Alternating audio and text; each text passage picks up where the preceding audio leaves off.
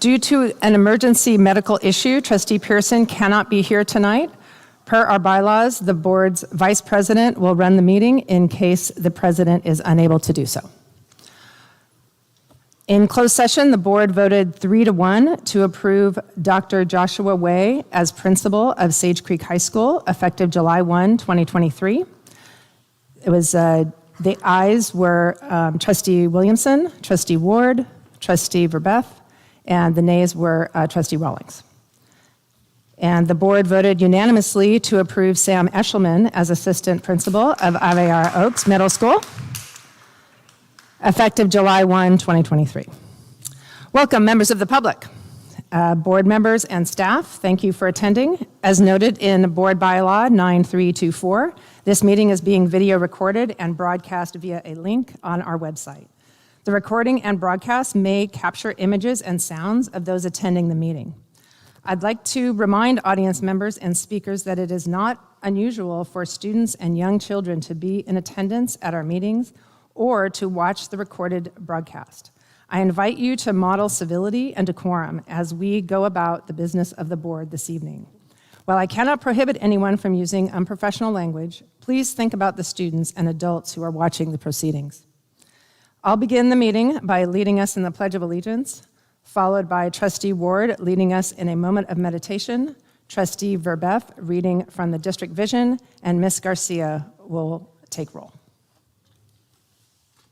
Please stand.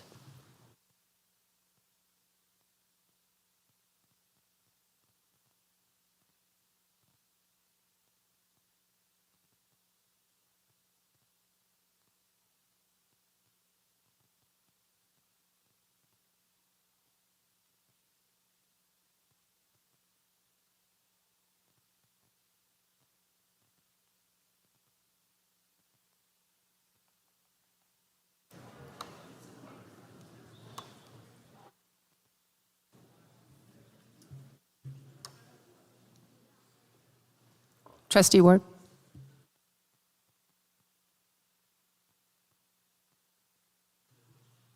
Yep. Okay, first I just want to say Happy Pride Month. And I'm going to start with my moment of meditation.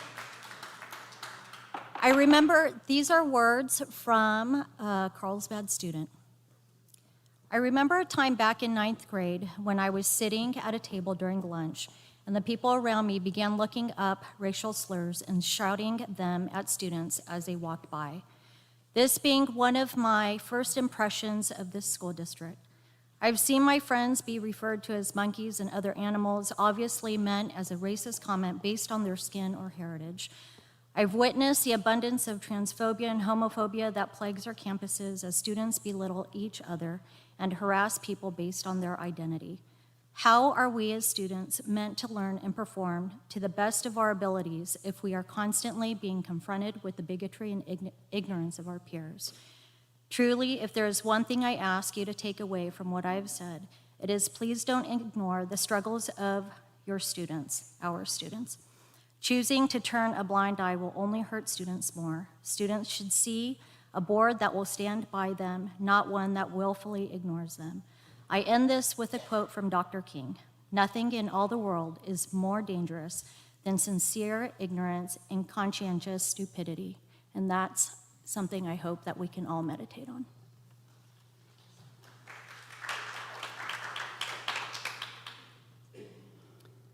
Our students are engaged, self-directed learners. They are exposed to different learning environments and pathways. Students aspire to expand their talents and achieve excellence.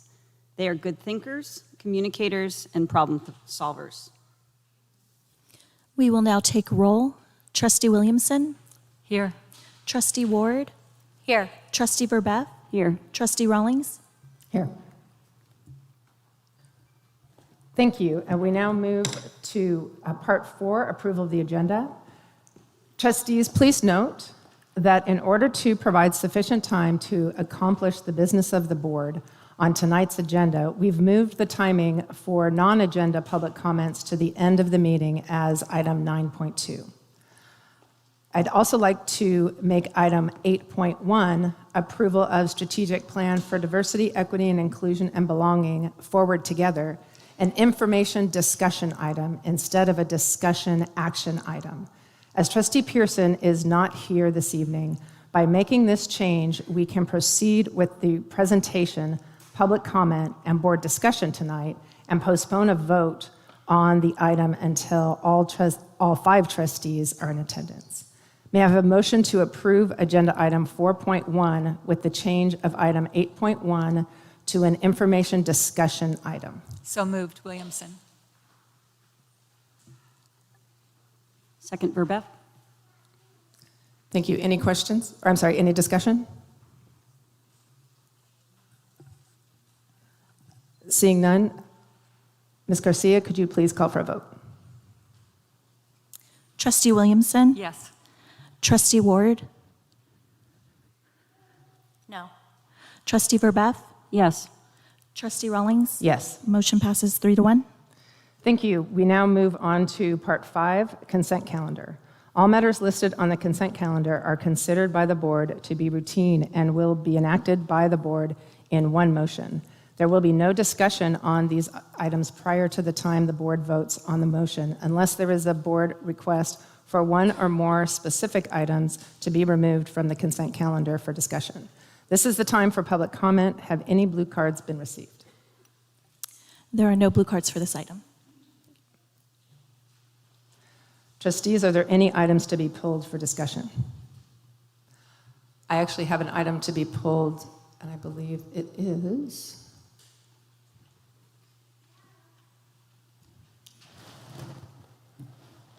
5.3. So I'd like to pull 5.3. May I have a motion to approve the consent calendar with the exception of 5.3? So moved, Williamson. Second. I have a motion and a second. Ms. Garcia, could you call for the vote? Trustee Williamson? Yes. Trustee Ward? Yes. Trustee Verbeff? Yes. Trustee Rawlings? Yes. Motion passes 4-0. May I have a motion to approve 5.3? So moved, Williamson. Second, Verbeff. Thank you. The reason I asked for item 5.3 to be pulled is I will be voting no on the minutes from the May 25th, 2023 meeting. In my view, it doesn't accurately reflect the discussion, and it doesn't accurately reflect the motion that was made specifically around the request, around the agenda item. So I will be voting no. Any further discussion? Ms. Garcia, could you please call for a vote? Trustee Williamson? Yes. Trustee Ward? Trustee Verbeff? Yes. Trustee Rawlings? No. Motion fails. 2-2. Thank you. We now move on to Part 6.1, Information Discussion Items. Item 6.1, Presentation 2022-2023 LCAP Summary of Progress. Trustees, this is an information discussion item. I will now hand it over to Dr. Churchill. Okay, thank you. Trustees, this is an annual item. We're always excited to welcome our principals. I'm going to hand it over to Dr. Nye to take us through the agenda item. Thank you, Vice President Rawlings, trustees, and Dr. Churchill.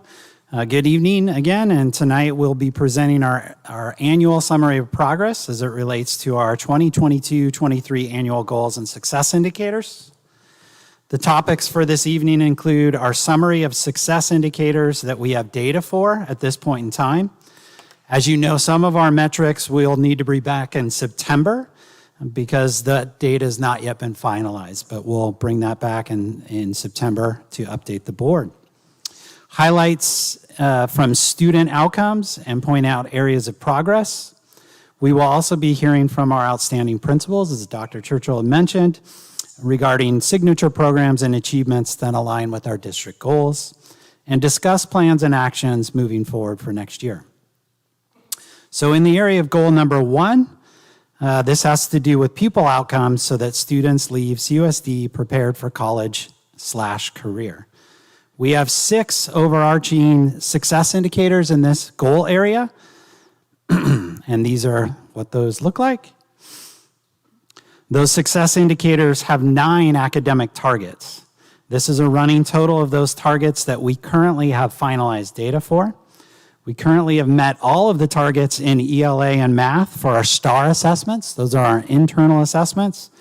We also have met the percentage of students enrolled in at least one advanced class in high school. Although it's still preliminary data, we're on track to meet all of our SBAC targets, which include targets in ELA, math, and the CAS test in science. And we'll bring back data, as I mentioned again, in the fall when it is finalized. We are still calculating the percentage of graduates meeting A to G standards, and we'll bring back that data in the fall as well. And lastly, the state has indicated that the college and career dashboard will resume posting information beginning next year, so we won't have that. But all in all, this scorecard looks very well. It looks like we're on track to meet all of our academic targets for this school year. Some reminders about our STAR assessments. These are our internal assessments that we give in English language arts and math 3 times a year. We do that in the fall, the winter, and the spring. The assessments are given in reading and math, as I mentioned before, grades 2 through 12 for reading, and grades 1 through Algebra 2 and all of grade 11 for math. We also have an early literacy tool that we use for Renaissance Star in K1 and 2, and we're transitioning to a new tool next year that we're going to use for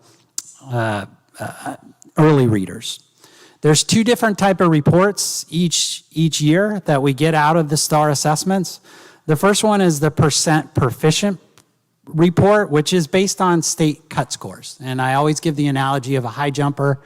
If state testing requires that every student jump off over a certain amount or a certain height. So all students must jump over a 7-foot bar, as an example, if they want to show proficiency. And so similarly, our STAR data is the same way for the state proficiency cut scores. We also, though, have a student growth percentile. This is another report that we get out of STAR, and this is based on growth over the course of a year. So you can imagine some students at the beginning of the year, they might only be able to jump 3 feet over that bar, but by the end of the year, they are able to jump 6 feet. They're still not meeting state proficiency, that 7-foot bar, but they grew 3 feet in nature, in essence. And so we want to capture that growth. We want to celebrate some of that growth because we do get students well below grade level in our classrooms, and we want to acknowledge the hard work of our teachers in bringing them up several grade levels. So this is this STAR reading proficiency rate. As I mentioned before, this is every student has to jump over this bar as far as proficiency. At the elementary level, 62% of our students were meeting proficiency levels in the fall. You can see here 71% of those, or a 9% increase, were meeting those proficiency levels in the spring. A 1% increase for our middle school students, a 2% increase for our high school students, for an overall 3.2% increase in ELA. You see again, elementary students, 60% in the fall in math. That increased to 68% proficient, or an 8% increase. 4% for middle school, 7% for high school, for a 6.6% overall increase in math. We do break this down by subgroup populations. These are our unduplicated students, so English language learners, economically disadvantaged, and special education. The state requires that we report out on those student population groups. You'll see there that we saw a 7% increase for our English language learners. However, they are much farther below our overall average on where they are proficiency-wise. Economically disadvantaged, we saw a 2.2% increase, and special education students, a 7.6% increase. So good growth, as well as for math as well, good growth in this particular group. We also break our STAR reading result proficiency rates down by ethnicity. You can see here the different ethnic groups that we report out on the LCAP.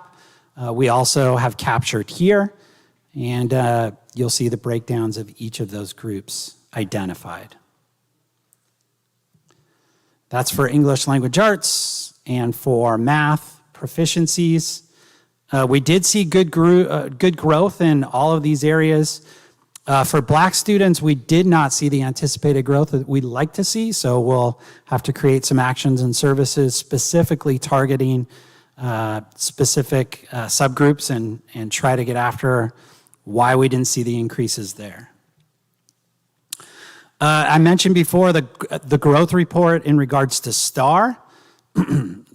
So we did see growth targets in math and ELA were both met for this year's percentage of students in higher typical growth bands. And those increased from 2% from the fall to the spring. So the way STAR works is it places students in the fall. It gives them kind of a baseline score. And it anticipates growth for high growth bands, for typical growth bands, and low growth bands over the course or over the arc of a year. And the goal is to obviously move more kids into higher typical growth bands throughout the entirety of the year and move them out of that low growth band. So we did increase and hit our targets in both of those. We did also capture last year's data. So growth targets in math and ELA increased from last year to this year in higher typical bands. So last year at this point in time, we were at 64.3% of our students in higher typical growth bands. This year we were at 70%, which is an increase of about 500 students in more higher typical bands. And as well in math, we were at 68% last year. We increased that to 71.8, or an increase of about 200 students there. So we like to hear from stories, and I'm going to be quiet now and hear from our principals. We love to hear anecdotes that they have and successes that they've had throughout the course of the school year. In goal area number 1, we're going to be kicked off by none other than the fantastic principal at Carlsbad High, Julie Redfield. So over to Julie.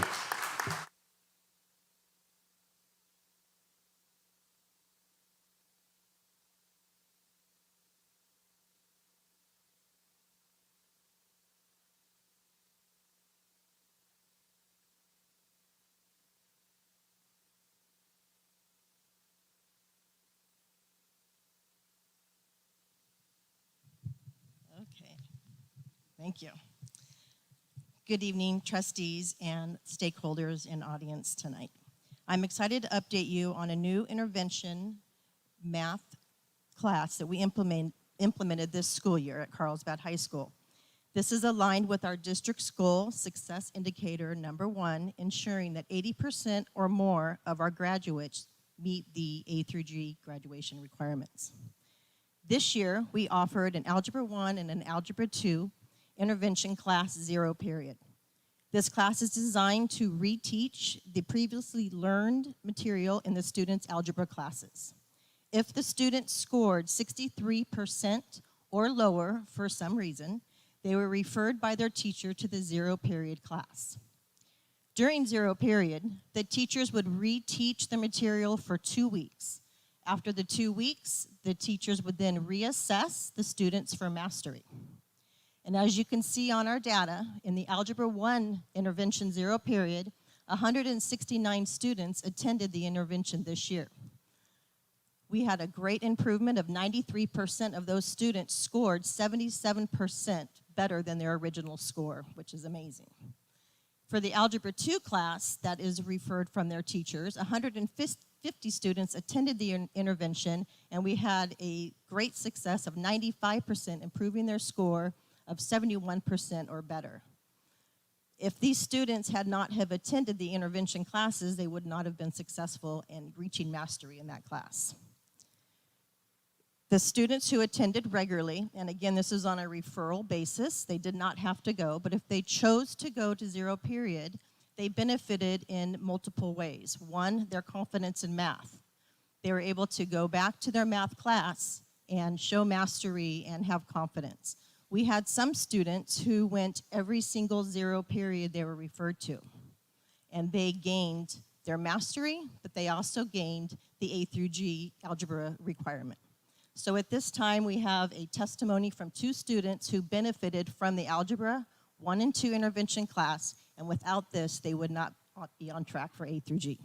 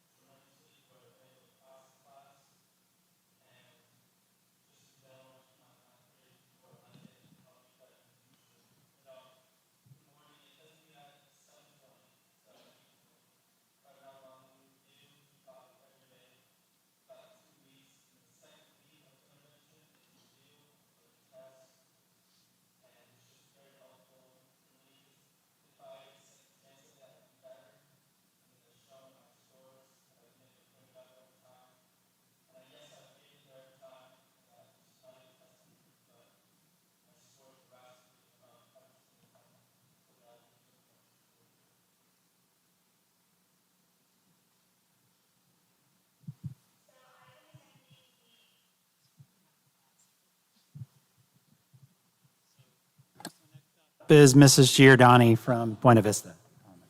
Good evening. CUSD adopted a science curriculum called Building Blocks of Science 3D.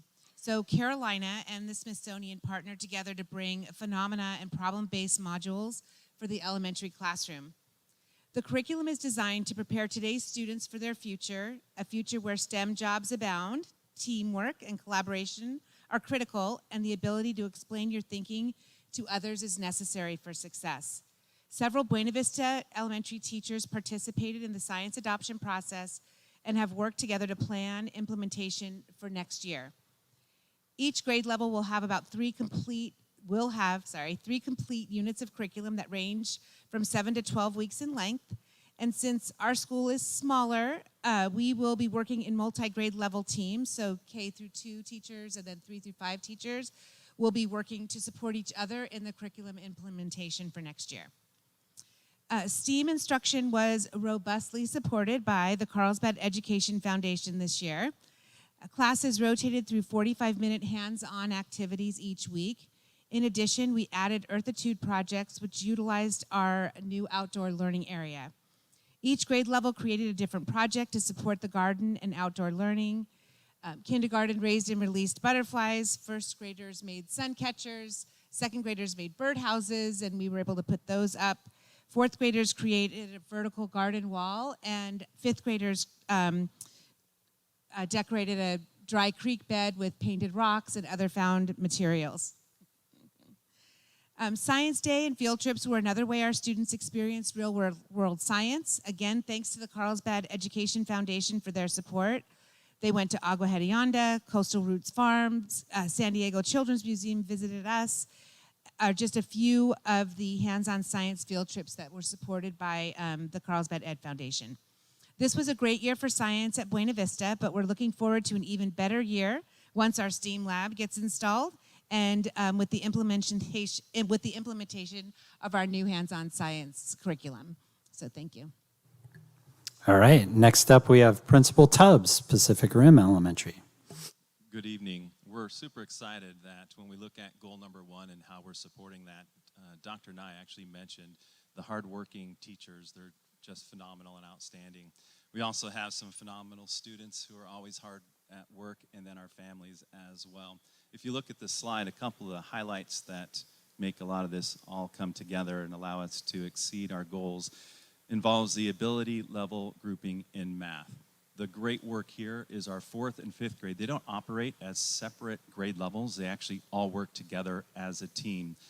That works specifically, well, we had a combination class for the first time in about 6 years. So that involves teamwork across those grade levels. And so to have all of those teachers across those grade levels jump in together and working to figure out and collaborate, how do we make the schedule work, number one, but how do we meet the needs of the students?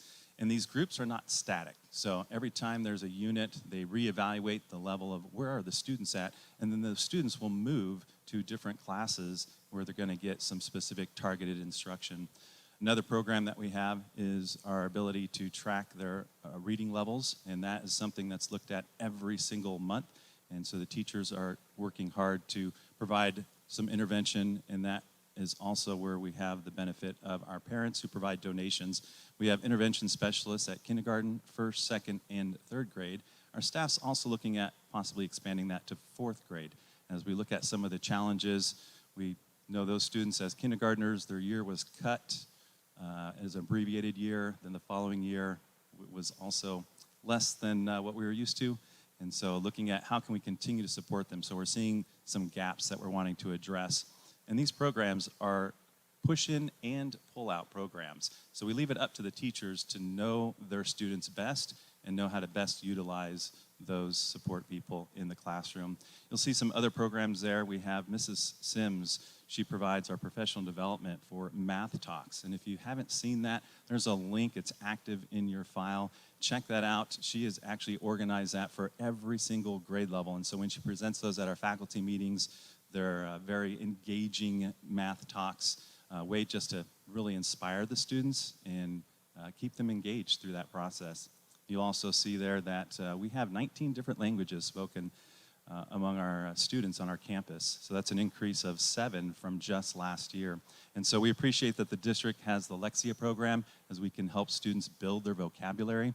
And so they're working, dedicating 20 minutes every single day. We have a lot of staff who are making sure that they're fulfilling that program there. And then, of course, the district computer-based programs, thank you so much.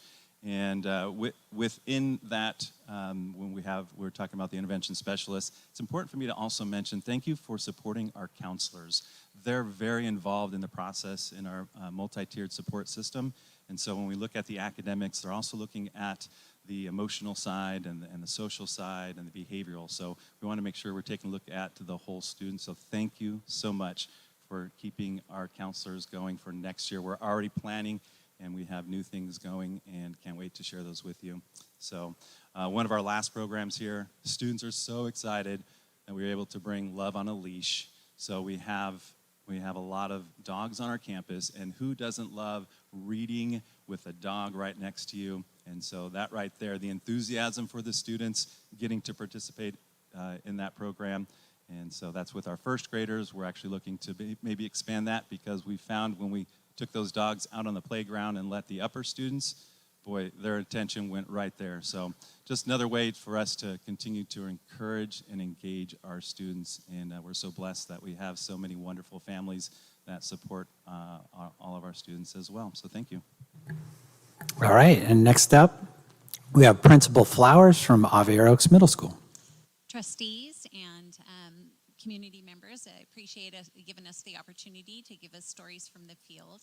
Avier Oaks Middle School, I'm proud to highlight this year a program that we've put in place for the last few years, including through the pandemic, that supports our reading growth year over year for the last 5 years. We've consistently hit our goals in reading, and one of the programs that we have that supports that is our Reading Across the Curriculum. You can see in the chart on the bottom, it's a little bit of a mountain climb there. So the first 3 marks are from last year's. We entered at 71% and then grew. And then that drop isn't really a drop. It's just the following year, we start tracking the new group of students that come up to us from the elementary schools, and they came in a little bit lower, but we show that growth again, and that's been consistent year over year. Our Reading Across the Curriculum program sounds pretty basic. It's just get everybody to read. every day across all subject areas. So that jump from elementary school, as Mr. Tubbs and our other elementary feeders tell us, is, you know, the kids enjoy and connect. And then they get to middle school and they have those subject areas that are separate from each other. And they may not think that reading is important in their drama class, or they may not think it's important in their band class or science class. But the commitment of our teachers at Aviar Oates Middle School is that indeed it is. So the focus on our Reading Across the Curriculum program is with nonfiction reading. Year over year, we've been using the district-supported Achieve 3000 program and used it at Aviar Oates with fidelity. In our county, we're one of the top performing Achieve 3000 schools in our percentage of growth, and it is directly correlated to using the program with fidelity. So that means that every student reads at least 2 nonfiction articles a week. And you might think, okay, that's not such a big deal. But an Achieve 3000 article comes with it a set of comprehension questions that match what our state and our benchmark assessments reflect. And that is, can you read this content and pull from it the information you need to process information, utilize that information, make decisions about questions that are being asked. So continuous exposure to nonfiction reading is what has been our strive at Aviar Oates Middle School. And this program we have really appreciated. Getting all of our team on board was no trouble at all, especially this last year when we expanded beyond Achieve 3000 and invited our teachers to consider other nonfiction reading with associated assessments along with it. So we found that there might not have been as many articles about the arts that we had hoped for, but our art teacher and some of our elective teachers have professional documents of their own that they can pull from and then have correlating assessments that give that same impression. So, not impression, excuse me, that same data back. And so across the board, we had 100% of our teachers participate in reading across the curriculum. 100% of the teachers means 100% of the students. And we see, once again, that strong growth at Aviar Oates Middle School in reading. We expect that that will continue year over year as our students improve their reading and improve their progress towards goal number 1. Thank you. All right, next up we have Principal Rossiter at Hope Elementary. Good evening. At Hope Elementary, we have prioritized the implementation of multi-tiered system of supports, otherwise known as MTSS, throughout this academic year.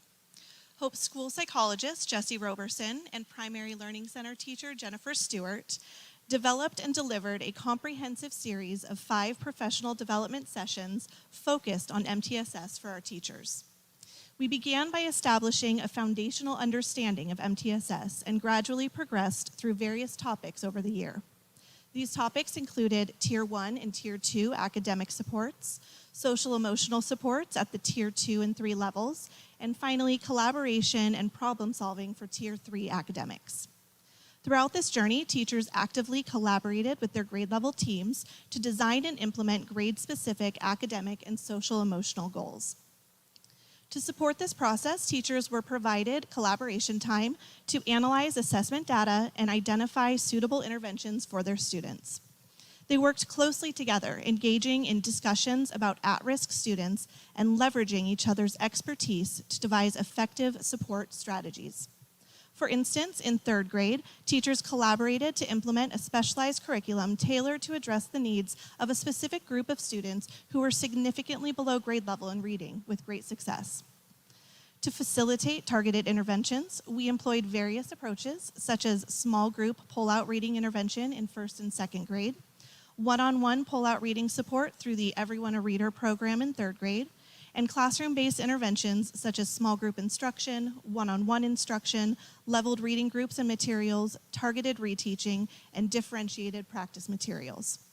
Additionally, we leveraged the involvement of parent volunteers in diverse ways to enhance student growth, monitoring, and success.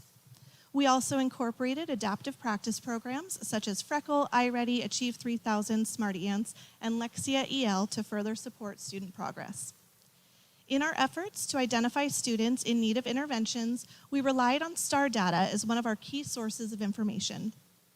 According to our STAR reading scores, Hope students demonstrated an impressive 5.1% increase from fall to spring while they're in ELA, while STAR math scores exhibited a remarkable growth of 10.5% during the same period. Moreover, the percentage of students meeting or surpassing typical growth in math, another significant success indicator, rose by 7.3% from fall to spring.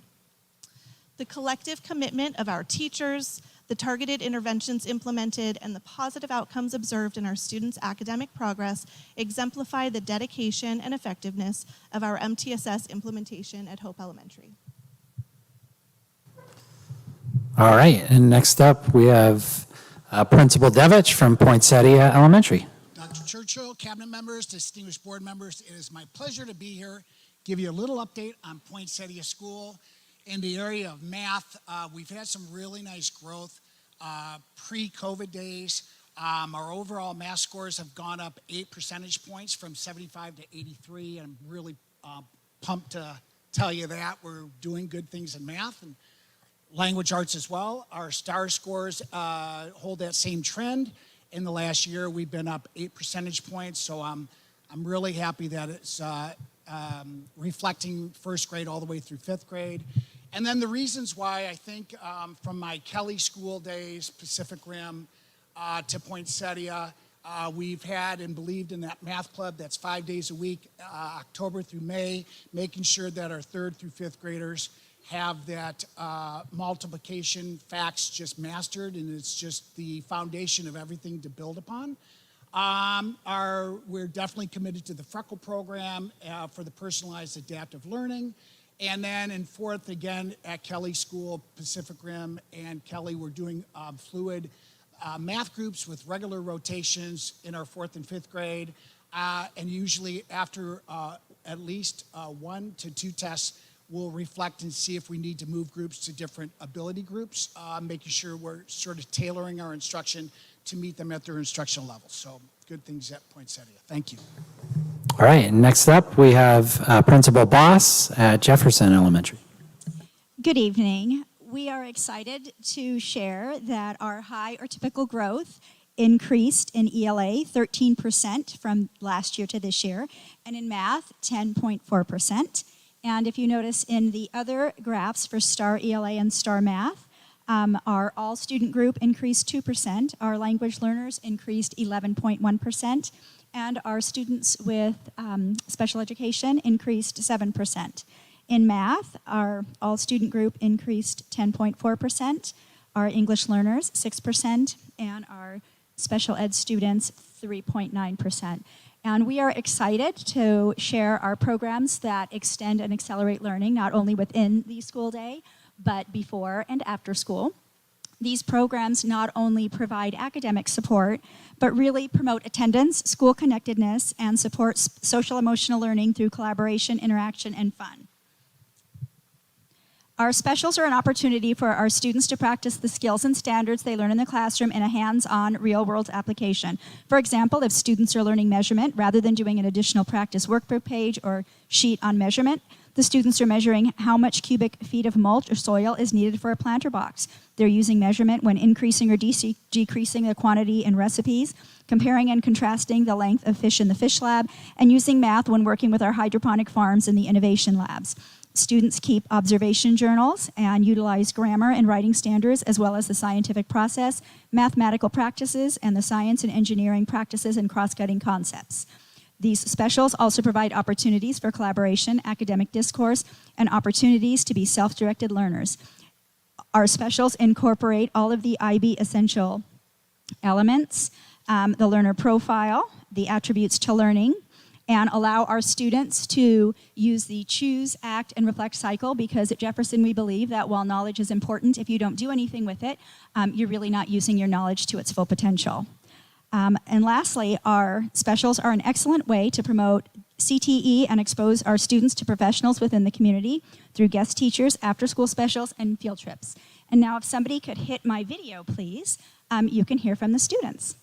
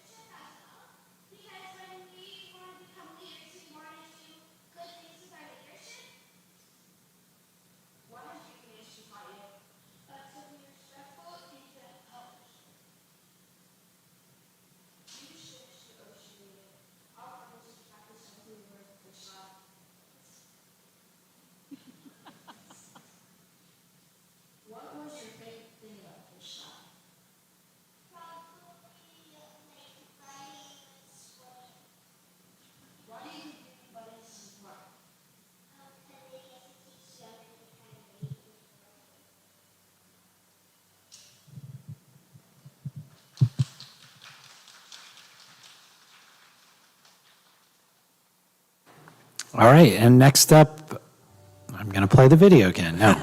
Next up is Principal Espinoza, who's going to highlight Carlsbad Village Academy as well as Carlsbad Seaside Academy.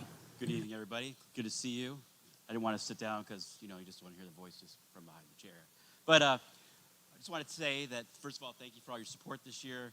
We made some heavy impact on our students. And one of the things that I really enjoy working with the students, both at CVA and Seaside, is figuring out, well, hey, what's their what's next? For many of them, oftentimes they come over there and college and career is just something that's just something nebulous and further down the road, and they don't even want to think about it.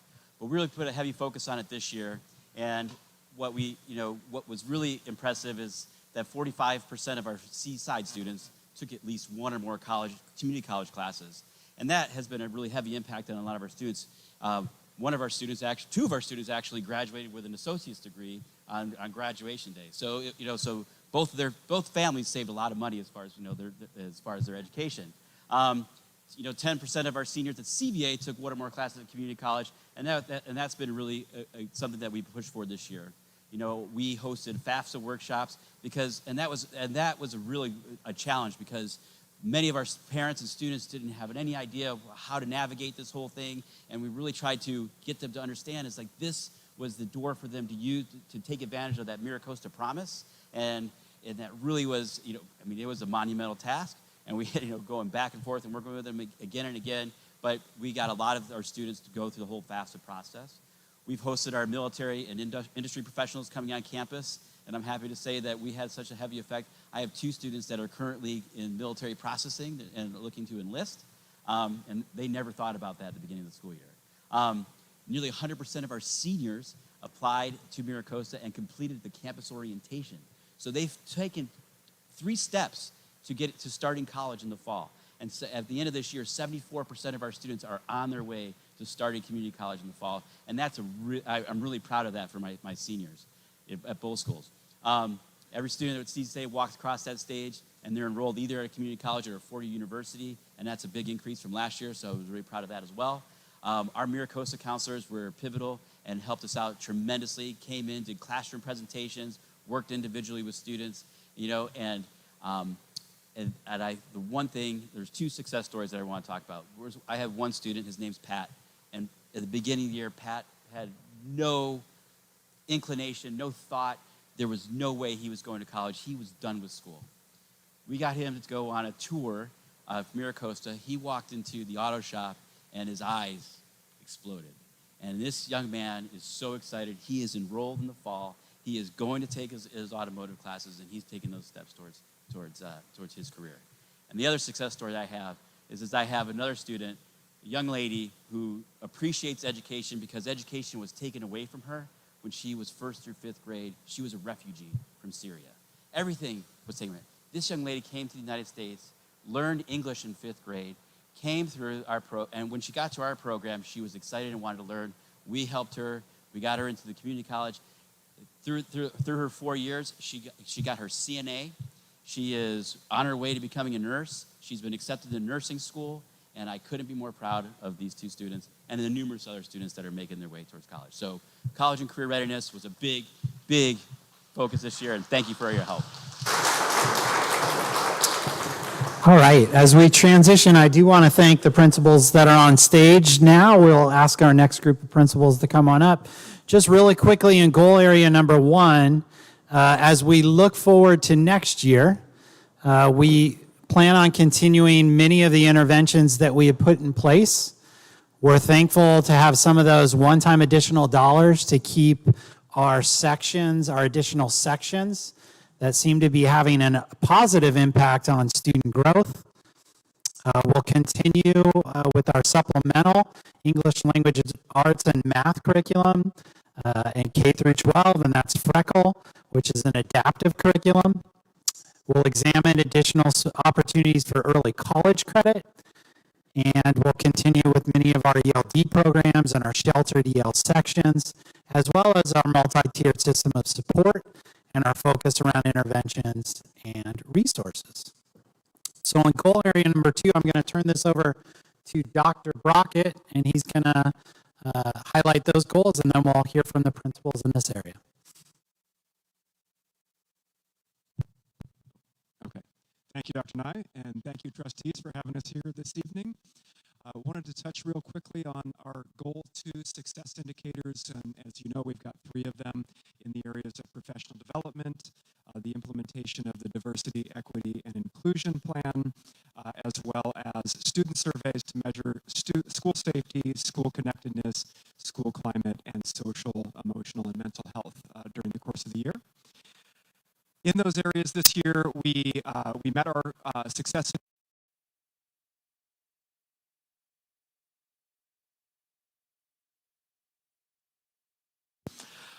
We did not meet our target for the diversity, equity, inclusion plan, and for obvious reasons, we're still in conversation about that. And then third, administer student check-ins. We did administer those surveys 4 times over the course of the year, but fell just short of the favorability rating on those, and are continuing to work with our team and our principals to dig into the areas for why and actions that we can take to help benefit that. I did want to highlight a couple of areas in professional development that I mentioned there, just a handful of the bullet points that are up here right now. Number 1 at the top, our August PD days. We continue to provide both all staff training in certain areas, but also menus of options for our teachers to select things that are relevant and meaningful to them, to their particular subject areas or areas of interest or areas that they would like to grow over the course of the year. So I think that's a strong reason why we continue to get great feedback from teachers about those PD opportunities. And then I want to highlight some areas where our extraordinary team of TOSAs that work with us at the district and provide great support directly to the teachers, some areas that they've impacted. The second bullet up there, our CUSD Learns technology PDs with our tech TOSA, Callie Fleury, and Director Robert Allen. They've put those on a couple times this year and just provided an amazing opportunity for teachers to both present to one another as well as to learn new things. The number 5 and 6 down there, or bullets 5 and 6, I should say, around our restructured elementary grade level meetings. our subject area leadership team, and our MSSA meetings. That's the core work we do with our teacher leaders in both elementary and secondary. And we've got our secondary TOSA, Mary Martin, our elementary TOSA, Kim Guillen, and our math TOSA, John Moreno, who work closely with those teacher teams and provide direct support to them and really help them be leaders on their campuses as well as doing great work in the classroom. And then last but not least, the 8th bullet up there is the K-12 Science Summit, which was held in May of 2023. As you know, we have a new science TOSA, Ashley Crawford, who has jumped in. She actually hasn't even started her job technically yet, and has jumped in with both feet and hosted K-12 science teachers from across the district in May for a science summit to really take a step back, look at what we're doing in science, and prepare and provide a springboards for some of the great work that we're going to do in the year ahead. So with that, I'll hand off again to our principals for stories from the field, starting with Principal Schuweiler from here at Sage Creek. All right. Thank you. Okay, well, good evening, everyone. Thanks for having us. Really, for us at Sage Creek, I think just taking us through the journey of professional growth, something that we're very proud of at Sage Creek is our collective mindset of continuing to be lifelong learners, continuing to grow professionally. And that's evidenced by some of the things I'll allude to here. So for us, really going back to the previous school year, we started taking feedback from our teachers and our team in regards to what do we want to focus on instructionally. And so we arrived at the conclusion of incorporation of student collaboration and student collaborative activities to increase levels of rigor, critical thinking, and inquiry. And really that stemmed from conversations in talking about best practices through our AVID program. And what we did is we brought in our amazing AVID teachers to train our staff. And we started with our leadership team, and we evolved to our whole staff, and we had ongoing PD for our PLC teams. But essentially, we were focusing on how does collaboration benefit students in a classroom setting? Well, we saw very easily that they were working together towards a common goal, developing positive interdependence, working in focused study groups, and supporting the learners of others through inquiry, asking those questions, answering those questions together. We were very pleased with this work, and we continued it throughout the year. In addition to that, kind of over on the right side, the professional development and training we engaged in outside of that specific focus area, we engaged in whole staff MTSS, 504 IEP professional development led by our administrative team as well as our intervention counselor. Our amazing science teachers engaged in a pilot of NGSS curriculum, continuing to look at best practices with meeting those NGSS standards. We have amazing tech coaches on site that engage our staff in best practices in regards to technology integration, focusing on artificial intelligence and best practices within the classroom setting. We also had Intro to Algebra, a new course at Sage Creek. We had planning days and curriculum writing for that. And then, of course, common assessment writing in all core department areas. Lastly, what I'd really like to highlight is our journey in regards to instructional rounds. And this is a protocol that is not uncommon, but over the last couple of years, something that we've really tried to amplify and really dig in as a site. And so we kind of title this, again, this professional growth idea of learning from each other. While professional development and growth takes on many shapes and forms, what we've found at Sage Creek is that teachers learning from each other and having the opportunity, the time and space to see each other in action tremendously benefits the work that we do. Our teachers are able to get into classrooms, observe each other, have conversations, and debrief about best practices and what they want to take back to their own instruction. We've seen student-centered activities focusing on teachers as facilitators, collaborative group settings where teachers are setting up collaborative groups for student-centered learning activities. I pulled this quote from one of our teachers. It was an aha moment. It was refreshing to see my own students in different content areas. I was able to reflect more about my own instructional practices. And I think that really speaks to that reflective attitude and that growth mindset that our staff has at Sage Creek. And if Dr. Nye or Dr. Brockett wants to play a little testimonial, this is one of our amazing teachers, Miss Fisher. My name is Terry Fisher, and I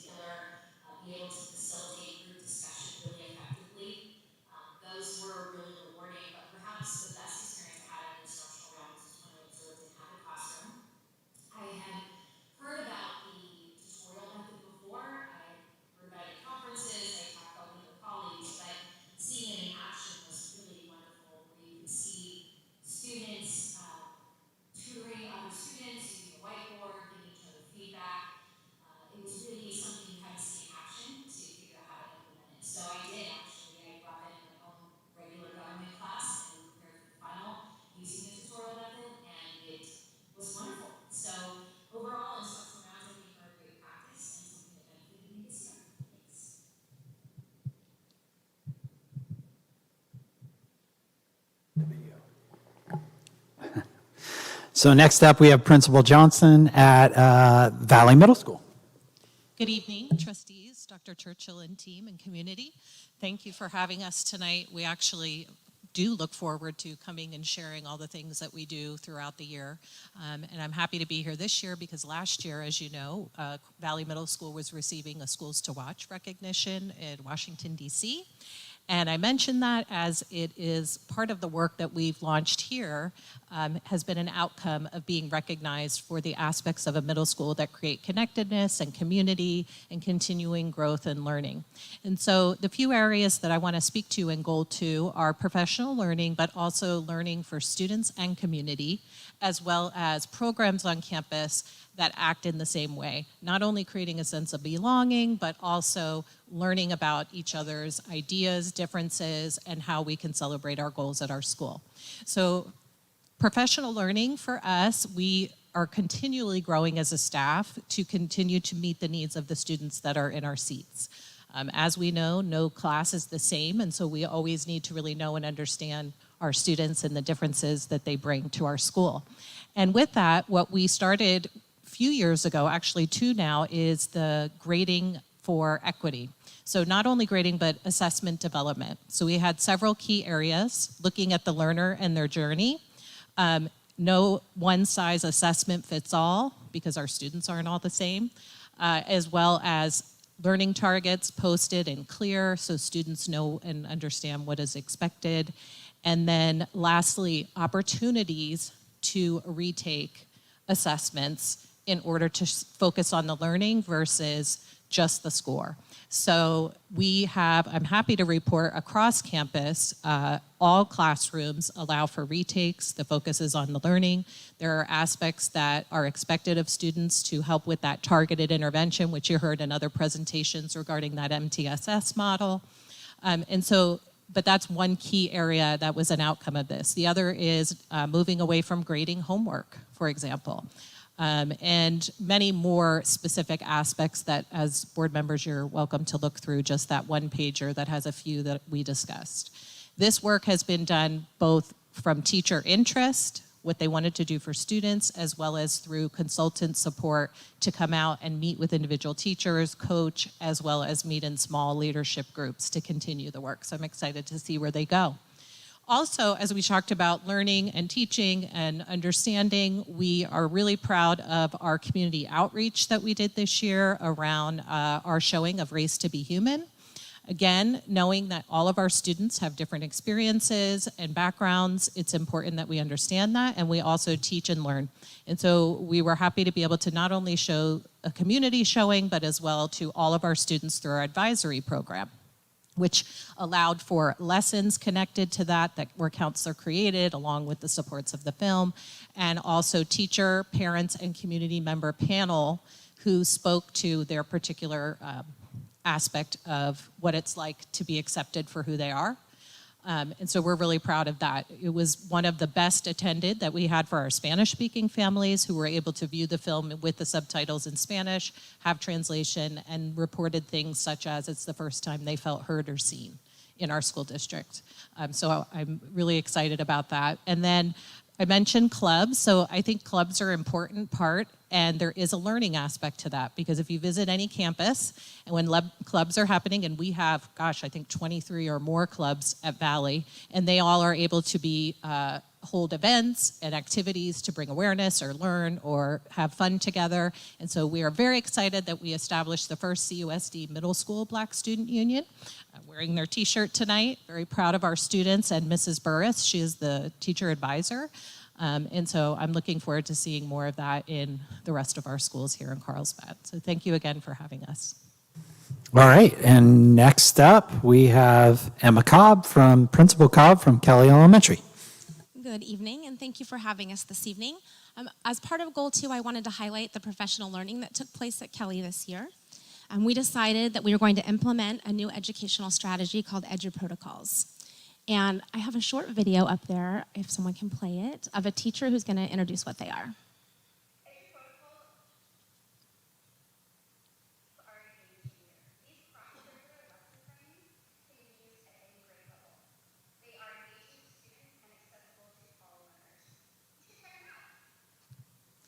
She's enthusiastic about them. I am too. I think you should check them out.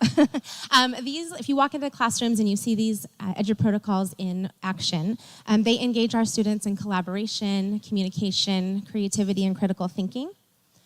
Our teachers use them to facilitate their instruction, and students use them to really be able to focus on the content that they're trying to learn.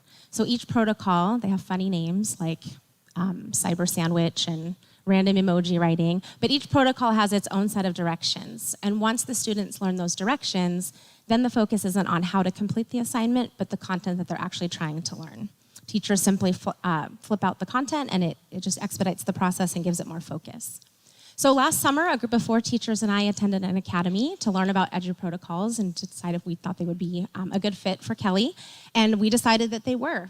And so we made a plan to use all of our staff meetings this year to teach our teachers how to use them. And this teaching came in the form of our teacher leaders teaching what the protocols were, but then also providing support for planning and implementation in the classroom.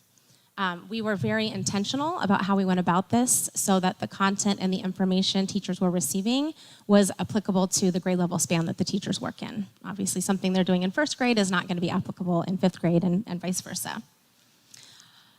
This proved to be successful. At the end of the year, we gave a survey to teachers, and as you can see up there, 85% of our students felt that Edu protocols would increase student engagement. 80% felt that they increased student achievement. 90% of them felt this was a valuable learning tool for students. 95% of them thought that, I'm doing this out of order, I apologize. 95% of them believed that this tool was useful, and this training that they received is something that is beneficial to their teaching. They liked the way that we went about teaching it. They felt it was meaningful. And then back to the 90%, they liked Edu protocols. They found that they were valuable, and they will continue to use them next year in their classrooms.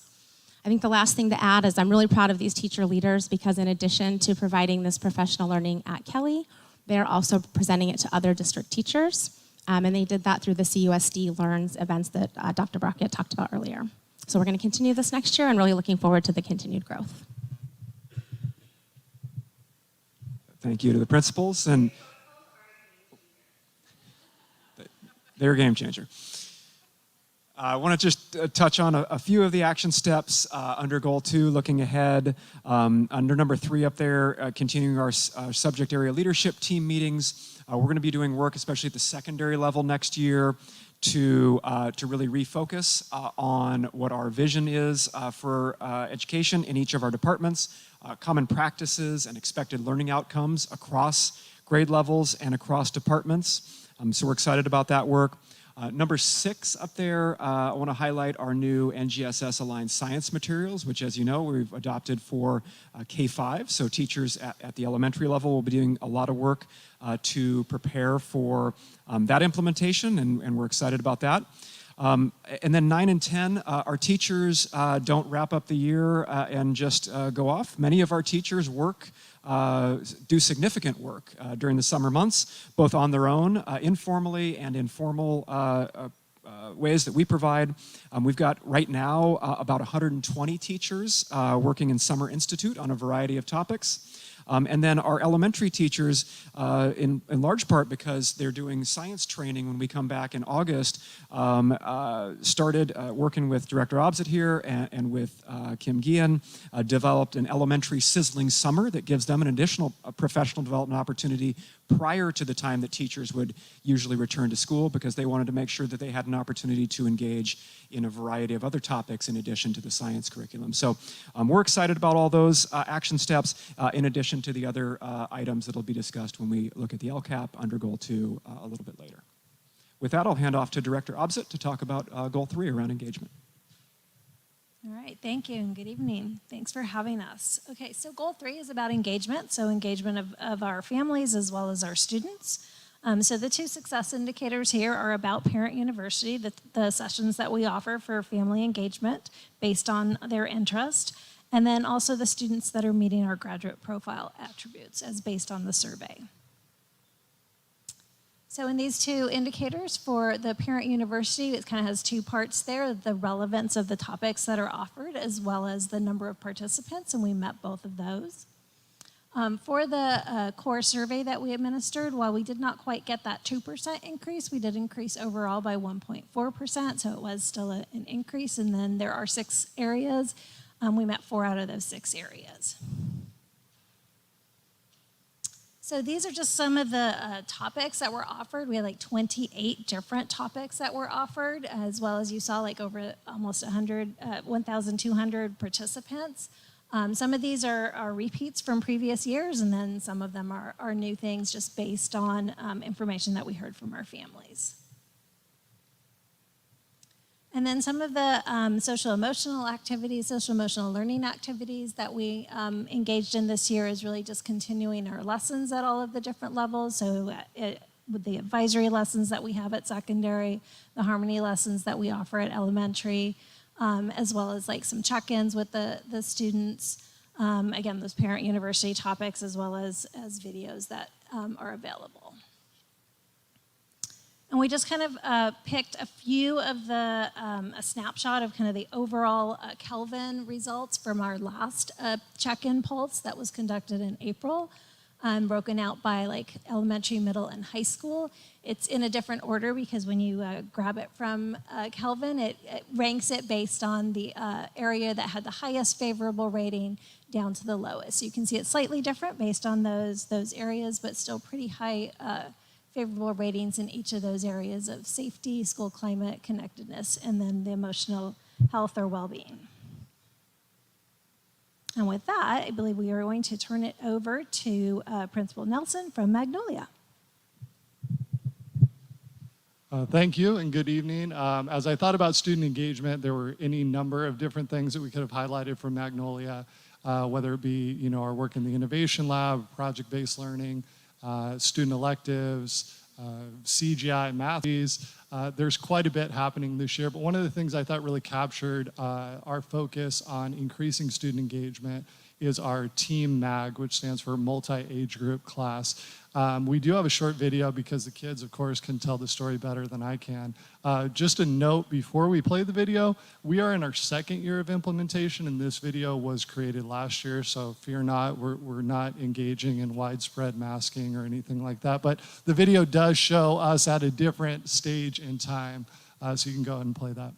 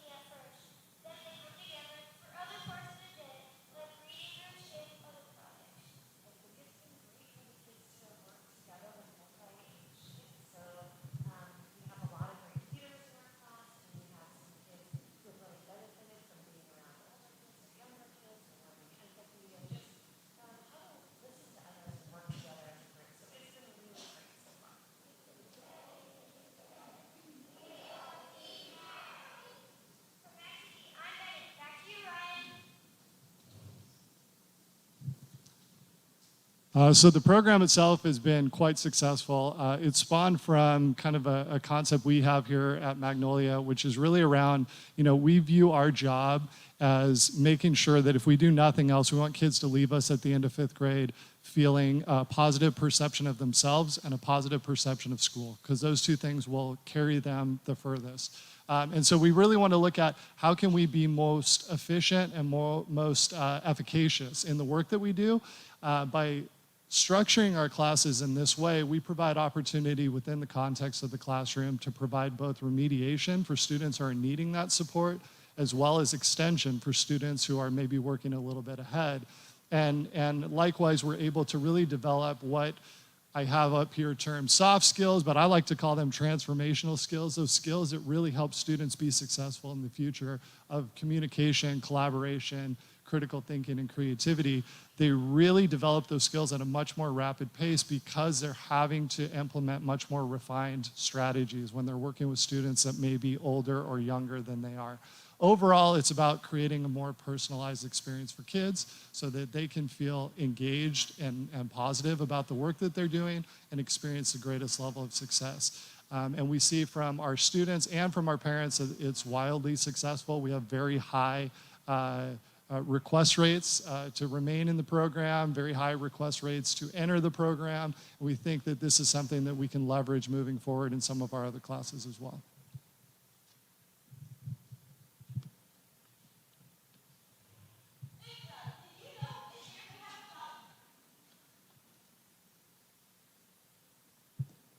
Okay, next up, I think I'm going to do that every time. Next up, from Calaveras Hills Middle School, Dr. Ecker. Thank you. Trustees, thank you for providing us the opportunity to speak this evening during our Summary of Progress presentation. So I decided to go a bit of a different direction. I'd like to highlight the general focus we have on meaningful and relevant instruction at Calaveras Middle School, a little different than focusing on a specific area, but don't worry, I wrote down what I was going to write because I do tend to drone on sometimes, I've been told. So here goes. Ron Berger points out that when students finish their schooling, when everything that we do to support them has been done and they move to make their impact on the world, they will be judged by two things: the quality of their character and the quality of their work. I am proud that CUSD prioritizes in our LCAP the goal that we will support student progress in areas that directly link to college and career preparedness as detailed in our graduate profile. This year, CHMS has continued our efforts to provide our students with experiences that allow them to make a difference in their community and take ownership of their own learning. We have seen firsthand that when students are provided with autonomy, provided work with purpose, take charge of their own personal growth, their intrinsic drive to achieve lofty goals is ignited. And so we are proud to report that this year, in the climate surveys that we offer 3 times a year, 95% of our students share that they have the opportunity to do things that make a difference while learning at CHMS. 96% of students shared that they have the opportunity to express themselves through their work in their classes at CHMS. Of note this year, we were student showcases of learning at our exhibition night. That's the picture on the left. Presenting their ideas on environmental impact at the City Council. That's the picture on the right. Making their perspective heard here at school board meetings, creating podcasts and videos, speaking with confidence and conviction. Furthermore, our students embarked on projects that were bigger than themselves. They embraced maker challenges that led to remarkable outcomes. 4 of our students designed and rewired a switch-controlled Paw Patrol car for a preschool student with cerebral palsy. That's the picture in the middle. This work was highlighted by the Carlsbad Ed Foundation in their video, The Next Engineers. If you haven't seen it, check it out on YouTube. Still others designed and created accessibility devices for family members, classmates, and even strangers. Students exemplified empathy, compassion, and true spirit of community. These acts help create and norm supportive, loving communities. They provide real support for others. However, they also help students grow into the leaders, community members, and the future employees that we all need. At CHMS, we cultivate an environment that encourages collaboration, teamwork, and creativity, empowering our students to tackle real-world problems with innovative solutions. I'm excited to see what comes next from CHMS. In a place filled with intrinsically driven staff and students, anything is possible. Thank you for your continued support of the work of our students and team at CUSD and at CHM. All right, next up is Principal Hines, and he apologizes for not being in attendance tonight. He phoned earlier today, and he's got a pretty bad cold. He did want me to emphasize, however, how proud he is of the work that was accomplished this year at Aviera Oaks Elementary School. he was especially proud of the strides that were made regarding interventions and the use of data to drive meaningful academic gains. He is proud of the staff there and their commitment to academic excellence, and we hope that he feels better. Okay, so I'm going to turn it over to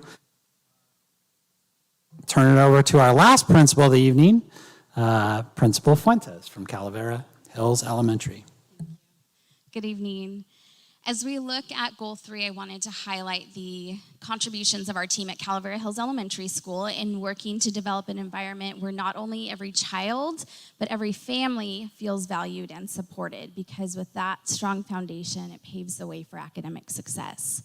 The addition of our community liaisons help to improve community building efforts and parent participation in schools.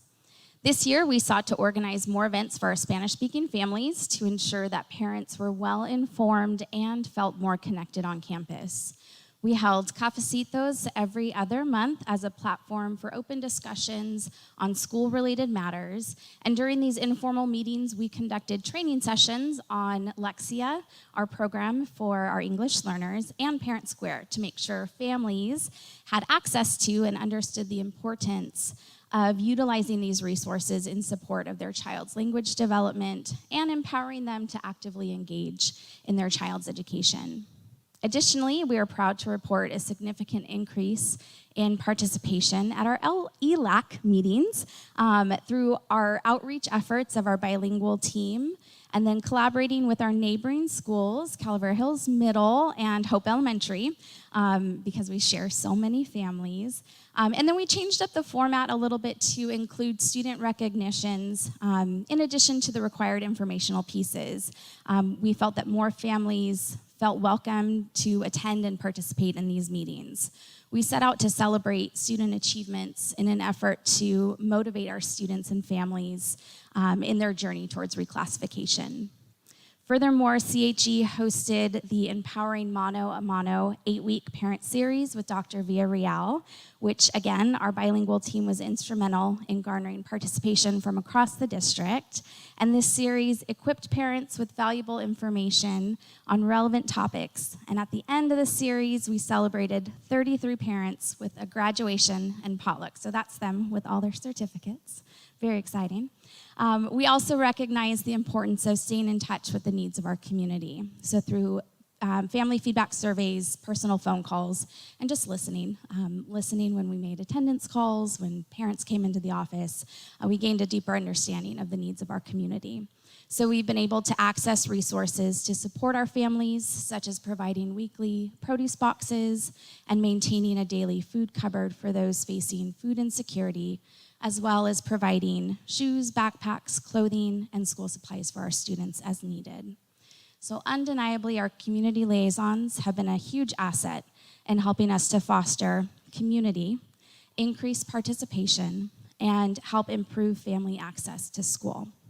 We've seen about 10 to 15 more families at our meetings.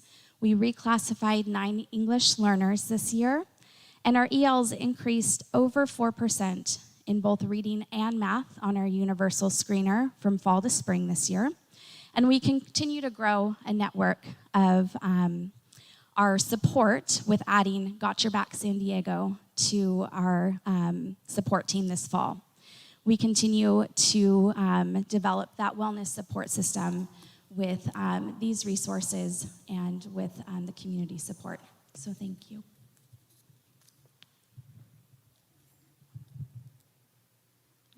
So looking ahead, some of the action steps for this goal are really just continuing and refining those parent university offerings based on interest of families, continuing the social emotional curriculum, continuing with the elementary counselors, as you heard from several of our principals, how valuable they are, as well as continuing with like our community liaisons.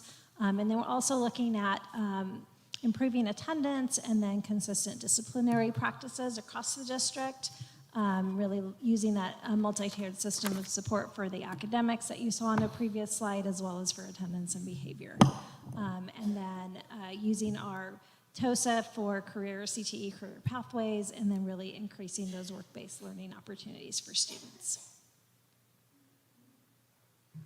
So in conclusion, we have 3 strategic plans, 2 currently and 1 that we're working on, our technology plan that we plan on providing annual updates in July. So that will come next month in July of 2023, and that will be the 3rd year of that plan. Our career pathway plan, we provide that annual update to the board in October and November, and that'll be year 3 of that plan as well. And then diversity, equity, inclusion, and belonging plan, which we would anticipate an annual update to the board in September of 2024, and we'd be in year 1 of that plan. So running total of our scorecard of all of our goals and success indicators, we're anticipated to meet all 9 of our academic targets this year, which is a huge success. Want to just point out again the accomplishments of all of our teachers, all of our parents, students, as well as our fantastic site leaders. I cannot thank them enough. I feel honored and privileged to be working with such a talented team. In the area of conditions of learning, we anticipate hitting 2 of the 4 targets there. And in the goal of engagement, we anticipate meeting 2 out of the 3 targets there. And with that, I would turn it back over to Vice President, Trustee Rawlings, and it's all yours. Thank you. This is time for public comment. Have any blue cards been received? We have 1 blue card for this agenda item. Thank you. When I call your name, please come to the podium, state your name, and indicate whether or not you live within the boundaries of the school district. You will have 3 minutes. We will have the timer on the screen, and your mic will be muted when your time has expired. Our speaker is Shauna Hurst. Good evening, Shauna Hurst. Wow, I always love this board meeting. I love hearing from our amazing principals. They always know that I have to send my love at this meeting to them and have to pull a blue card. So I just want to thank all of our principals for amazing year.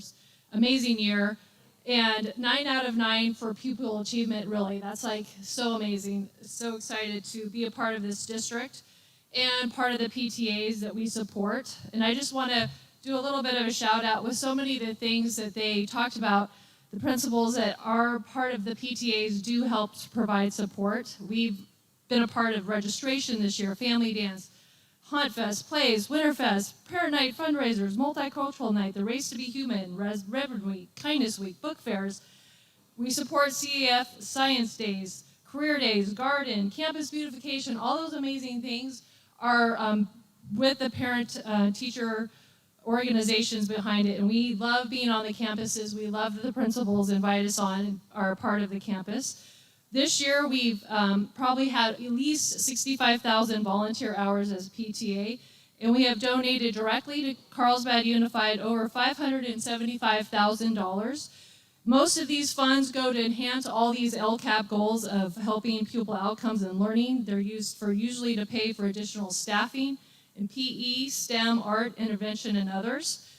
These resources give teachers additional time for prep, grade level meetings, professional development, and other activities that help enhance pupil outcomes. We also give a lot of money that helps directly in the classroom, enabling teachers to provide a lot of programs and systems that they're not able to with site funds. We love being on our campuses. We love giving back to our schools. And we are excited to be a part of, continuing to be part of CUSD. We have a lot of principal changes next year, and I know as a PTAs, we've already been talking about how to make sure we welcome our new principals on site and work together with them.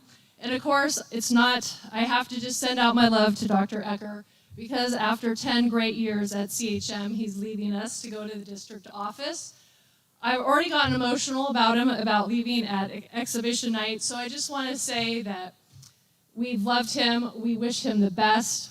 He really is amazing administrator at our site. He gave the most phenomenal speech at promotion. It's posted on the internet if you want to go listen to it. Just thank you, we wish you the best. We are excited for you to be a parent at our school next year, and you get to get the principal emails. So, thank you. We look forward to working with all of our principals next year.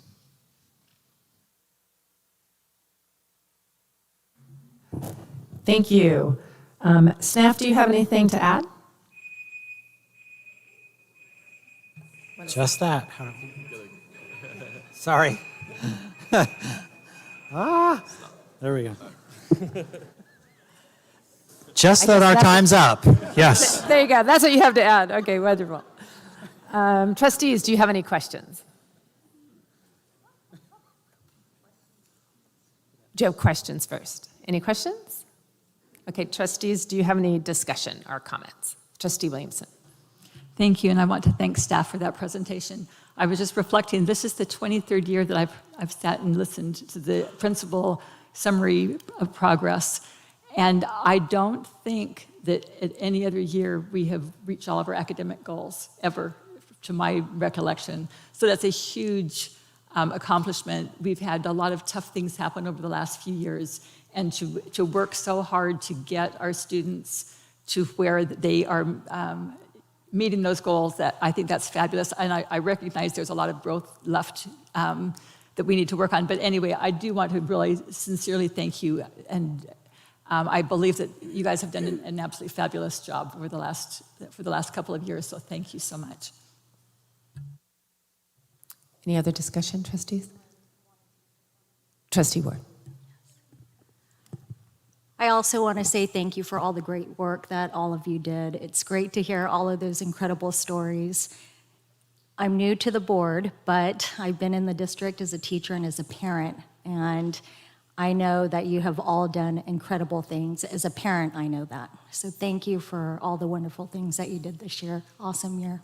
Great job. Trustee Verbeck. I want to say thank you as well. I've been a parent for many years here in this district. Some of you have had my children, and I've appreciated you as administrators and educators that are in this room.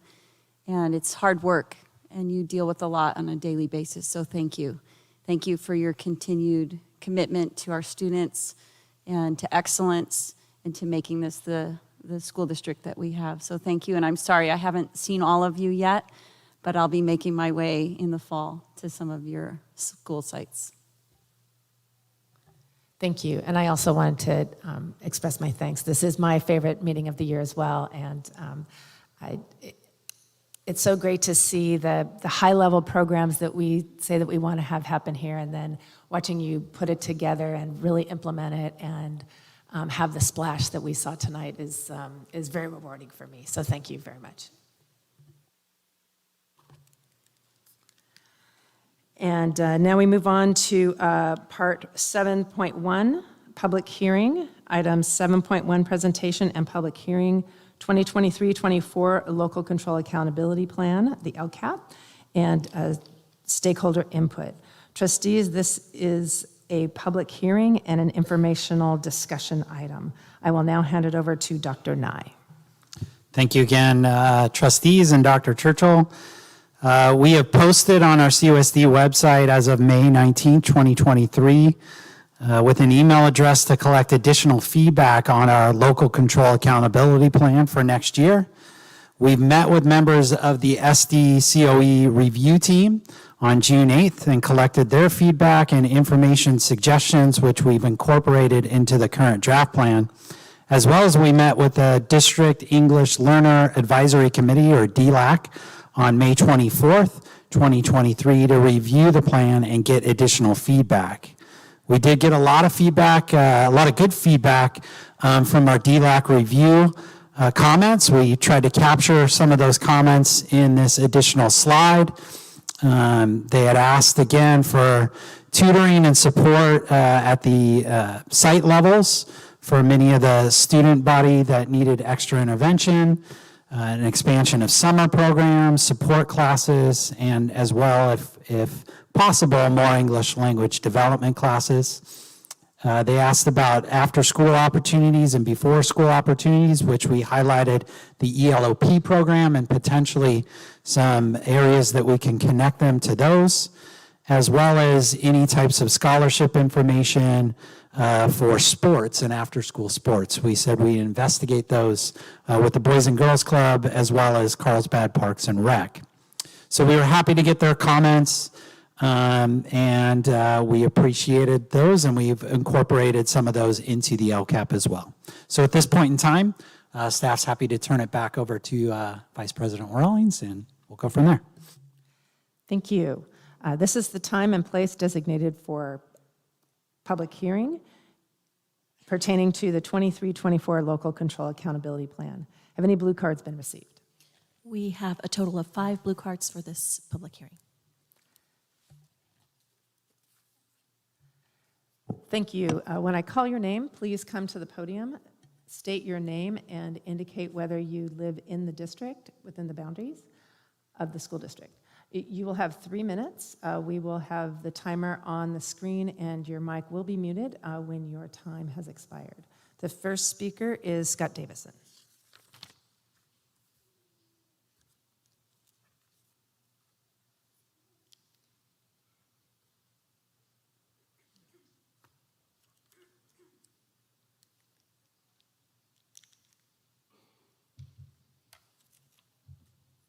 Hi, my name is Scott Davison, and I live in the district. Do you remember the last time you bought tickets to a movie before you even decided whether or not to go to the movies? It sounds odd, but that's the best analogy I can think of for why we would approve a budget for a DEI and maybe B plan before you even decide if you want to have a DEI and maybe B plan. Nothing inspires more confidence in voting in the voting public than watching a school board essentially run a meeting backwards, especially when it comes to managing our dwindling taxpayer resources. Since this is the first time we're seeing the breakdown of this proposed DEI and maybe B plan and budget, I did some quick research and noticed a few other oddities. Apparently, we planned to spend $71,000 on the DEI without the B plan last year, even though the plan hadn't even been approved. Fortunately, we ended up only spending $11,881. So here's the question. If you can spend money on a plan before it's even approved, what's the point of even having a plan or even asking the board to approve it in the first place? Thank you.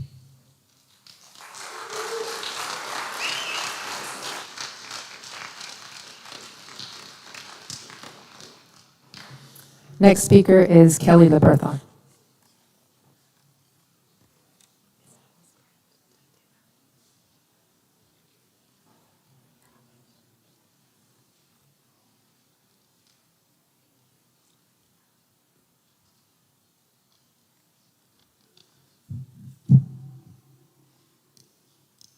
Trainings come, Kelly LeBerthon, Carlsbad resident.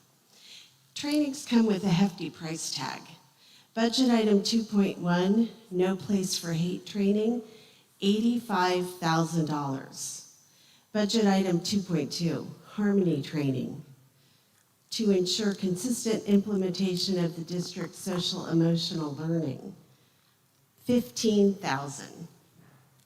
Item 2.8, hire a DEI enforcer, $125,000. With these political appointments, you have to follow the money. CUSD has 3 equity committees already, with a supermajority of establishment elite points of view, 0 diversity of thought. Budget goal 1, develop another committee. Will it have the same lack of diversity of thought? That'll be $9,000. It is time to end this divisive political indoctrination invading the Carlsbad USD curriculum and schools. No on all these budget increases.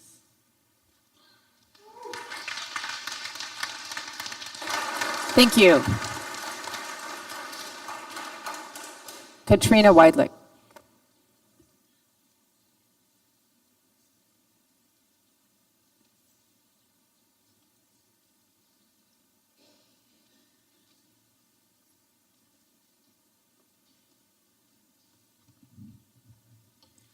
Hello, trustees. My name is Katrina Weidlich. I am a Carlsbad resident, a parent of 2 children in the district, and teacher. Every parent can agree that we want only the best for our children. However, some feel that the best schools only teach reading, writing, math, science, and history. But in reality, an excellent school and an innovative district does much more than that. As stated in the LCAP plan, only 73% of students feel safe. leaving 27%. That is almost 3,000 students in our 10,000 student K through 12 district who feel unsafe. Teaching only core subjects is not going to make those kids feel safe, but many of the initiatives in the DEI plan and budget will hopefully make even one of those 3,000 students safer. I am also here to remind you of your duty to ensure Carlsbad Unified follows the laws, guidelines, and codes set forth by the California Department of Education. More specifically, Senate Bill 48, which added language to Ed Code Section 51204.5, which prescribes the inclusion of the contributions of various groups in the history of California and the United States.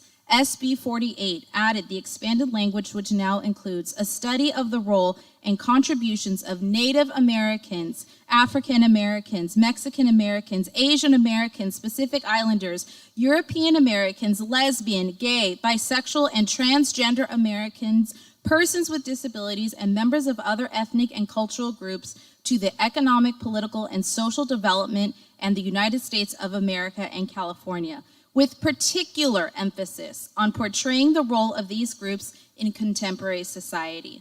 In addition, districts are obligated to protect students from discriminatory harassment, which you can also find in the CDE Duty to Protect Students webpage for more information. Rejecting the LCAP plan and DEIB budget based upon religious beliefs or biases against LGBTQIA+ individuals or any other historically marginalized group will be seen as discriminatory. Religious beliefs are not a justification for discriminatory acts against groups protected by the FAIR Act and constitute a failure to uphold your duty to meet California guidelines for education. Pass the LCAP plan, including the budget for a DEIB, to support students, especially the 27% who feel unsafe. Thank you.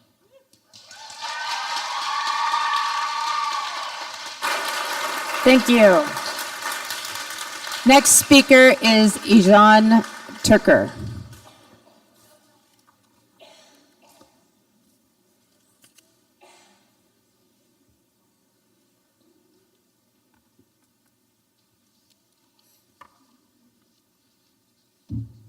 Hello, trustees. I don't think I've ever gotten 3 minutes to actually speak, so I came with some short remarks that obviously had to be revised a little bit, given tonight's somewhat disappointing events. Obviously, we hope that Trustee Pearson is okay, but I'm disappointed that the board will not be voting on the DEIB plan.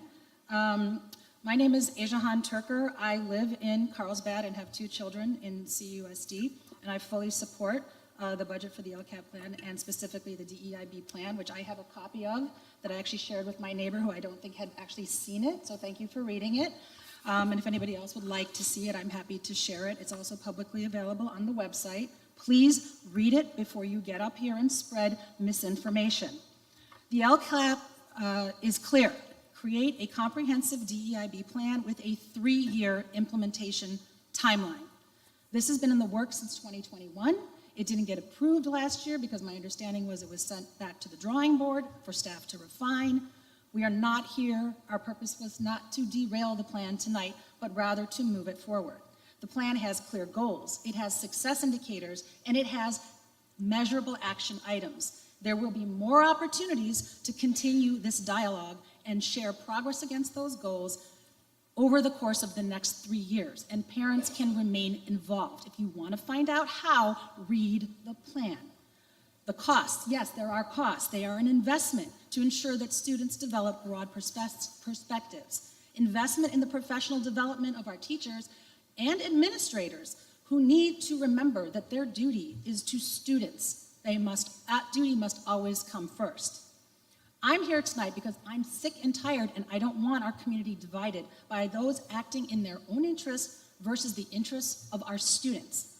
CUSD students and parents were depending on your leadership and your courage tonight to approve this plan. Those of us truly vested in CUSD will stand behind you. Thank you for serving our students.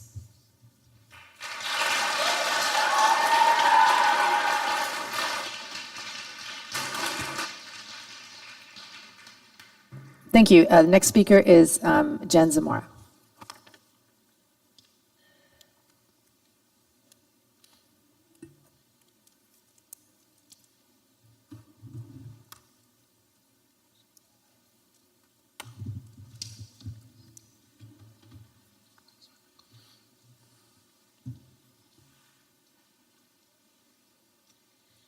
Good evening, trustees. My name is Jen Zamora. I did have 4 kids in the district. 2 have recently graduated in the last year and a half. First, I want to acknowledge and thank all of our amazing educators in this room. Thank you for providing detailed reports regarding the work that is happening in our schools. Your continued transparency is very much appreciated, so thank you. First, I also want to state that I know many of these educators work way beyond contract hours. You love your students and staff and want to contribute to their successes. I want to personally thank you for all that you have endured for the last 3 years in education. I know it has not been for the faint of heart, and I hope that you will have time to reflect, rest, and re-energize over the summer break. In regards to DEIB, it is unfortunate there are a lot of misconceptions about what our schools and CUSD provide to our students and what DEIB is. A few of our board members sat here a few months ago and opened the conversation to faith-based communities.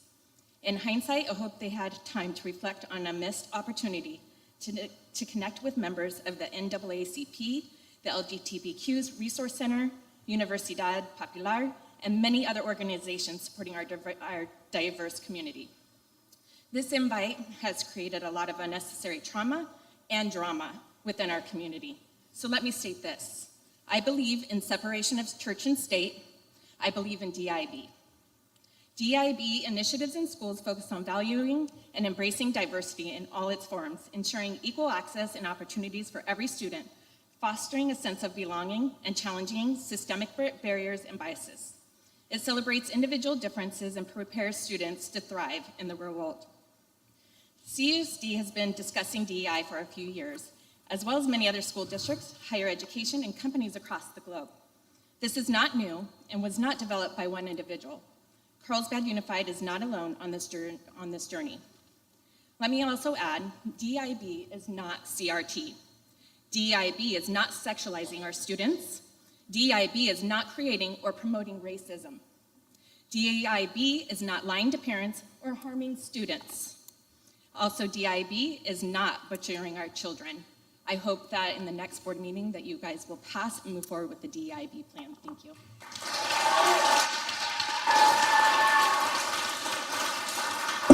Thank you. Thank you. Staff, do you have anything to add? No, not at this time. Thank you. Trustees, do you have any questions?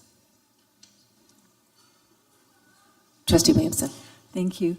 My question is, if there is a change made in the budget of the DEIB plan, and so we assume that we adopt this, tell me, what are the implications for that?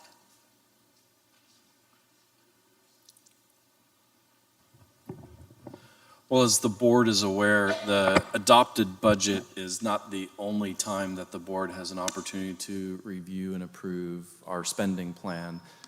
The plan that you will see later tonight and adopt next week is based on a set of assumptions that was developed beginning in January through this last week. If there are any changes that are suggested that would come out of this meeting or subsequent to the State Budget Act, we have several opportunities either at a 45-day revision, at first interim, second interim, or frankly, the board could take action to change priorities and make budget adjustments that correspond to that at any time during the year, plus or minus. Either way, that would work. So that was going to be my intro on my next item, but hopefully that answers your question. Any other trustee questions? Hearing none, any discussion? Trustee Williamson. Thank you. Board members, as you know, at an earlier board meeting, I received full board support for my request to use one-time arts, music, instructional materials, discretionary block grant money to add an intervention teacher at each elementary site. When the governor indicated that he planned to cut that funding, I reluctantly asked for support of the board to remove that budget item. Since the legislature indicates that it still intends to fund the block grant commitment, in spite of the governor's continued resistance, I feel more optimistic, so I'm making a slightly modified request that I believe will fall under this item 7.2 and then also perhaps item 8.1, but I just want to say it one time. I propose that if the arts, music, instructional materials discretionary block grant is fully funded, we allocate $800,000 on a one-time basis to help elementary students who are struggling academically. The students will be identified by their performance on this year's STAR and SBACS tests, as well as Achieve 3000, and sites would receive funding based on the number of students who qualified. Principals would work with teachers and district office staff to determine the appropriate support for each child on the list, and would monitor progress, much like the watch list was monitored this last year.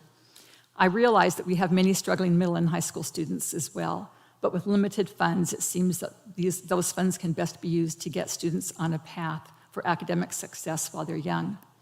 In keeping with board practice, Mr. Dill, Dr. Nye, and Dr. Churchill are all aware of my request and expressed cautious support, except for Mr. Dill. While he supports the concept of additional support for struggling students, he's concerned that the funding might not materialize. Since the state, as Mr. Dill just mentioned, since the state has another week before they must finalize their budget, we won't have time to include this item in the LCAP or on the annual budget that we will be asked to adopt next week. But this week, staff can be prepared, if there is support by my fellow board members, to move forward if circumstances allow, including adding it as a line item in our 45-day budget revise. So at this time, I'm asking for support for that proposal. Thank you. Are there any trustee questions? I do have a question. Mr. Dill, what would constitute, in your mind, fully funding of the arts and music? The original amount that was allocated was in the range of $6.5 million this year. That amount is proposed to be cut in half, and which is what is reflected in our current budget assumption. So fully funded could be all the way up to that original amount, which, you know, off the top of my head, I'll say rounded to 6.5. It might be a little plus or minus that original allocation amount. That would be fully funded. And Trustee Williamson, is that your intent, that it would need to reach the 6.5 million in order to implement your request? That was my intent. Thank you. Trustees, do we have consensus for this item? And it's a unanimous. Thank you. Was there any additional questions, Mr. Dill? Not for me at this time. Okay. And Dr. Churchill, was that clear? Yeah. Thank you. Any additional discussion? I was actually going to say how disappointed I was that we were not able to include the intervention teacher. So I'm thankful that you brought it to our attention, and that that we potentially can include that in the future, because that was my one disappointment with the current LCAP. So thank you.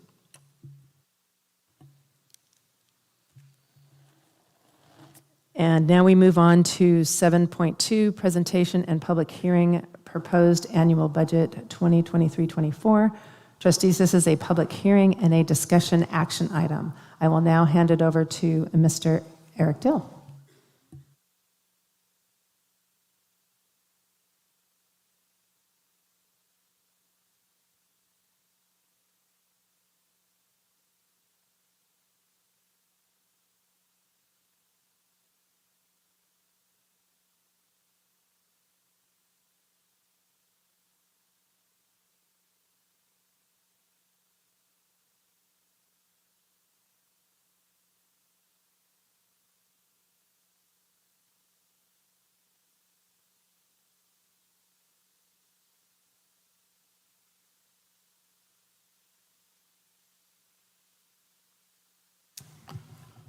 Okay, thank you, trustees, for bearing with me as I hooked up a cable and got this up here streaming. This is the first look at the proposed budget. The board will be considering this next week at its next regularly scheduled meeting for budget adoption. following up on the comments I made just a few minutes ago, first of all, any budget plan that we look like is a plan based off of a certain set of assumptions and is a snapshot in time. And any of those assumptions can change as either we are developing the budget or as we get into a budget year, and the board has several opportunities to question and weigh in on the budget items and any of the priorities or assumptions that go into that. It's not unusual. As a matter of fact, it's the norm for the district to develop its budget and present it for adoption before the state has finalized its own budget. Back in the old days, sometimes the budget didn't get adopted until August or September. We're fortunate that it does get adopted and signed by the end of June by statute, but that final deal is not done yet. So, all of this is to say that based off of what the final compromise is between the legislature and the governor, there are likely to be changes that I can anticipate right now, but I don't know for certain. So if there's anything that significantly impacts either revenue or expenditures or any of our out-year assumptions, we would recommend having what's called a 45-day revision, where we would bring this back within 45 days of the governor signing the budget. To explain what changes would be necessary as a result of that act. And certainly we can make any other adjustments along the way as well. So I'll get into the budget presentation. We'll have time for questions and discussion after. The final thing that I will say, and I think it might be in my closing slides, is just a reminder to the board that the requirement is for the board to adopt a budget before June 30th. When the budget public hearing and adoption meetings were pushed to the last 2 weeks of June, I cautioned the board to say we will not have time to make any changes just because of the timing of the two meetings being back to back. So if there are any changes, we would simply pull those forward into a 45-day revision, or if it's minor, it could be first interim as well. So again, there are opportunities to make changes, but the board's obligation is to adopt a budget next Wednesday night. I'll remind you of that. So themes for the budget, you'll hear me reiterate over and over as I run through revenue, expenditures, and our ending balance. That we do make a number of assumptions. This is the result of a very lengthy budget development process, which starts in January. And all of that information flows to the person who is now sitting behind me, Ms. Araceli Salazar, who is our Director of Fiscal Services. I asked her to come up and sit here, just as our principals got to sit up here. I wanted her to sit up here as well. And also it's reflective of she's the person behind the scenes who does all of the work, and I just come up and talk about it. I also wanted to say she's the one who makes sure that all of these folks get paid, because she also oversees payroll. So they can all applaud her later. But it is a monumental task to get nearly 10,000 budget lines into this final form that you see attached to the document tonight. When we talk about staffing, we have made a number of staffing adjustments. First and foremost, we do adjust our staffing every year to our actual enrollment, and that continues on until we actually see the whites of students' eyes in the early fall. So there could be changes there. I'll walk you through that when we get there. I'll talk a little bit more about the mid-year cuts to this year's state block grants, because it does have a ripple effect not only on this year's budget, but the out years. A little discussion about Prop 28 and how we're addressing that. And as usual, we use the most cautious assumptions for both revenue and expenditures and wait for that final budget act. So in talking about the mid-year block grants, this is really just to reiterate, as part of next year's budget act, the governor proposed to cut two major block grants that were allocated to us this year. And so we refer to that as a mid-year cut. This is not something that we have seen since the beginning of the Great Recession, where that strategy was used for the state's cash purposes. So we were a bit surprised by that when it happened in January. to propose to cut the arts, music, instructional materials discretionary block grant. We had already adopted a plan on how to spend those dollars. The governor then doubled down in May and further cut that grant and also cut what's called the Learning Recovery Emergency Block Grant. We also had a plan for those dollars, which included sustaining certificated staff that were brought on during the pandemic and during the recovery to address learning supports and other needs of students. And so those cuts this year of dollars we received this year but had not planned on spending until the next 2 years does have a ripple effect on the budget. And if those dollars are not restored, we will have to have continued conversation on how do we address the loss of those dollars. It's really not a problem for this upcoming budget year that starts in a week and a half, but it is a problem for 24-25 if the remaining funds that we had intended to spend are not there. So that would be a discussion into the next school year, but as is, we're sustaining all of the things that we said that we were going to sustain for next year. On the proposed general fund, this is just the very high level look. This would be the back of the napkin view of our budget and how that compares to this year. I'll walk through in a little bit more detail the revenue and the expenditures and where the variances are and how those net out. The biggest change that you see on here, and I do put the negatives in red so they pop out, really is the change in the expiration of the federal one-time dollars and also those 2 block grants that we received this year, even at the lower level that's now reflected, but we would not be receiving those next year. So those one-time dollars have gone away, but the ongoing dollars are continuing. This is an expanded out version of that, and it outlines the difference between the general fund has 2 main categories, unrestricted and restricted funding, and then we roll that up into the combined. So you can see where the variances are for unrestricted and restricted this year compared to next year. If you were to look at it as a pretty picture, this would be the pretty picture version. And you can see our history is that revenue and expenditures tie very close together in this district. In a perfect world, they would be even every year. We don't live in a perfect world. So sometimes there's a little plus, a little minus, but more or less we are making good use of the resources that we receive. Those last 2 columns, which are this year and next year, you can see the blue bar is higher. That is revenue, and that reflects the one-time grants that we received that we planned on spending next year, which is why expenditures are higher in the following year. These are the revenue assumptions. I won't read each one of those. I know the board's had a chance to look at these assumptions and see the presentation ahead of time when the agenda was posted on Friday. But none of these are what I would call surprises. Anything that that is drastic would be the proposed cuts to the block grants, which we knew back in January and then continuing in May. So no surprises since the May revision in the revenue assumptions.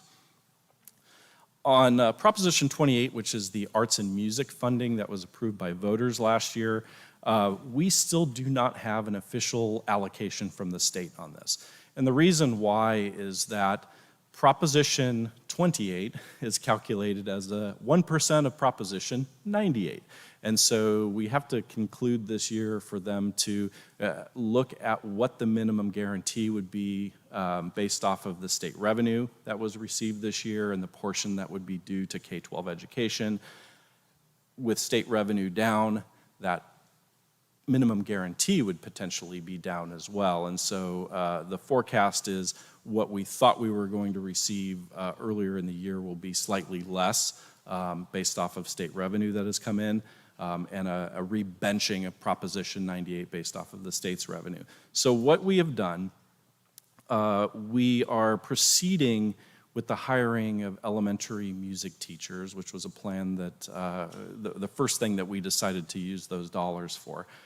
We still don't have a lot of detail either on the exact spending rules on Proposition 28. Those have not been promulgated from the state or any audit requirements. So since we don't have a precise funding level or even the exact rules on some of the funding, we're going to proceed with the hiring of elementary, but we're holding off on secondary until we have certainty around exactly how much we will be receiving, and then we'll work on the plan to start using those dollars to push into our secondary level. We are, in terms of the revenue budget, we're putting in just enough Prop 28 revenue to cover the expenditure of those elementary music teachers, but we'll true that up once we get that actual allocation, which may not be until the fall. So there's definitely a lag, and it's usually we would know more about this, but this was a voter initiative. This wasn't something that came through the legislature, and they still are struggling in many ways to take the voter intent language and put it into regulations that we can all anticipate and rely upon. And I'm told that we won't even see the money until next spring. So even if they give us a dollar amount, we won't see the actual cash until much later.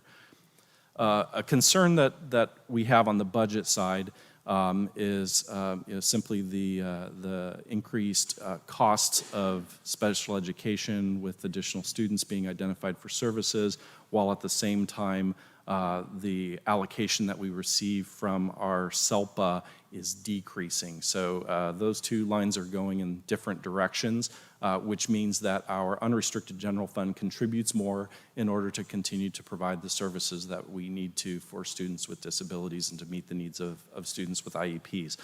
So no jeopardy in those services not being done, but it does take away additional unrestricted dollars for a program that is considered restricted. So on general fund revenue, the tail of the tape on that is we will have an increase in our major ongoing funding source. That's the local control funding formula from this year compared to next year. The proposed COLA, the statutory COLA, is agreed to by both the governor and the legislature, so we're using that assumption. We feel that it's safe. That's multiplied towards a 3-year rolling average of our average daily attendance, and it nets out to that many dollars, just under $7 million. On the federal side, the negative is simply removing the last of the federal COVID-related dollars. We will no longer be receiving those, and so those dollars are gone.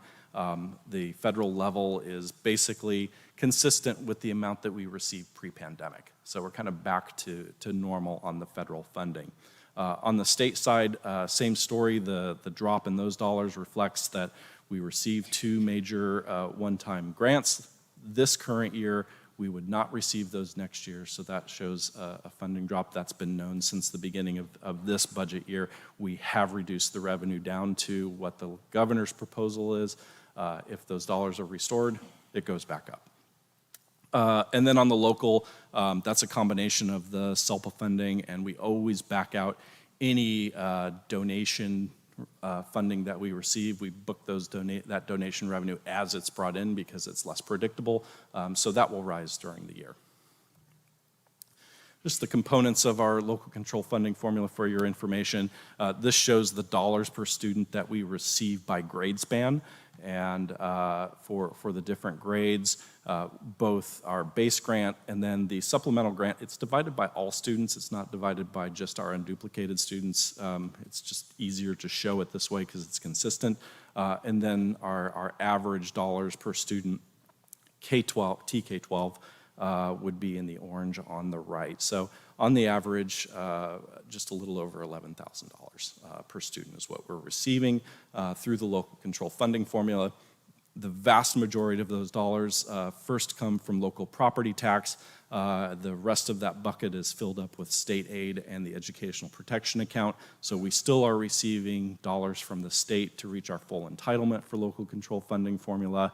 We're very close to basic aid, which is when you receive more property tax than you're entitled to. We're really on the edge, and depending on how different factors play out in the next few years, we could be slightly in, slightly out. We could be bouncing in and out.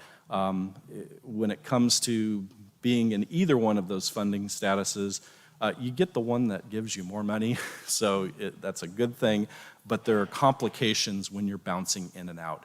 You either want to be all the way in one funding formula or the other. It is a difficult transition, especially if you're going in and out and in and out. So that's something that we'll be watching very carefully over the next few years.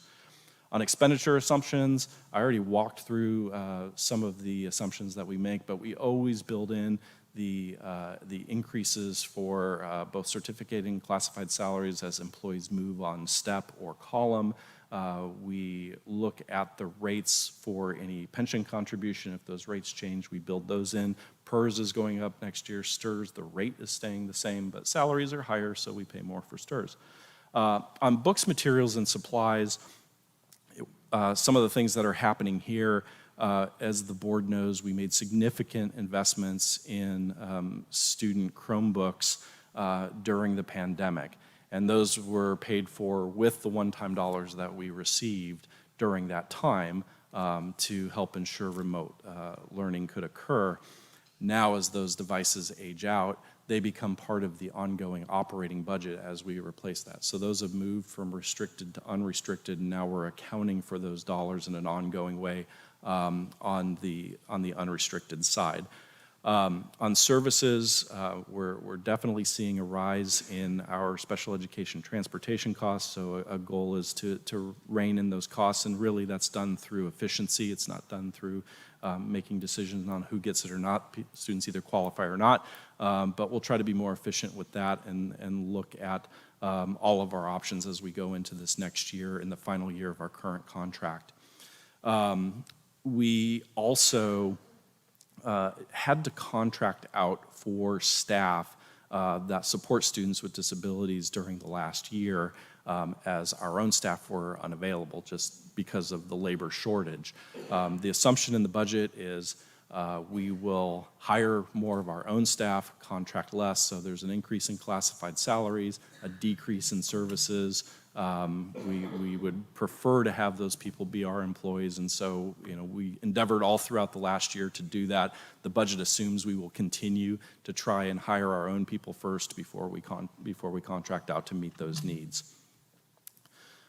This is just a graph showing the increase in our special education costs over the last few years, both core services in instruction and services and the transportation costs on top of that. This is a rundown just on the full-time equivalents of both certificated and classified staffing. So you can see the different categories of both certificated and classified and what the net changes are from this year into next year. Certainly the increase on the classified side is reflecting that increase in instructional assistance over what we had this year. It really is just building back into the budget with the ones we started with at the beginning of last year and didn't end up with this year.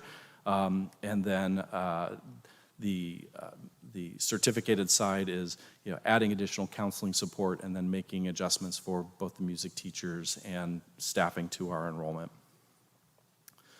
On expenditures, you see how that plays out throughout the budget.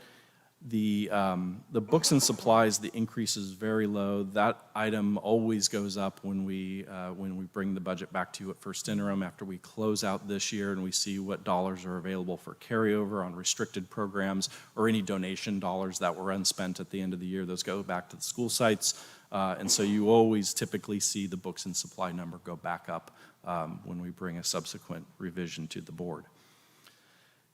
This is two different ways of looking at the same expenditure budget, with the expenditures on the left showing who or what we spend those dollars on, and on the right is what purpose do we spend those dollars on. So on the right you can see instruction, pupil services, instruction-related services is most certainly the biggest piece of the budget as it should be.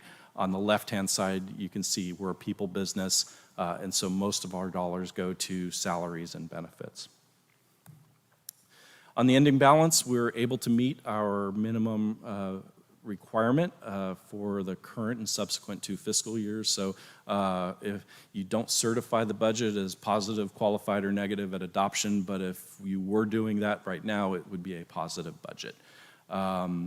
The unrestricted general fund, we do reflect a modest surplus. There is a deficit on the restricted side, but that again reflects that we received dollars this year that we did not spend. Next year we will spend those dollars that we will not receive next year, so that if you look at it over the course of 2 years, there would be balance because of that plan. It's okay to have a planned deficit. It's an unplanned one that you worry about. And as we close the books starting the week after next, any savings that we are able to capture through unspent budgets, that will increase the beginning balances for next year. We'll update you on that in September. So this is the ending balance comparison. Again, the biggest red numbers there on the restricted side is exactly what we plan to do, and how the breakout of those dollars below, in how we set aside the components of the ending balance. These are the components of the ending balance that the board has previously committed. No change there, other than every year we increase the band uniform replacement fund by $10,000, so that's reflected there. Everything else in terms of board commitments stays static from this year to next year. I thought I would show this. We've never shown this to you in the budget presentation. It's always included in the full document of the restricted general fund ending balances. This shows all of those dollars that have strings attached to them, and the anticipated balances for this year and at the end of next year, what those anticipated balances would be. Really, it's showing that we are no longer in the business of ESSER or any of those other federal funds. Those are fully expended. And that the learning recovery and arts and music dollars will be significantly spent, and the resources will be slim for the following year if there is no restoration to either one of those grants. This is a statement of our balances in excess of the state's requirement that we have at least a minimum 3% reserve. We always show this to you. Of course, it is good to have more than the minimum because that would only carry us for just several weeks of cash on hand if that reflected our cash balance. And we certainly want to make sure that we have dollars to get through any actions by the state or any other unforeseen circumstances, and so we present those dollars. But we are below the 10% cap on unrestricted reserves that has been triggered last year and this year, so we meet that requirement as well. I won't go through the multi-year revenue assumptions. The board has seen these before. And just get to the bottom line, which is as we look out over the next 3 years, what this chart shows with both revenue and expenditures, blue being unrestricted, green being restricted, what you see across the 3 years is a very stable spending plan with very stable level of reserves that hopefully could weather a storm that we either will or will not happen, but we will have resources to manage any downturn or any further actions by the state to lower revenue that we may or may not get. So this is a very stable budget that I would recommend that the board adopt. So when would you do that? Tonight we're having the discussion. Next week would be adoption of the annual budget. If needed, and depending on the date that the governor signs the budget act, it would be July or August when we would bring a 45-day revision. That's a very simple revision. We can do that on a spreadsheet. We don't do the hundreds-page document that you see tonight. In September, we bring you the unaudited actuals where we capture savings and adjust the beginning balances. And then once again, in December will be the next opportunity after that for the board to review and weigh in on the budget with our first interim budget report. So with that, I turn it back to Trustee Rawlings. Thank you. And this is the time.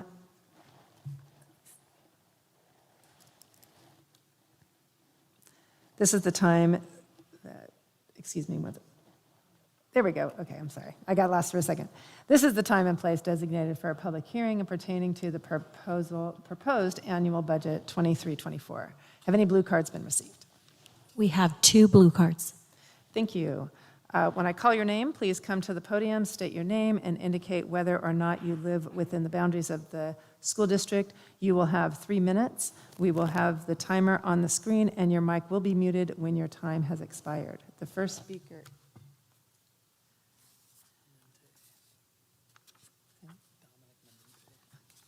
The first speaker is Dominique Menente.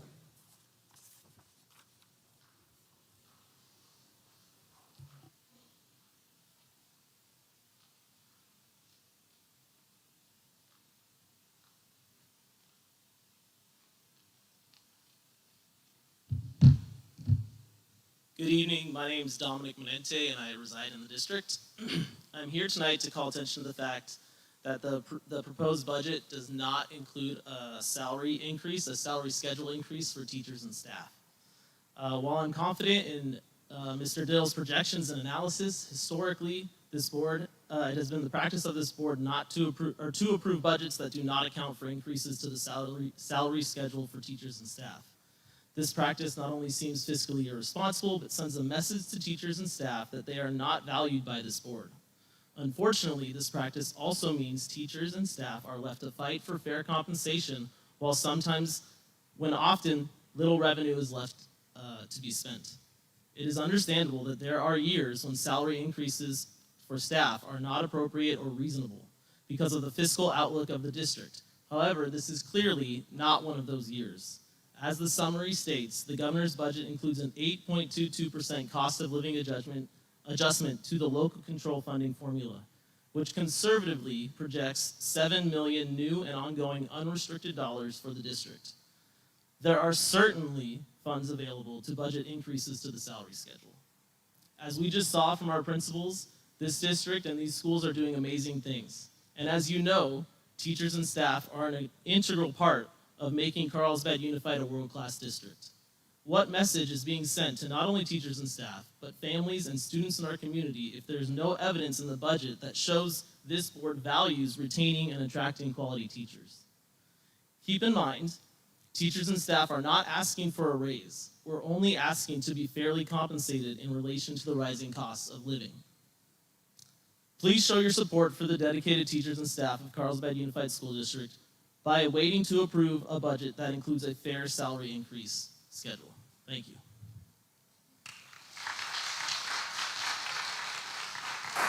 Thank you. Next speaker is Skip Hammond.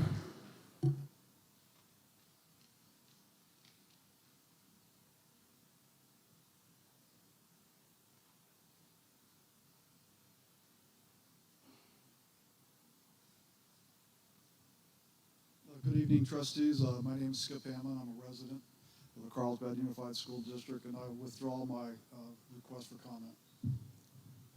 Thank you. Staff, do you have anything to add? Not at this time. Thank you. Trustees, do you have any questions? Trustee Williamson. Thank you for the presentation. Just one question.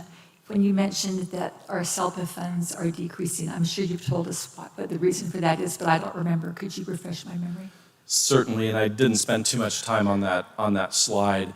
While the dollars per student are going up for that specific funding stream, they are allocated to districts based off of their average daily attendance. So statewide,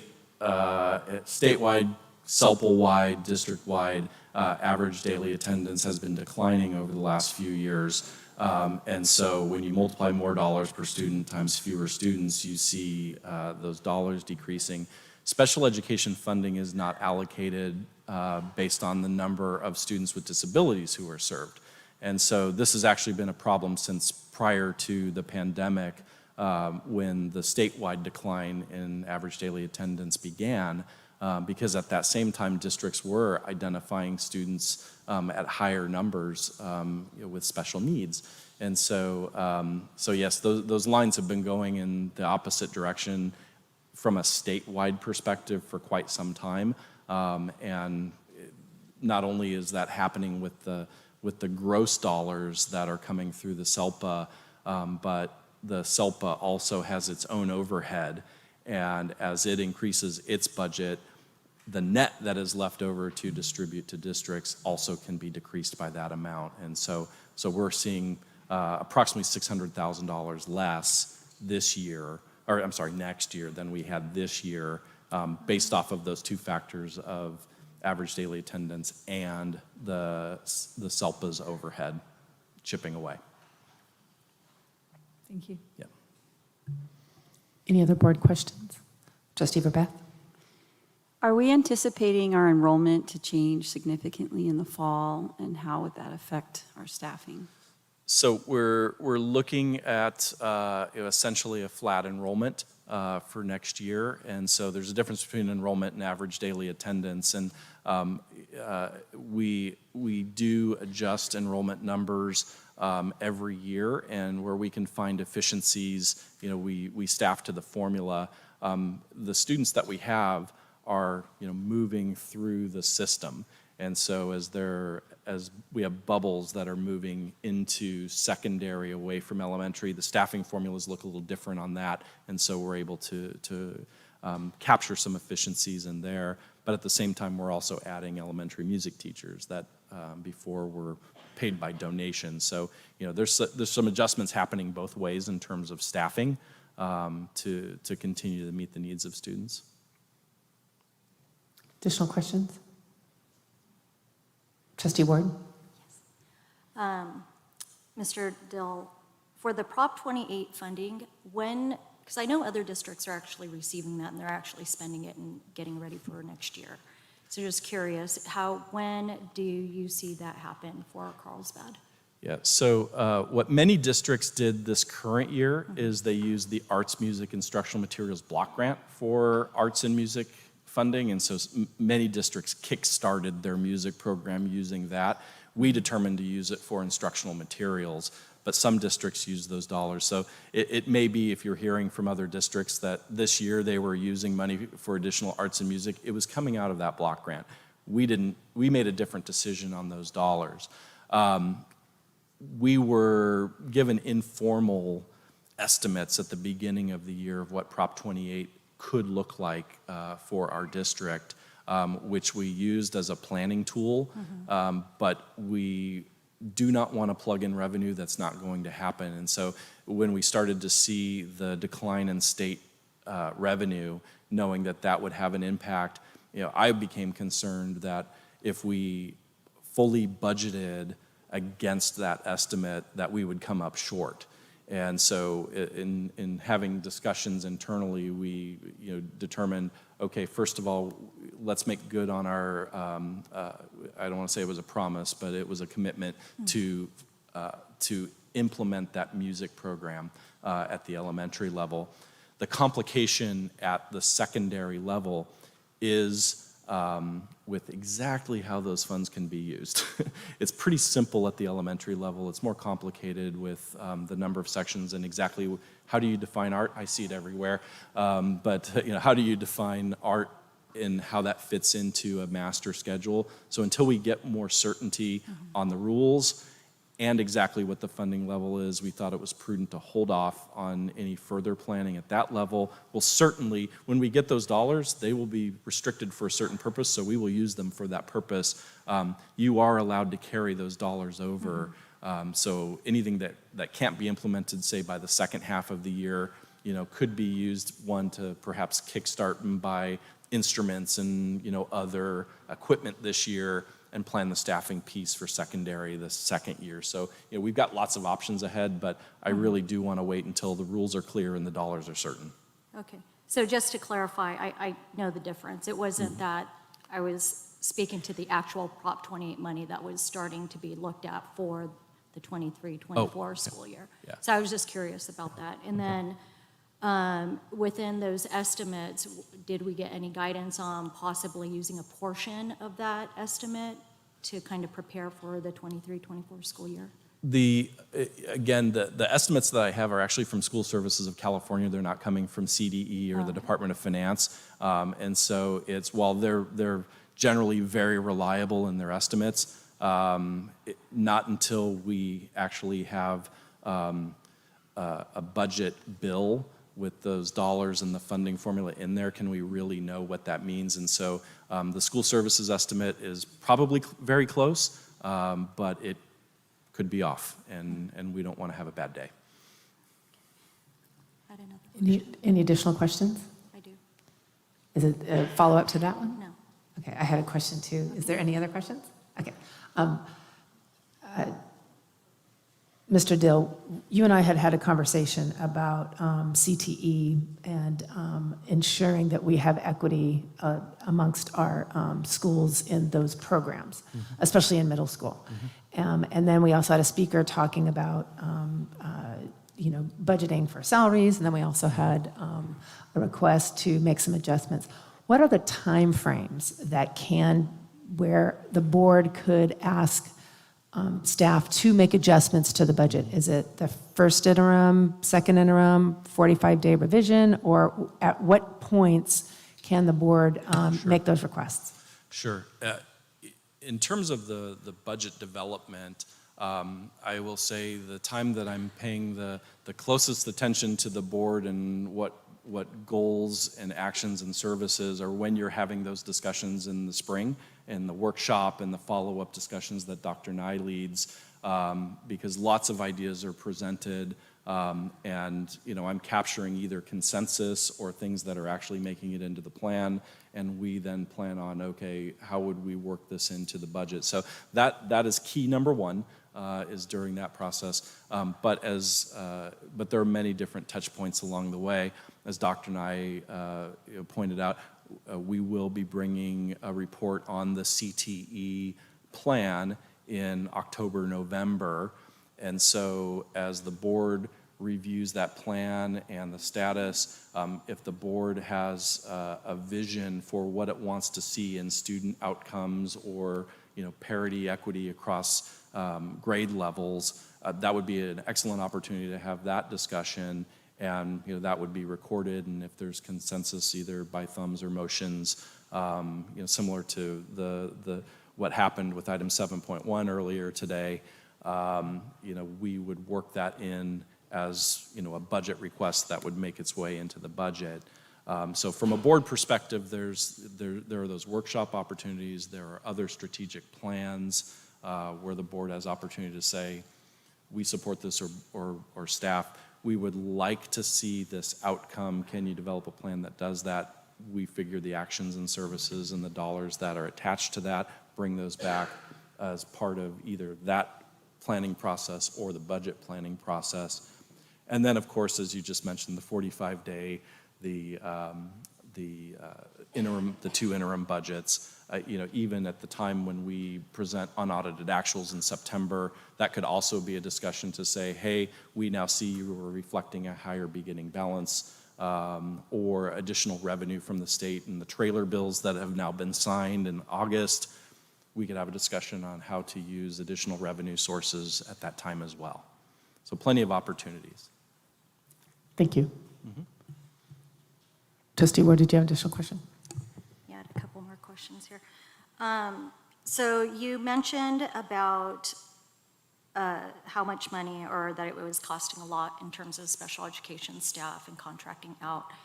And do you anticipate a change with that we can, instead of contracting out, that we can hire, the district can hire? And what are your plans with that? Are you preparing for that, participating in county hiring fairs, or, so we can, because I do know that that cost is very high and it does impact our schools. Sure. So, that's really a question for Mr. Grove or Ms. Arias. But, our goal is that we hire our own people first, and so that's the assumption we built in the budget. It's actually what we started this year with as well, and we had to make changes through the year. We actually lowered salaries and we increased services correspondingly when we could not find people to fill those jobs. However, we were able to find services that would come in and do it. So we did have budget shifts through the year. We've shifted it back to our own people, and that certainly is our goal. And if Mr. Grove would like to talk about the hiring practices. Well, I guess first, when Mr. Dill says that we reduce salaries, what he means is the budget line for salaries, not that we reduced salaries. Because that would work Salaries against stayed the same. that would work against the prospect of hiring more folks. The reality is the agency's had difficulties finding sufficient staff as well. The labor shortage is something we've been experiencing pretty much in every market sector. There is some indication that that may be lessening. We have been participating in recruitment fairs as a district. You may have noticed that all of our district vehicles now are sporting lovely magnetic recruitment advertisements on the side of them. So we're getting a little bit more creative about our outreach and trying to get into the market ahead of time so that we're hiring sufficient people without necessarily the spots to put them in, knowing that we will have the need come fall. Other question? Yeah. Just for my learning, the other assignments that you have listed here on slide 20, what is that? Other assignments is just the dollars that are above and beyond the 5% minimum board reserve requirement that we have not put a name on.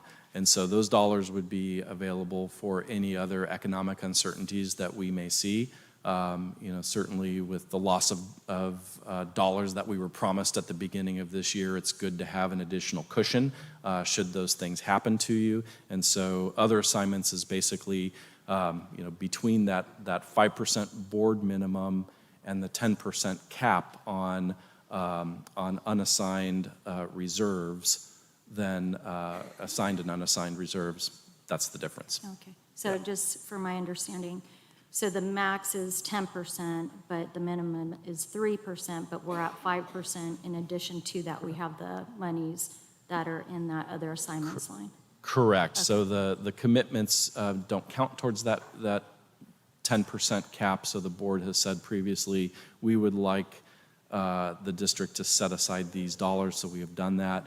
When you take that out, you look at the 5% minimum plus any other dollars cannot exceed 10%. Okay. Last question, yes. Sorry. And with that reserve that you have there, how many times, I mean, because I'm new, how many times have you actually dipped into that? Well, there's both restricted and unrestricted reserves, and so you see, in the presentation that we are intentionally dipping into restricted reserves next year because we built them up this year and we're spending them next year. So that is a intentional spending plan that uses savings from one year to spend the other. Last year we did have a slight unrestricted deficit, and so that impacts the bottom line. So the unrestricted reserves actually decreased last year and then increased this year. And is that percentage different, or? I don't know what the percentages are, but but we were able to maintain all of our required minimums and stay below the required maximums. Okay. Thanks. Any additional trustee questions?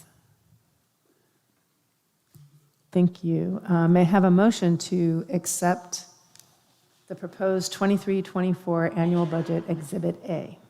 So moved, Williamson. I'll second. And trustee discussion. Trustee Williamson. I just want to have it recorded in the minutes that the staff is directing, or the board is directing staff to allocate $800,000 to provide extra support for struggling elementary students if the arts, music, and instructional materials discretionary block grant is fully funded. I couldn't totally hear that. Just clarify for me. Okay. It's just a reminder that under this agenda item, that what we decided on the last agenda item will actually be part of the budget. It's not only going to be on the LCAP, it's also going to be on the budget. Thank you. That's what I wasn't clear on.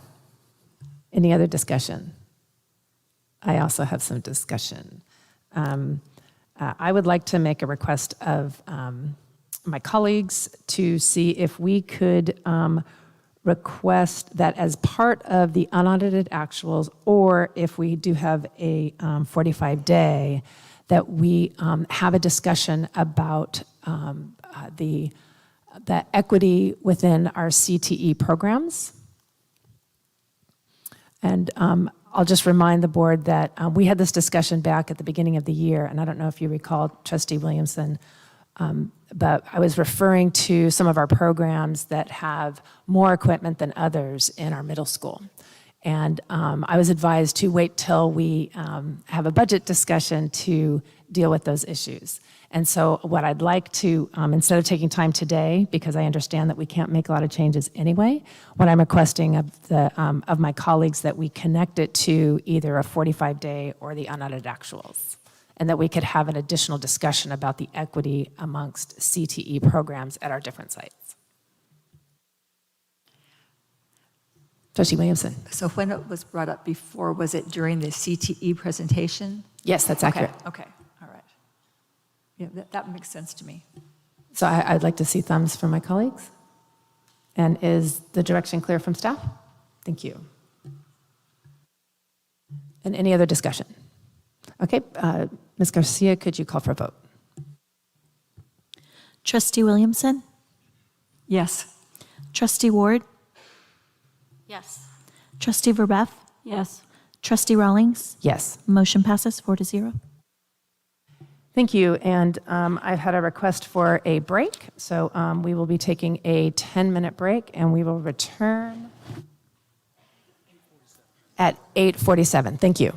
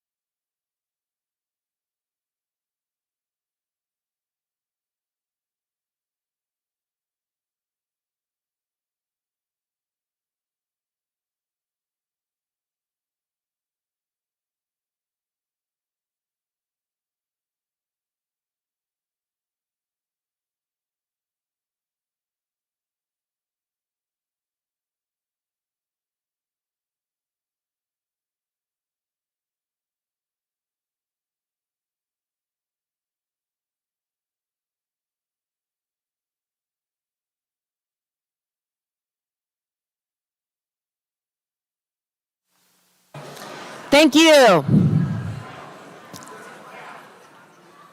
Thank you.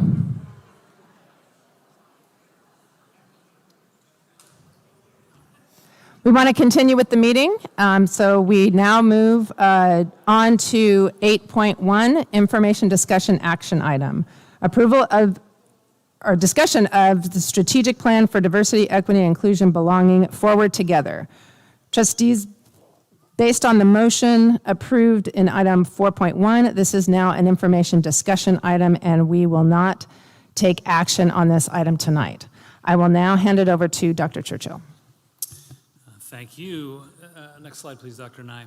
Trustees, I am proud to introduce this item tonight. I'll start by sharing some of the background, and then I'll hand it off to Dr. Nye to present the draft plan we've titled Forward Together, a Strategic Plan for Diversity, Equity, Inclusion, and Belonging. Next slide, please. As Dr. Nye mentioned earlier, this is not the only working strategic plan in Carlsbad Unified. In addition to our Local Control and Accountability Plan, or LCAP, we also have a 3-year strategic plan for educational technology and a 3-year strategic plan for career pathways. Next slide. Each of these plans are rooted in our district's mission, vision, core values, and graduate profile. Next slide, please. I've shared this slide in previous presentations, and I think it's a great illustration of what we're trying to accomplish. When city planners determined that wheelchair users required an additional accommodation to more safely traverse city streets, they introduced what's known as a curb cut. While it was intended to address the specific needs of wheelchair users, something interesting happened after it was implemented. It turns out that many members of our community benefit from curb cuts. Bicycle riders, senior citizens, parents with strollers, and even delivery drivers. So too will many members of our school community benefit from the actions described in Forward Together. This plan is not about taking anything away from folks. Rather, it's about ensuring that our classrooms are safe and welcoming for all in order to provide opportunities for every student to excel. Go to the next slide, please, and actually one more, thank you. There were many opportunities for stakeholder feedback and data collection over the past 2 years. You can see here some of the primary inputs used in development of this plan. We'll also listen to public feedback tonight. And as the board directed during the approval of the agenda at the beginning of the meeting, we'll bring the plan back for formal approval at an upcoming meeting. As you know, we posted the draft plan publicly in board docs as part of this agenda item on Friday, June 16th. The goals and success indicators for the plan received board consensus back in February and were posted to the district website in March. These were used as the basis for the development of the plan. Next slide, please. In fact, we've made at least 13 presentations to the board over the past 2 years that made some reference to the development of the plan. Each of these are posted to our website as well. Next slide, please. Dr. Nye's team met with over 1,000 educational partners through a variety of listening and learning sessions, community meetings, and focus groups over the past 2 years. This broad range of educational partners included families, community members, students, and staff representing all grade levels and school sites. Online surveys, such as our annual LCAP surveys, an equity survey in 2022, and a DEIB survey in 2023, also resulted in over 8,000 participants sharing ideas and feedback. Accordingly, it will be staff's recommendation that the board approve the Forward Together plan at an upcoming meeting as soon as all 5 trustees can be in attendance, so that we can continue planning for the new school year. Of course, as with any item on the agenda, it's always within the purview of the board to provide different direction or a different timeline for approval and implementation. I am, however, truly hopeful that a plan can be approved in the very near future and that our community can rally around the ideas in the plan. And with that, I'll hand it over to Dr. Nye. All right, thank you, Dr. Churchill, and thank you, trustees, and good evening again. As Dr. Churchill had mentioned, there are numerous ways in which we collected the feedback regarding the DEIB plan over the past several years. Staff attempted to compile the feedback into categories under these 3 overarching themes, and I just wanted to read those out loud. So theme 1 is communication and understanding. And some of the areas that we compiled to the top were building trust with staff, parents, and community, create regular opportunities for input and engagement, communicate consistently and transparently, understand and include diverse perspectives, culture, race, language, etc. And students and staff want to be safe, respected, and engaged. Theme 2, systematic or system-wide support, staff training and professional learning, instructional practices and assessment, curriculum class offerings and materials, accountability and high expectations, and differentiated support systems for students.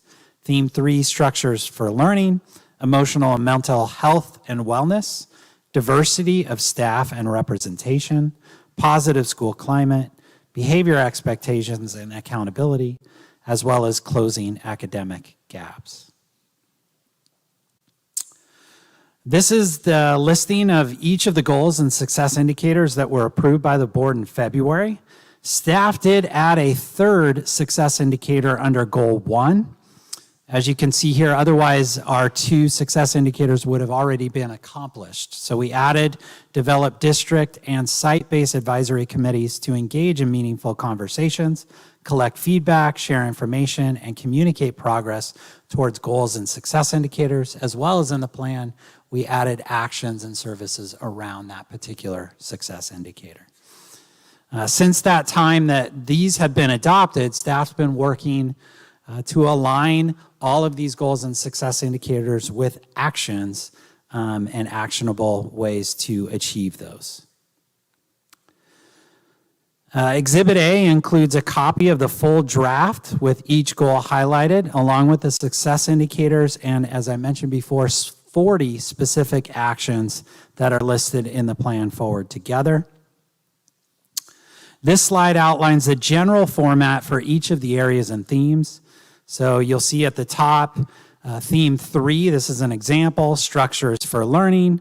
The goal is highlighted in blue there, build structures that incorporate diversity, equity, inclusion, and belonging. And then we have the success indicator that directly relates to that goal and theme, develop structures to ensure CUSD sites are safe and welcoming for all, including training for students regarding building a learning community of inclusivity, respect, and equity. And then there are actions associated with that particular goal and success indicator. You'll also notice that it's a little hard to see maybe for the audience, but to the right of that is an implementation year. So similar to the way we did our CTE plan, our career pathway plan, we have a 3-year strategic model in place. And so we wouldn't anticipate all of these actions being done in year 1. We've spaced those out accordingly for just workload as well as what we can accomplish in each of the years. These are the links to the exhibits. Exhibit A, as I mentioned before, is the full draft plan, and Exhibit B is an expenditure plan with proposed expenditure actions described in the first year. I'd like to note that many of the expenditures are coming from one-time grants that we've identified. Approximately 88% of the expenditures of the $400,000 budget that we're anticipating is coming from one-time grants. Only about 12% would be coming from ongoing money identified in the budget. In closing, I want to thank all of the people who provided input that we received from the staff, as well as the staff that helped create the draft plan. One of the key areas of the plan is a proposed partnership with the Anti-Defamation League. The Anti-Defamation League is a widely respected leader in anti-bias training and education for over 100 years. No Place for Hate is ADL's school-based program that helps schools raise awareness and take action to address bullying and harassment to create positive school environments. From the ADL description of No Place for Hate, our program, they're quoted as saying, our program is holistic, school-wide approach to improving school climate that amplifies students' voices in creating the school they want and leveraging the wisdom of teachers, administrators, family members to achieve their goals and climate. No Place for Hate programs provide training for adults and students and support and student-led support programs to build positive school climate. Some of their program goals are to create respectful, inclusive, and safe communities, to build understanding of the value of benefits of diversity, to improve intergroup relations, to eradicate racism, anti-Semitism, and all forms of bigotry, and to include personal responsibility in the promotion of justice and equality. Many local schools, as well as schools across the nation, use No Place for Hate. Just to give you a few statistics, nationally, 2,596 schools use No Place for Hate programs, 216 schools in California, and 169 here in San Diego County. Participating students include over 2 million nationally, 216,000 in California, and 139,000 students here in San Diego County. In a recent call with No Place for Hate local representatives, they reiterated these core values and principles and also explained that their curriculum does not include critical race theory or CRT. The No Place for Hate framework allows for schools to select site-based activities that are personalized and meet the needs of our school communities. And with that, I'm happy to turn it back over to you, Vice President Rawlings. Thank you. This is the time for public comment. Have any blue cards been received? We have 52 blue cards for this agenda item. In order to allow speakers to present their comments and ensure we are able to properly attend to the business of the board, per board bylaw 9323, public comments are limited to 20 minutes. In exceptional circumstances, when necessary to ensure full opportunity for public input, the board president may, with board consent, adjust the amount of time allowed for public input and/or time allotment for each speaker. For this item, because there are 52 speakers, trustees, by a show of thumbs, do I have consensus to extend public comment to 26 minutes, which would give each speaker 30 seconds?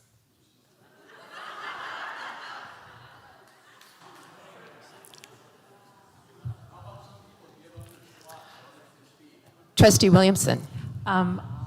I would be comfortable extending so that each person gets 1 minute. This is a plan that has been a long time in the making, and so I would be comfortable.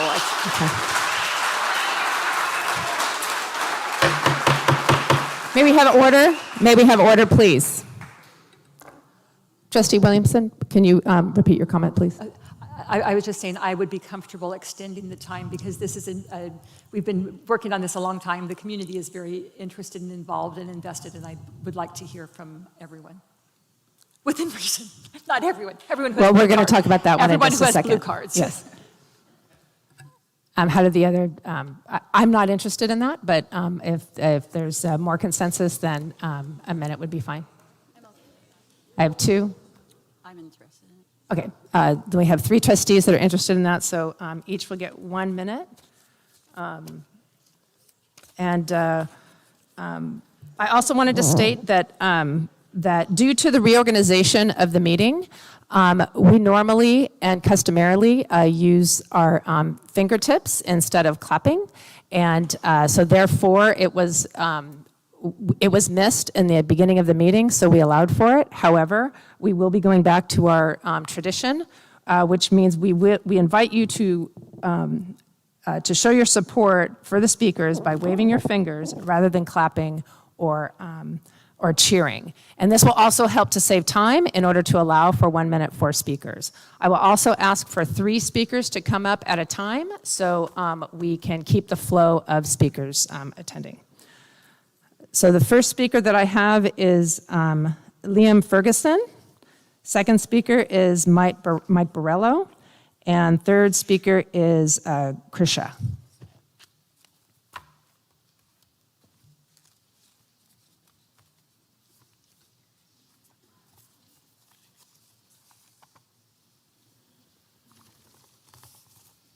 Good evening, Board of Trustees. As a resident and parent of 2 children in Carlsbad Unified District, I'm respectfully asking you to vote no on the DEI plan.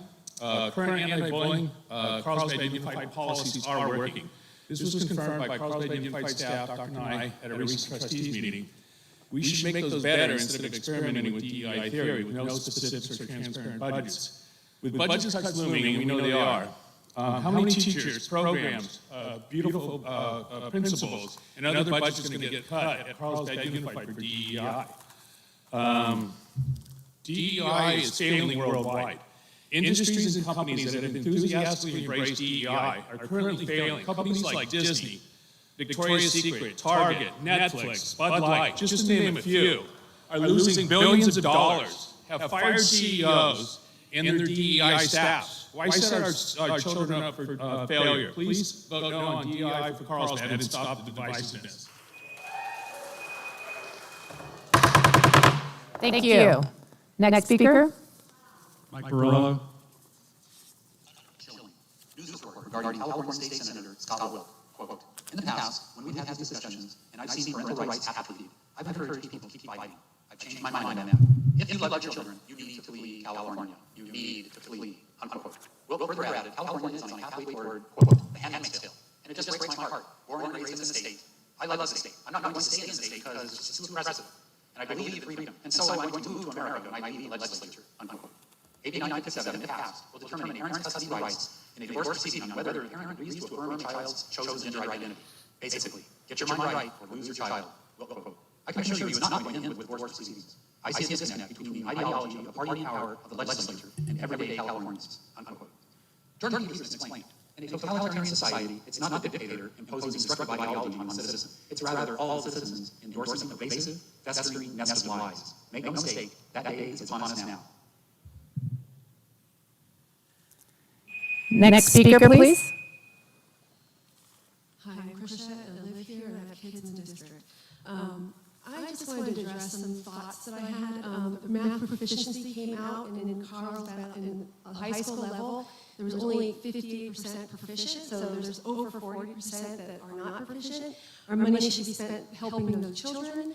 Also, I want to talk about transparency. There was a staffer that released a letter that had told parents if their child was using a pronoun that the parents didn't know about to lie to that parent. So there is real non-transparency happening in the schools. I also want to talk about diversity. If you how is it that only Christians are not allowed to have a diverse thought? They're the only ones that don't believe in teaching children about sexual ideology. I don't believe in teaching children about sexual ideology. They're children. They should be children.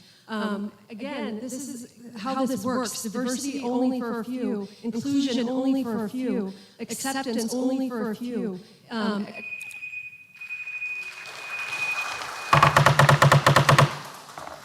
Kelly LeBerthon, Stephanie Wells, and Tamara Dixon.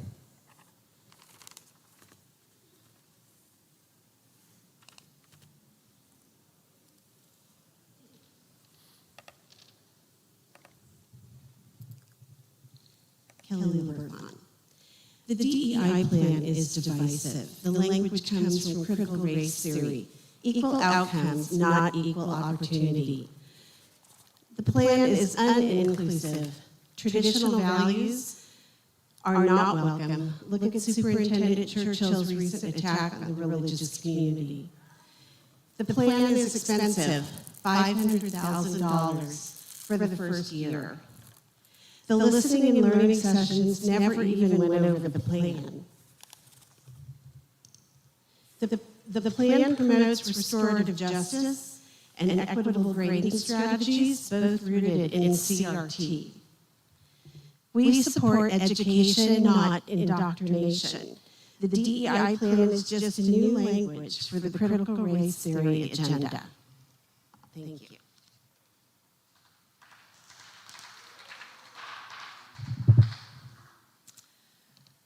Good evening. My name is Stephanie Wells. I have 2 students in the district who are being educated by these wonderful educators every day. DEIB is not divisive. It isn't CRT.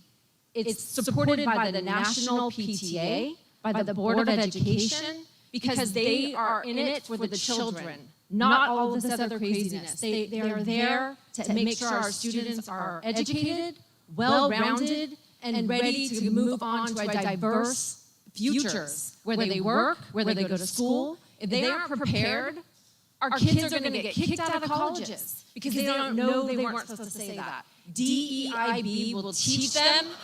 Yes, we've all seen it. People lose their We need order, please. every year because they go on social media and say something they didn't think was, oh, I didn't know I couldn't say that. So pass the plan.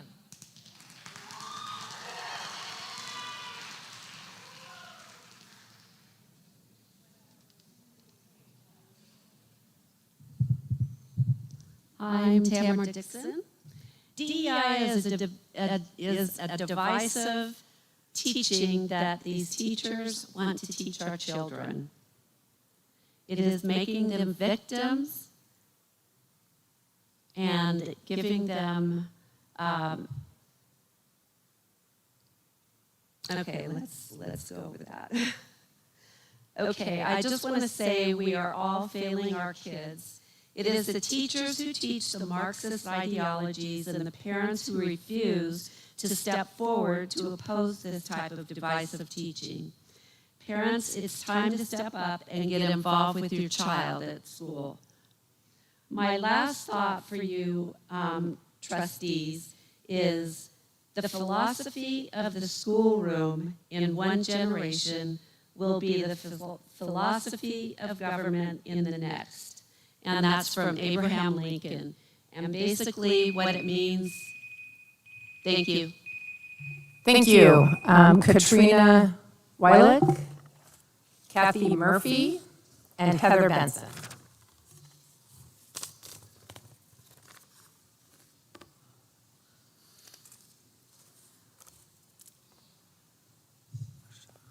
Hello, trustees. My name is Katrina Weidlich, parent of 2 children in the district.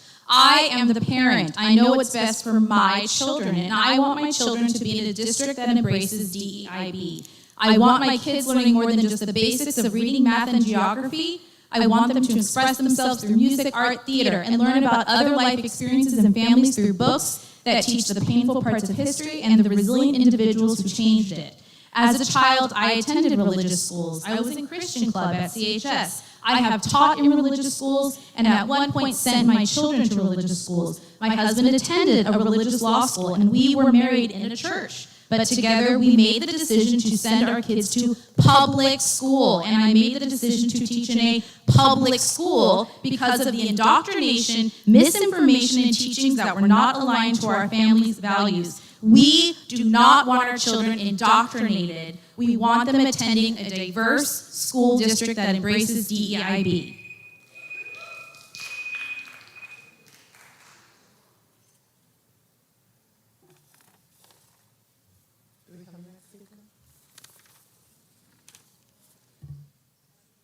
Kathy Murphy. Okay, moving on, Heather Benson.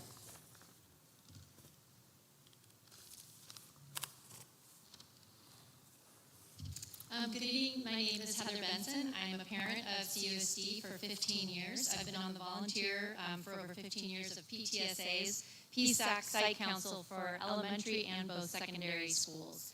I'm also an employee classified substitute for CUSD for 3 years. Every student, those whose parents are for and against DEIB, will benefit from a positive school environment. We want students who, according to your own CUSD vision and graduate profile, are career and college ready. DEIB is a necessity. Take a look at any university, business, or organization. You'll be hard-pressed to find a credentialed and reputable program without a DEIB plan. DEI is human kindness in action. It is intelligent and inclusive, preparing students for a diverse future. I want to congratulate our principals, most of you who I've known, worked with, volunteered for over the last 15 years. Thank you. The next 3 are Janine Washaba, Austin Hanich, and Scott Davison.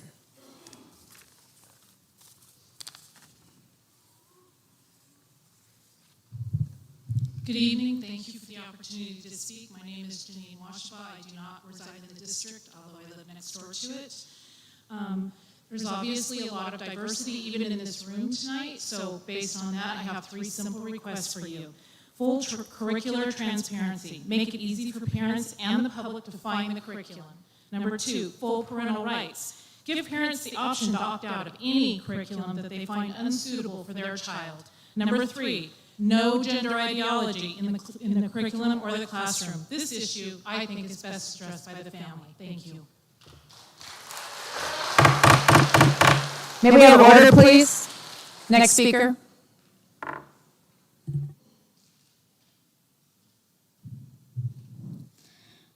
Hi, my name is Austin. I live here in Carlsbad. Dear Carlsbad Unified School District, let's pass this so that way people with disability, LGBT, etc. can go to school safely without being bullied. If you say no, this opens the door for students to be able to be a bully. Let's teach our kids to be respectful to one another. Please pass the DAIB so that way our kids can be kind to one another and not bully anyone. We are all tired of hearing that kids are unaliving themselves due to bullying. Let's pass this. Thank you.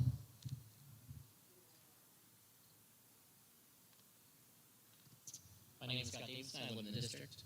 Imagine we're on a hike to the top of Diversity Mountain. We come to a steep ravine, but fortunately there's a bridge to cross it. As we get to the bridge, a man runs up and says, "Don't cross that bridge. The fastest way to the top is to drive into the ravine with this car I will sell you for $459,000.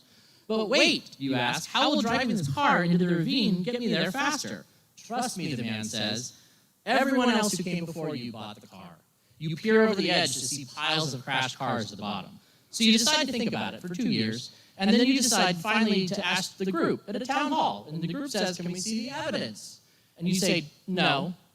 And as the group continues to ask questions, some people get impatient and rush towards the ravine, hurling themselves over the edge. You scream, "What are you doing?" And as they fall, they reply, "We're moving forward together."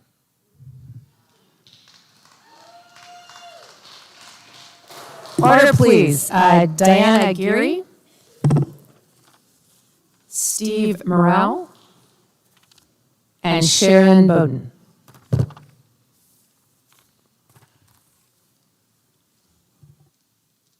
Good evening on this summer solstice. My name is Diana Aguirre, and I'm a resident of Carlsbad, and I'm a homeowner.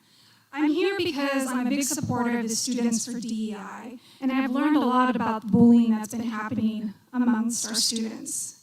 I also want to point out that there's a lot of misconceptions about CRT, including my own elected rep who couldn't define CRT. The diversity plan shows a commitment, the DEI plan shows a commitment to the resolutions that were passed against anti-racist education, anti-AAPI hate, and also supporting the LGBTQ plus Pride Month. What resonated with the Valley Middle School presentation is the movie Race to Be Human, when the principal said it was the first time some of the students were actually seen and heard on campus. And that is what DEIB is all about. Thank you.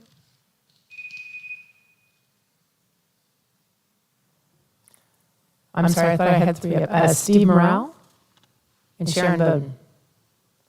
No Steve. Sharon Bowden? Hello. I'm a parent and a district sub with 2 neurodiverse kids in the district. Thank you for getting a potentially excellent DEIB plan on track. I'm asking you to please not let it become derailed by those who genuinely misunderstand or intentionally mislead others about what the program even is and how much it's needed. One example is the Stanford Harmony Training for all teachers. This social-emotional learning program needs to be equitably implemented itself, between all grades, age-appropriate, and between all district schools fairly. Many teachers I speak with agree discussions need to continue about how differences are okay. No, it's more than okay. It's not enough we ask kids to not verbally tease or physically push. It's not enough we tell kids just to barely tolerate differences. We need to ensure all beautifully diverse people are actively included, invited, and welcomed. Too many students and even adults who should know better aren't getting it. We know it's true from first-hand reports of kids feeling isolated or incidents of bullying. Thank you. Thank you. Next 3 are Jordan King, J.C. Cooper, and Michelle Van Houten.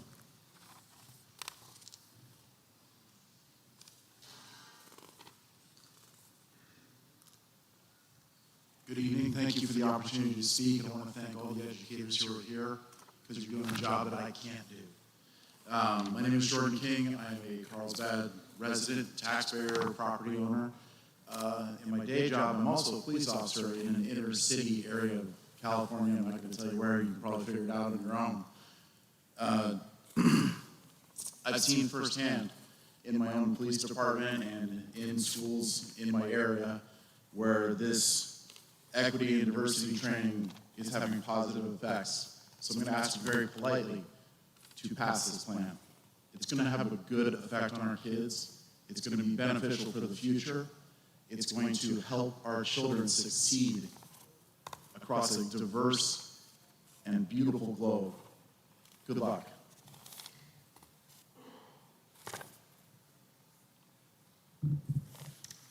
My name is J.C. Cooper, and I'm a proud graduate of Magnolia, Valley, and CHS. All students deserve to be treated with dignity and respect. All students deserve the opportunity to have access to an academic curriculum to help them be successful. All students should be kept safe while at their school in Carlsbad. Does respect, academic success, and safety hinge on sexual identity or religion? I hope not. DEI begins with diversity, which clearly, according to some community members who have spoken tonight and the actions of our own CUSD leadership, does not apply to the diverse concerns of those who oppose DEI. Let's sift through the veneer and call DEI what it is, a sexual ideology looking to masquerade as part of an academic curriculum. May I remind you, these are children, minors, and human beings who are incredibly vulnerable. Keep DEI out of our schools and continue your excellent work, which has clearly been reflected in the data and testimonies presented by our principals here tonight. Thank you. Next speaker. Order, please. Hello, my name is Michelle Van Houten. I'm a daughter of an educator, a mother who taught school for 35 years. Education, you're right, it's no place for hate. But education is about education. It's about math. It's about literacy. The best thing we can do for children is give them an education. The worst thing we can do is divide them. I just want to ask one question. What has identity politics done to unify us as a nation? My God loves each and every one of you. I love each and every one of you. I love these kids. I love you administrators. I was blessed to be here this evening because you're working hard. But stop this division. Let's do the best for our children. Let's do the best for our nation. Let's love each other like we should.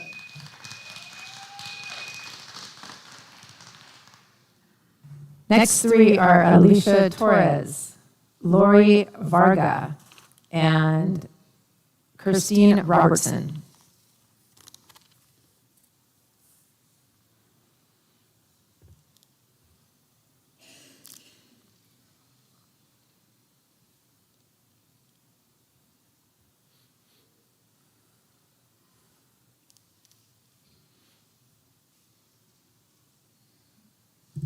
Do we have Alicia Torres?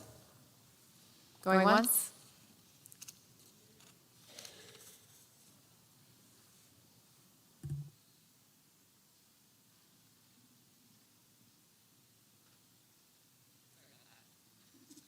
Hi, my name is Alicia Torres. I do live in the district. I have 2 children who attend school in the district, and I also have 6 nieces and nephews. I wanted to come down tonight and let you know that our family is in support of you passing the strategic plan for diversity, equity, inclusion, and belonging.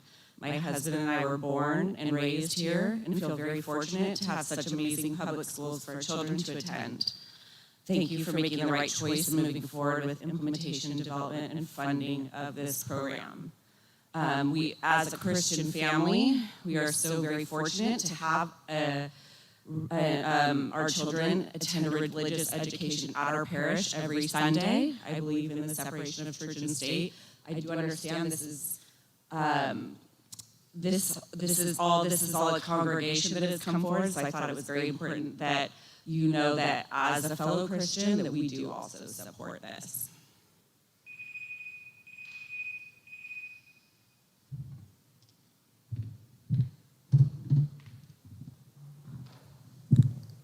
Is Lori Varga waiting?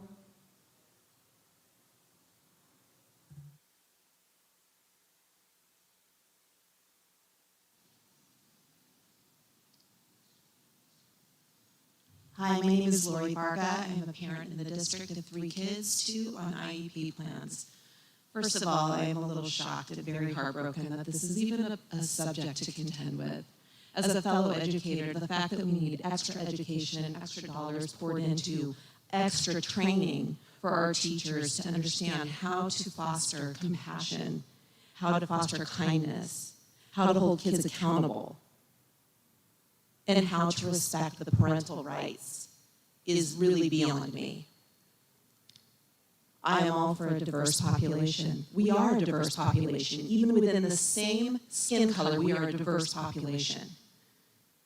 We are inclusive because we love our fellow man. No matter what you look like, no matter who you are, no matter what you are choosing, that is not a place for this in this educational setting. I believe that you guys should do the right thing and spend the money where it's needed.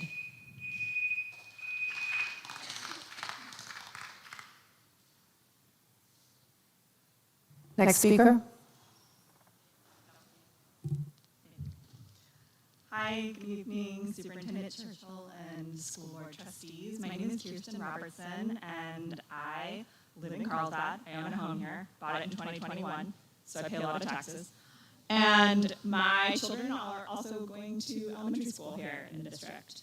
We actually chose to move to Carlsbad, specifically from another part of the state, because we thought it was a great place to live. And I was actually surprised that this actually had not happened yet, this DEIB plan. And like you, like so many of you, I am here tonight because I care deeply about my children and all of the children who are students within CUSD and the staff who are teaching them. I want them to feel safe and supported, respected, and a sense of belonging. This is the intent of the DEIB plan. And we know that this plan is spreading to so many parts of this country, and we need to embrace it. We need to pass it. Thank you. The next 3 speakers are Manasee Watts, Alicia Sutton, and Mary Oren.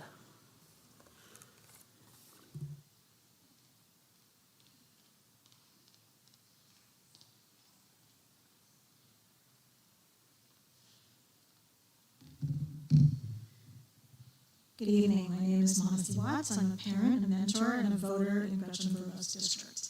I strongly urge you to adopt the DEIB plan. As a parent of teenagers, I'd like you to remember how much a student's school experience is about feeling included and feeling like they belong. Looking around this room, you may not be sure of how much diversity we have here. Indeed, I don't know if I feel particularly safe speaking here. Yet each person here has a perspective that deserves to be heard equally, including me. That is what DEIB does. It makes students feel valued. The real objection to this plan is that it makes some people feel uncomfortable. Let's make no mistake. These reactionaries, many of whom do not live in our district, feel uncomfortable about the presence of people that the DEIB plan will help be seen and included. We should not allow their discomfort to tear apart our supportive community. Please choose to increase the safety and belonging of all students and how they feel in our Carlsbad schools. Hello, my name is Alicia Sutton, and I have 3 kids in the district. I've rewritten my speech like so many times, so I'm just going to wing it. Basically, we're doing fine.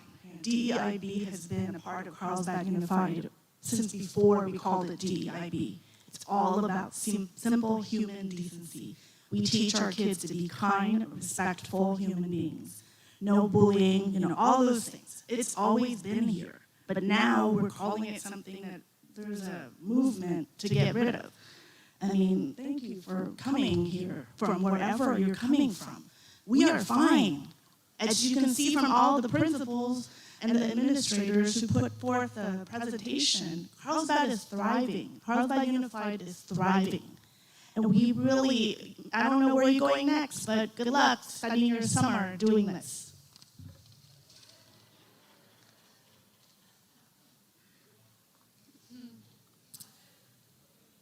Okay, good evening. Thank you so much for your great work. My name is Mary Oren, and I'm a 24-year resident of Carlsbad. I had a nice long speech set up, but I'm going to make it quick and just say that I am a supporter of Forward Together. As a longtime resident who loves Carlsbad, who believes in our kids, supports and feels tremendous gratitude toward our great teachers and leaders in the community who are doing all they can to help our youth navigate today and tomorrow, so that when our kids get to lead, they will be the best they can be to help guide generations of more kids to come. Let's make Forward Together happen to provide DEIB for kids and watch them build a world of power, strength, inclusion that we can all be proud of, celebrate, applaud, and enjoy. Thank you so much for your important work. I really appreciate it. Thank you. The next three are Christina McGoldrick, Drake Kellis, and Mason Burns.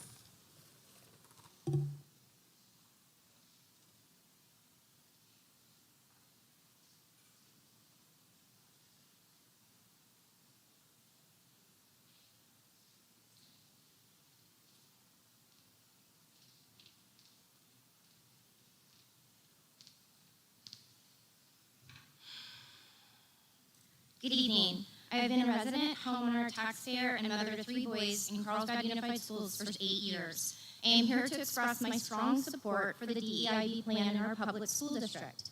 Did you know the California Department of Education specifically includes their definition of the public school under the 9th bullet point that public schools are a non-sectarian, meaning not involving or relating to a specific religious sect or political group. The Carlsbad Unified School District is a public district that is maintained at public expense for the education of children of the community. That constitutes a system of free public education, including primary and secondary schools. It is not a school district exclusively for the enrollment of one race, ethnicity, or religion. That would be the definition of a private school. When there is a full board present, we would greatly appreciate it if you could please pass this plan. Thank you.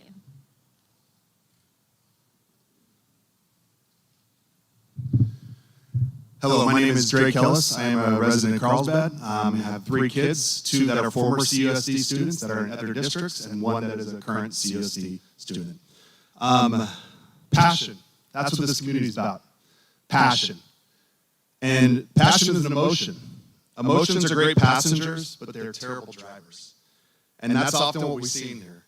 I'm going to share a story of a former transgender, Chloe Cole, student from California in Fresno area. She started T blockers at 13 years old, double mastectomy at 15 years old, and at 16 years old, she transitioned to her birth gender. She is suing Kaiser Permanente. She was led by emotions, by teachers and staff helping her through the transition. Please look up Reddit detransitioners, thousands of stories of kids that were led by emotion that are going back on what they originally wanted to do. Multiple lawsuits against hospitals now from detransitioners. If we are not transparent with our parents, we risk litigation against our school district as well. Please vote no on the plan.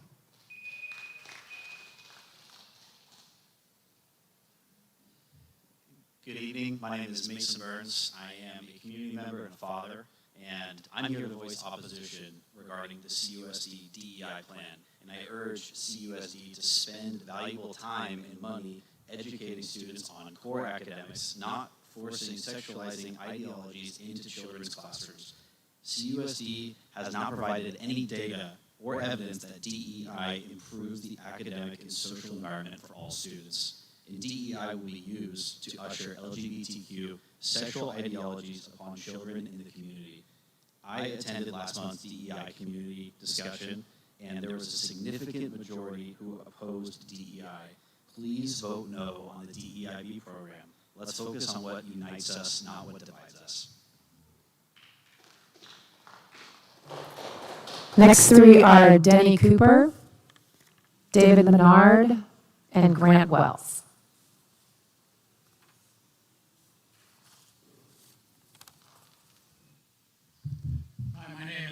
Cooper, and I have been a teacher in Carlsbad at Carlsbad High School for the past 36 years, and I've had 7 children attend CUSD schools, past and present. I agree 100%. There is no place for hate.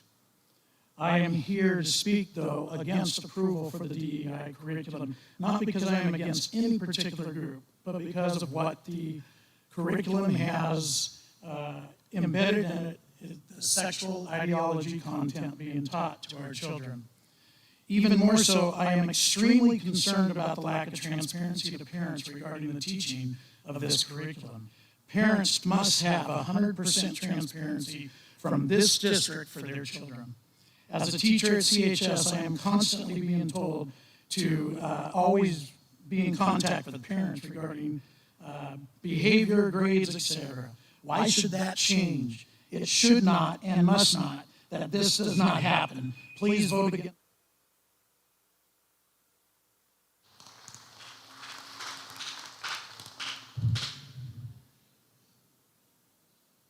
Hello, my name is David Menard. I'm a member of the community. I have 2 grandchildren in the district. I thank you for hearing me. It is obvious by tonight's meeting that CUSD is doing a great job protecting the students from discrimination and bullying and all the things that you are desiring to accomplish in DEI. Virtually every principal and every video championed DEIB and this belonging environment, which I think is wonderful. There is great care being taken to ensure there's no racism or exclusion in our schools, and I would say well done. In May of this year, the CUSD held the DEI listening and learning meetings, and the problem was you never revealed the DEI plan, and I'm wondering why. Why was it not revealed until this last week or so? I'm wondering what was done with the public feedback from these meetings. The parent feedback from these meetings was overwhelmingly against DEI as I went through it. 427 against DEI and only 159 supporting it. That's a 3 times nearly.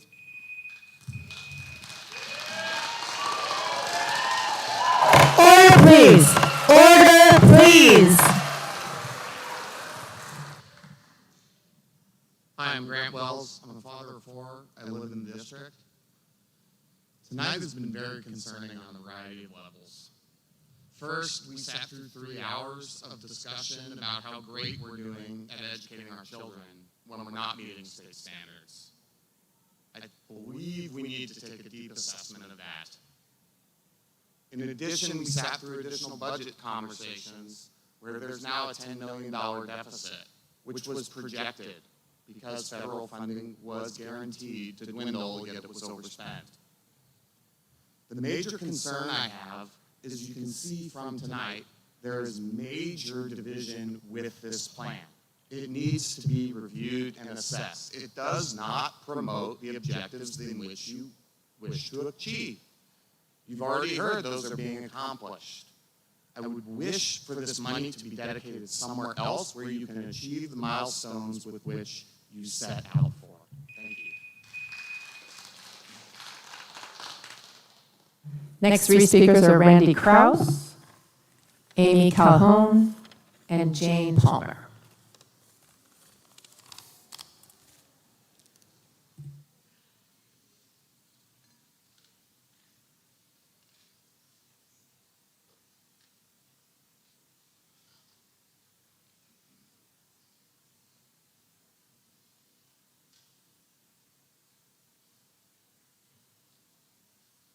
My name is Randy Krause, and earlier tonight I heard someone say, have the courage to pass the DEI.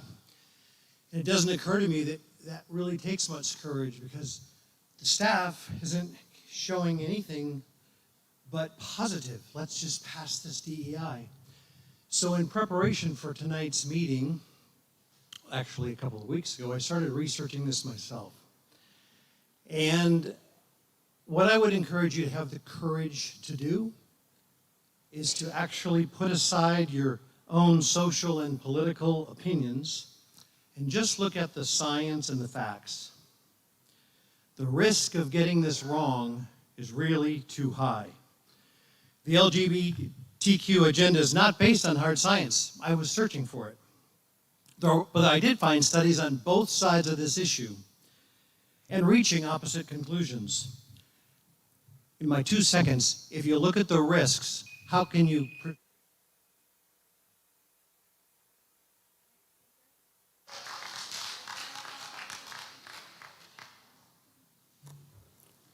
Amy Calhoun?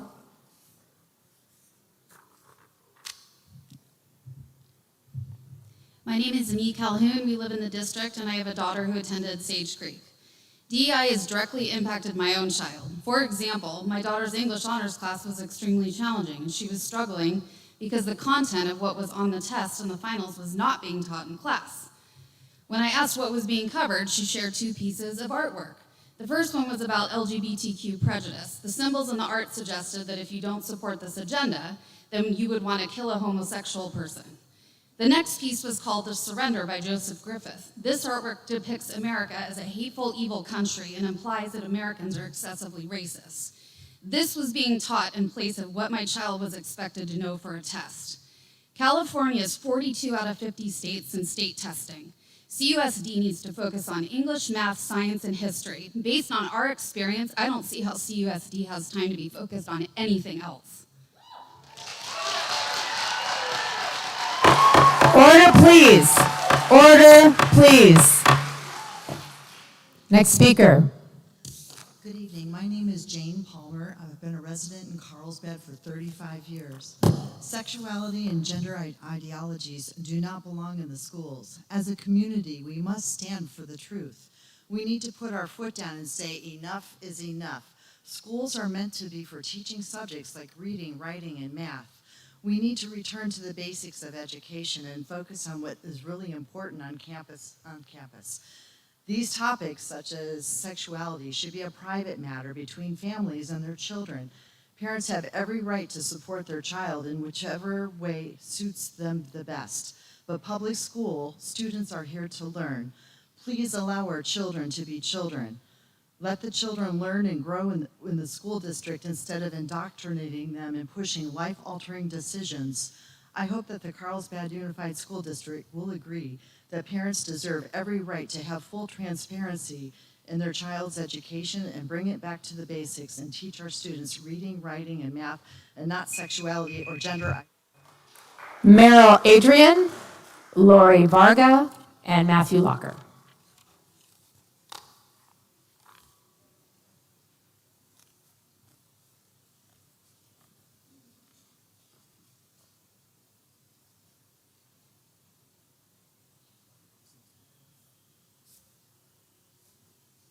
Sir, are you speaking? Okay, third one, great, thank you. Go ahead. Matthew Locker. Hi, my name's Matt. I'm a Carlsbad resident. I live in the district. I have 2 kids in the elementary school. I wrote a little speech, but I'm going to skip it because it's almost 10 p.m. and I think everybody agrees we're not going to really convince each other of anything. Please pass this plan. I think you have heard enough things tonight, both in support of it, and you've heard people speak against it in ways that should convince us all it's totally necessary. Please pass this plan. Thank you. Thank you.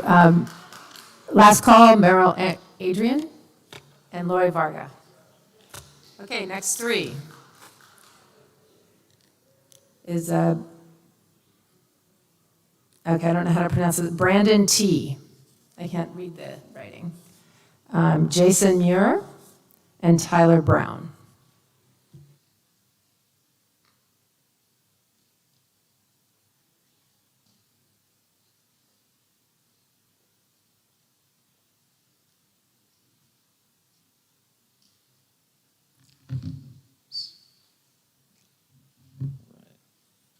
First, I wasn't sure if I was first. Okay. Good evening. I'm Brandon Tionson, Carlsbad resident and president of the Carlsbad Equality Coalition. I stand today in support of your DEI plan, a plan that's become entwined in discussions that have raised a pattern of concerns. At a recent city council meeting, the LGBTQ+ community was compared to extreme ideologies like Nazism.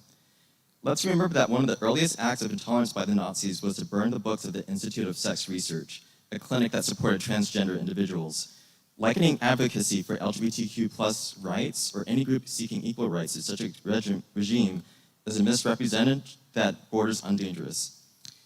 As we navigate discussions about this DEI plan, let us remember the importance of tolerance and respect. Let's equip our children not with fear or prejudice, but with respect and understanding instead of kowtowing to enabled or intentional hate of those negatively impacted by systems we should have outgrown. I urge the board to adopt this DEI plan, affirming the worth and dignity of every student. Thank you. Next speaker. Hi, my name is Jason Muir. I live just outside the district, but my kids also play with other kids in Carlsbad district, and our whole family, hangs out here. But what am I asking for? I'm asking for full transparency in curriculum and parental rights. I would like to say no to sexual identity and gender ideology curriculum, groups, or celebrations on public school campus. The ramifications of exposing kids to these ideologies are detrimental. Risks include high suicide rates and gender dysphoria. The DEI plan goes against my beliefs and values.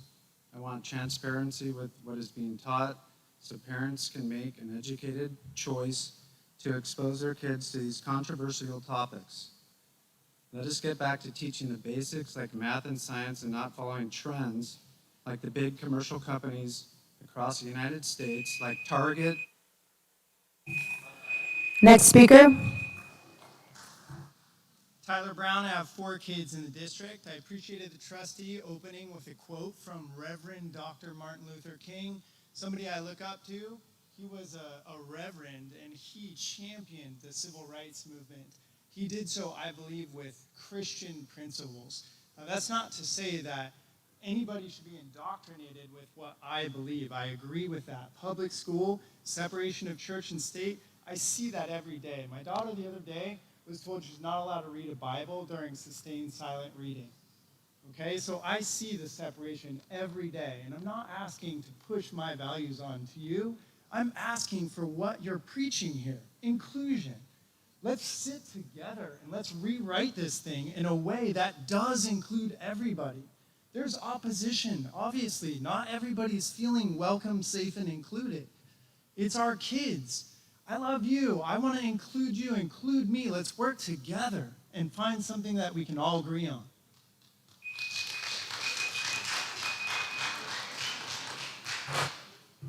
Next speakers are Karina McDaniel, Aiden McDaniel, and Kathy Strother.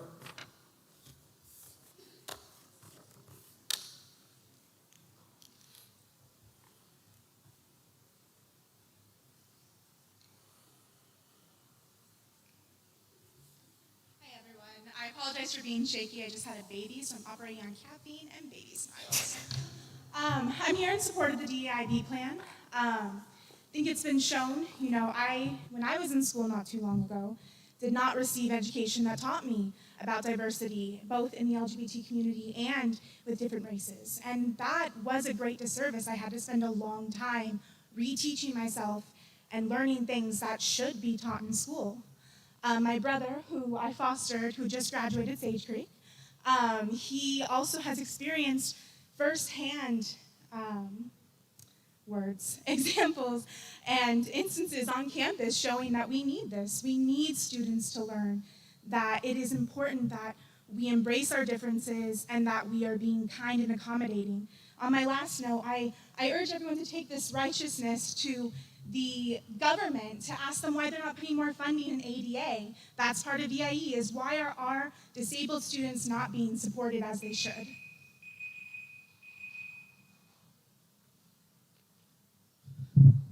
Hi, I'm Aiden McDaniel. I am a recent graduate of Sage Creek High School. If there's one thing that I have to take away from this night, it's that I'm frankly scared.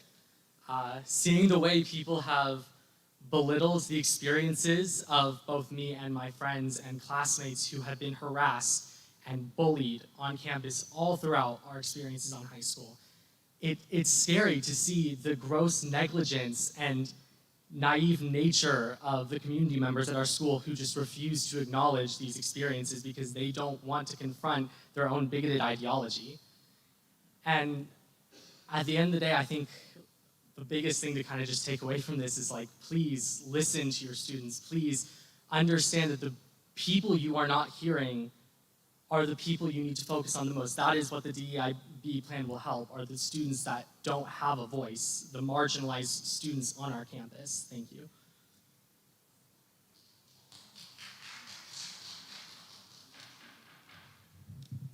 My name is Kathy Strother, and I lived in Carlsbad for 46 years. My 3 kids went to school here, and I have 7 grandkids that go to school here. I support the DEIB plan. I was a teacher for 35 years, and anyone that's worked with kids knows that the more inclusive you are and the more you help them, the better off they'll be. And everybody should, I agree with the gentleman, listening to this tonight scares me. Next 3 speakers are Galian Thompson, Chi-Wu Chang, and Nathan Apfel. Hey, I think you pronounced my name wrong. Can I speak? I'm Laura Van Lowe. It was a couple months back. It was a couple, how many back? A few, probably. What is your name? Laura Van Lowe. Okay, go ahead. Okay. My name is Laura Van Lowe, and I'm a resident here in Carlsbad. And I vote no for this DEI, and the reason why is please stop wasting my tax dollars. Please stop wasting children's time in school, their precious time, to teach them something that has no place to be taught in school. We need math, science, history, not something that revolves around sex. Not something, and it does. You know what? Your parents are there to teach you. And if you don't like, it's not you guys, but if somebody doesn't like me growing up, it's my personality. I don't care. It's not about what I wear, my religious beliefs. I don't like people because I don't like their personality. It has nothing to do with what they believe in, who they're dating, who they're having sex with. And this isn't discrimination. And, you know, the school board does have the power to do the right thing. And the right thing is to focus on the real education. And this isn't the popular vote. This is the right. I think I was next. My name is Galen? Galen. I Thank see you. that you guys love data. Data is awesome. Teaches you things. One of the things I saw is that when you guys gave extra math time, the students' grades went way up. That's a little bit of a key, is spend more time teaching the kids that are failing in certain areas, regardless of what they look like, regardless of what color shirts they wear. It doesn't matter. We should all love the kids, want what's best for them, and I believe that we all do. The problem comes in, we have more data as well, and unfortunately that night, the data that I'm speaking about is what happens to kids that have confused ideology, and an adult comes along and tells them that the situation they're in is good for them. And I saw that firsthand at the meeting. There were 3 teachers, and they said, I don't believe you as a parent have the right to know what I'm teaching. That was here in this district. That is wrong. So what we need to do is go back to the basics and teach.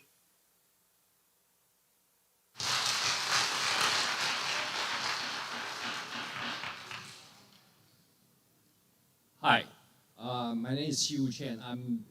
I have been a resident since 2004.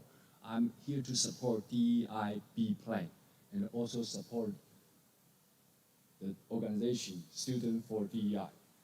I also want to take opportunity to debunk some misconception and deceptive concept about DEI. Some people claim DEI equal to communist, which is wrong. DEI is inclusive. Under DEI, everybody's welcome in spite of their religion, skin color, and race, or gender identity.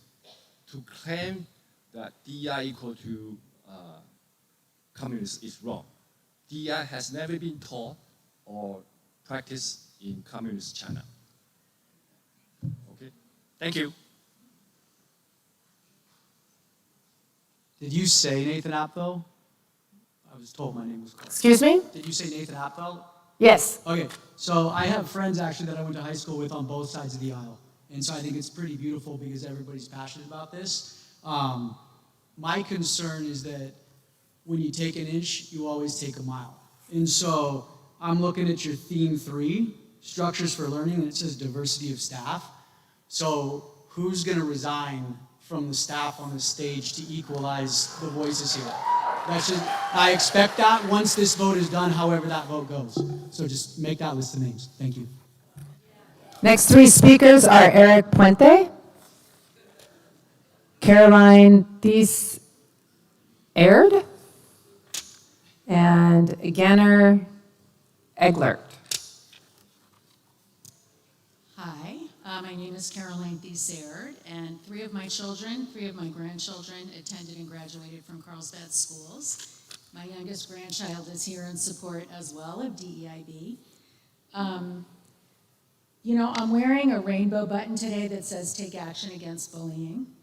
And I just have to say that to me, those who want to deny students of color and LGBTQ students the right to support one another through things like clubs, peer advocacy, celebrations of their unique history and culture, are trying to bully the CUSD school board into backing down on a plan that supports all of our students, who deserve to feel the same sense of belonging that their kids do. I see a lot of white people saying there's no problem when children of color have said in the survey that they don't feel that they belong. And it's really frustrating to hear people who have this privilege stand up and complain as if they're the ones who are pro-diversity.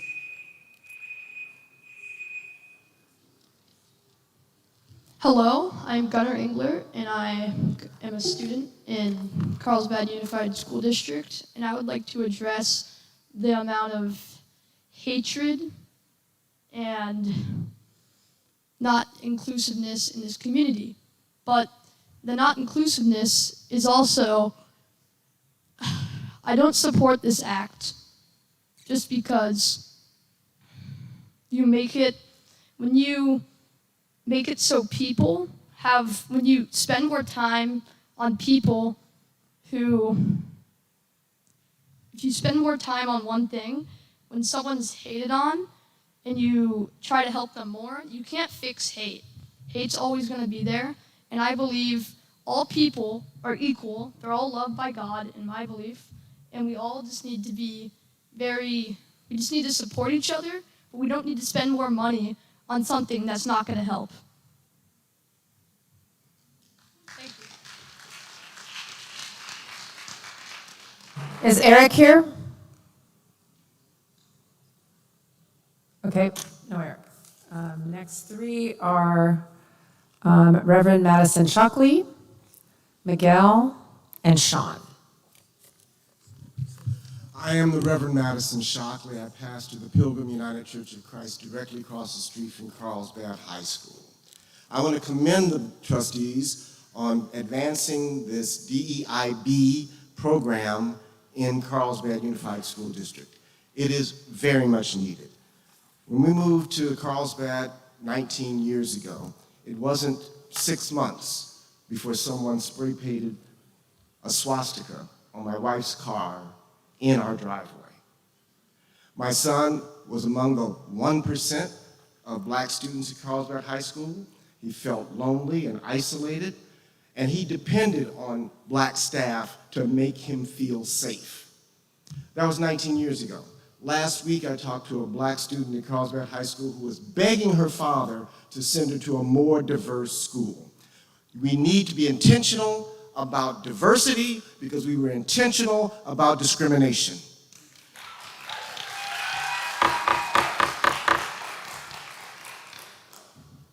Name's Miguel, new to the community with beautiful kids that I have to decide where they go. The purpose of education is to give the student the intellectual tools to analyze whether verbally or numerically and to reach conclusions based on logic and evidence. That's Thomas Sowell, one of the greatest minds of our time. I love diversity. Matter of fact, I would love to teach that to my kids on a regular basis, and I will do that at home as a parent. I do not believe that you should put a widespread program throughout school that is going to continue to negate the educational purpose of what school is about. Teaching the core subjects that will put them. And I could pull, like, I'm a black guy, my mom was an educator for 30 years and she was black, I could pull that too, but I'm not gonna do that. That's not the point, right? That's more diversity. But my goal here is that if you're gonna take control and put the efforts into listening to your constituents and focus on the educational piece. Thank you, and I need to interrupt the next speaker for a moment. May I have a motion to extend the meeting, trustees? So moved, Williamson. Second, Verbeff. Any discussion? Ms. Garcia, please call for a vote. Trustee Williamson? Yes. Trustee Ward? Yes. Trustee Verbeff? Yes. Trustee Rawlings? Yes. Motion passes 4-0. Thank you. Sorry for the interruption. Sean, you're up. Good evening. My name is Sean Fredrickson.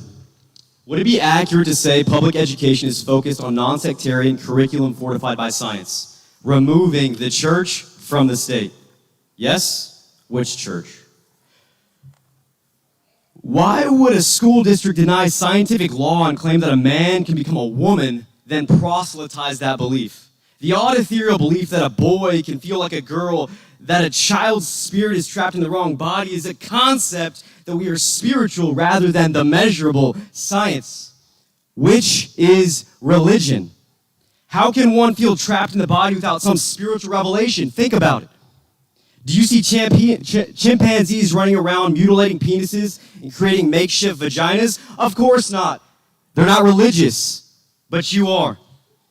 For claiming to be a sectarian school, you seem to have overlooked the cult religion under your nose, secular humanism. Pay attention, for we are. Last speaker is Dave Hance.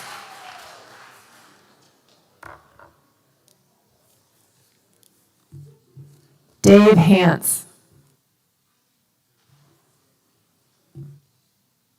My name is Dane. I'm a Christian and a homeowner on the border of the district.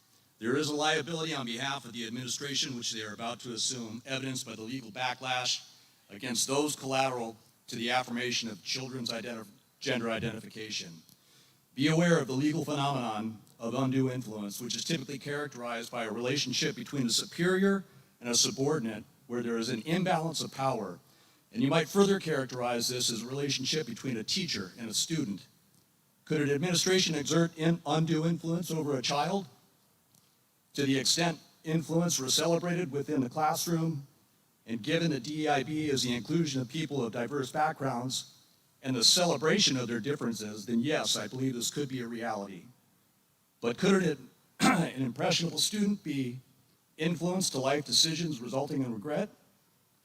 The answer to this lies within the work of clinicians like Miriam Grossman, who have recognized that gender dysphoria is manifesting along the same Thank you. Trustees, it's your turn. Do you have any questions?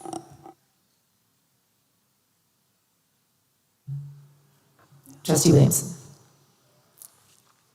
I have to find my sheet. Okay.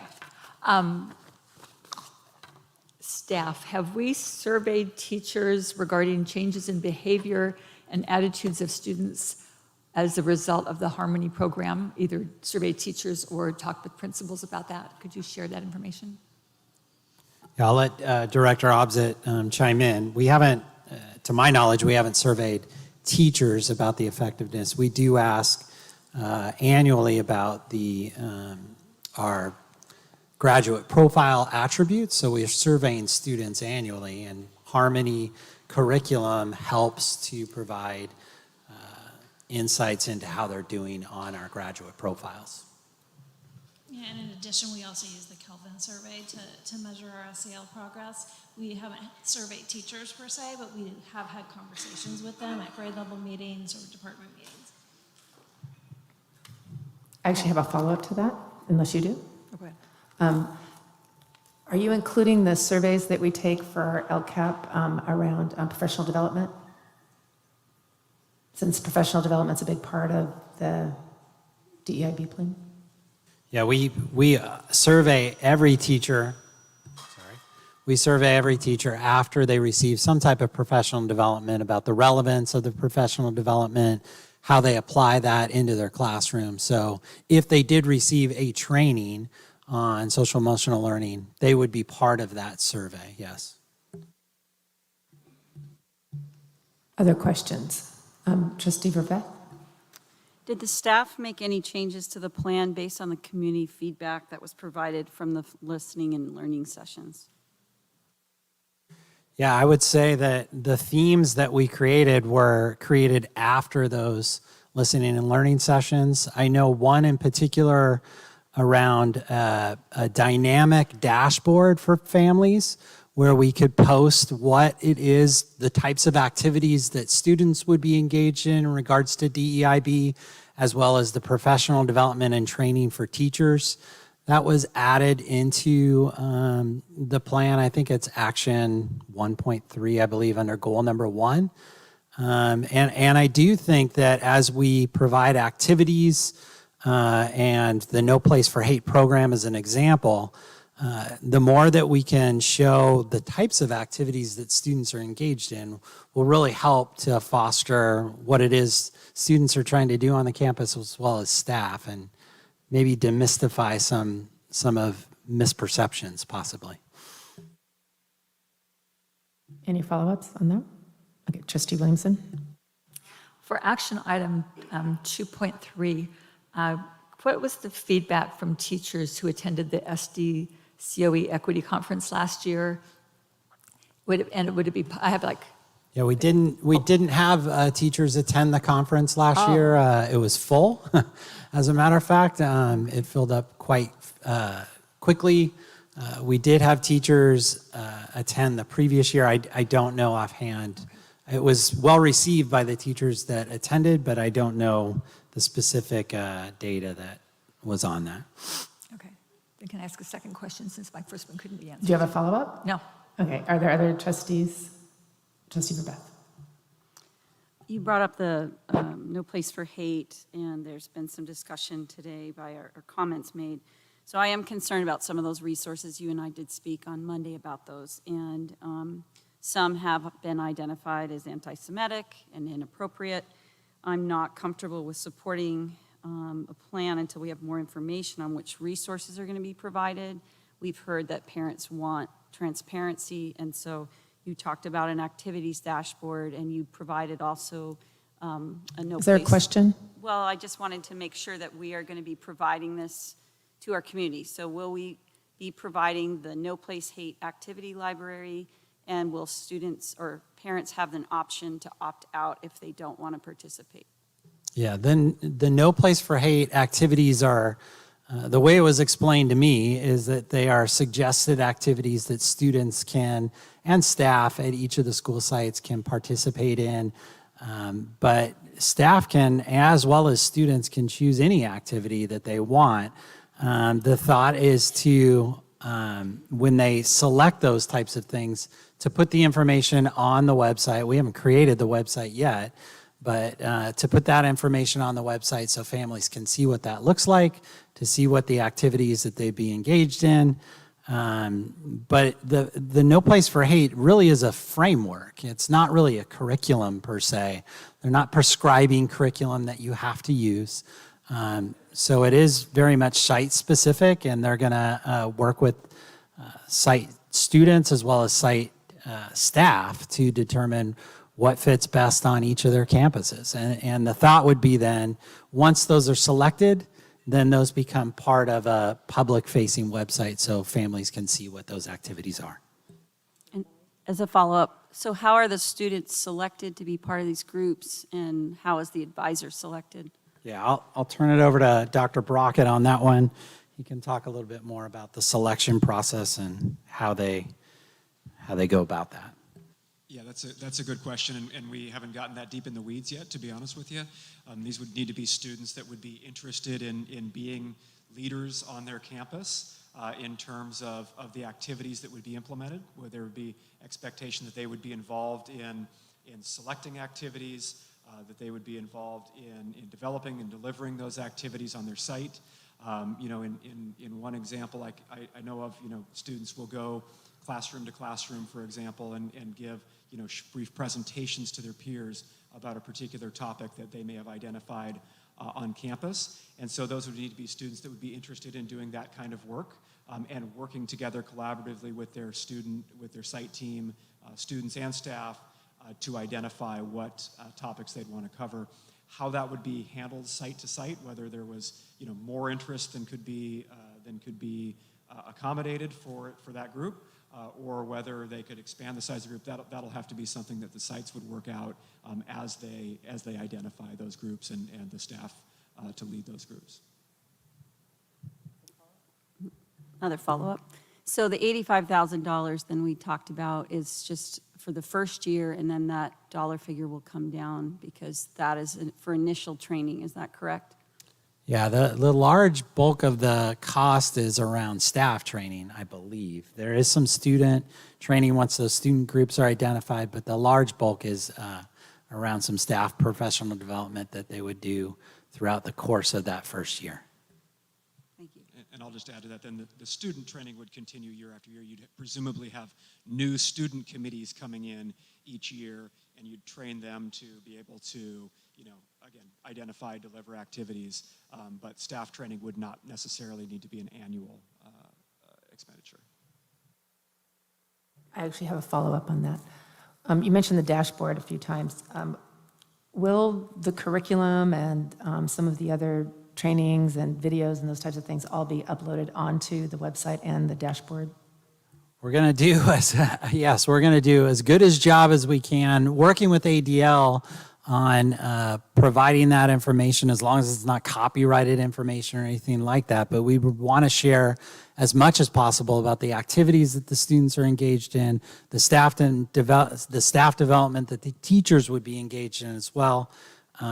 We think that would be a good thing, again, for parents to see and for each of the school sites to kind of demonstrate exactly what's going on each of the campuses. Trustee Williamson. On action item 2.5, it talks about getting a planning committee of teachers and administrators to identify strategies for teaching students to engage in civil discourse in and out of the classroom. And so there'll be a civil discourse committee. Could you explain what does that mean by, what are you talking about in that one? Yeah, I'll have Dr. Brockett take that one, but I'll chime in if needed. Yeah, absolutely. I can share with you, anticipating some of the things that were coming up. I pulled the definition of civil discourse from the National Council for the Social Studies. And so if you'll bear with me, I'll just read that to you. A civil discourse is a conversation in which there is a mutual airing of views. It is not a contest, rather it is intended to promote mutual understanding. Civil discourse follows general rules of polite behavior. There's really just one rule of civil discourse: don't make it personal. This means to stick to the issues. In a civil discussion, you use logic, persuasion, evidence, information, and argumentation to make a point or defend a position, but you would not attack the other individual personally. Civil discourse means being respectful of the other person and his or her views. Each person in a civil discourse is entitled to his or her own opinions and is entitled to be treated with respect and dignity. And so, civil discourse really feeds off of the types of discussion frameworks that teachers often employ in classrooms, all over the country and in Carlsbad as well. And so, with I think the rise that I think teachers have noted and staff has sometimes seen in incivility, we feel like it's a valuable toolbox to be able to provide to teachers when discussions happen in the classroom in the course of regular learning, conversation, English class, for example, or social studies class with current events, things like that, to have teachers have a toolbox to be able to help support their students in having civil discourse and knowing how to engage with people that may have different views. Thank you. Trustee Burbeck. Item 2.5 and 2.6. How are we involving parents in the DEIB plan when the plan mentions committees of teachers and students? Why aren't parents included in those options?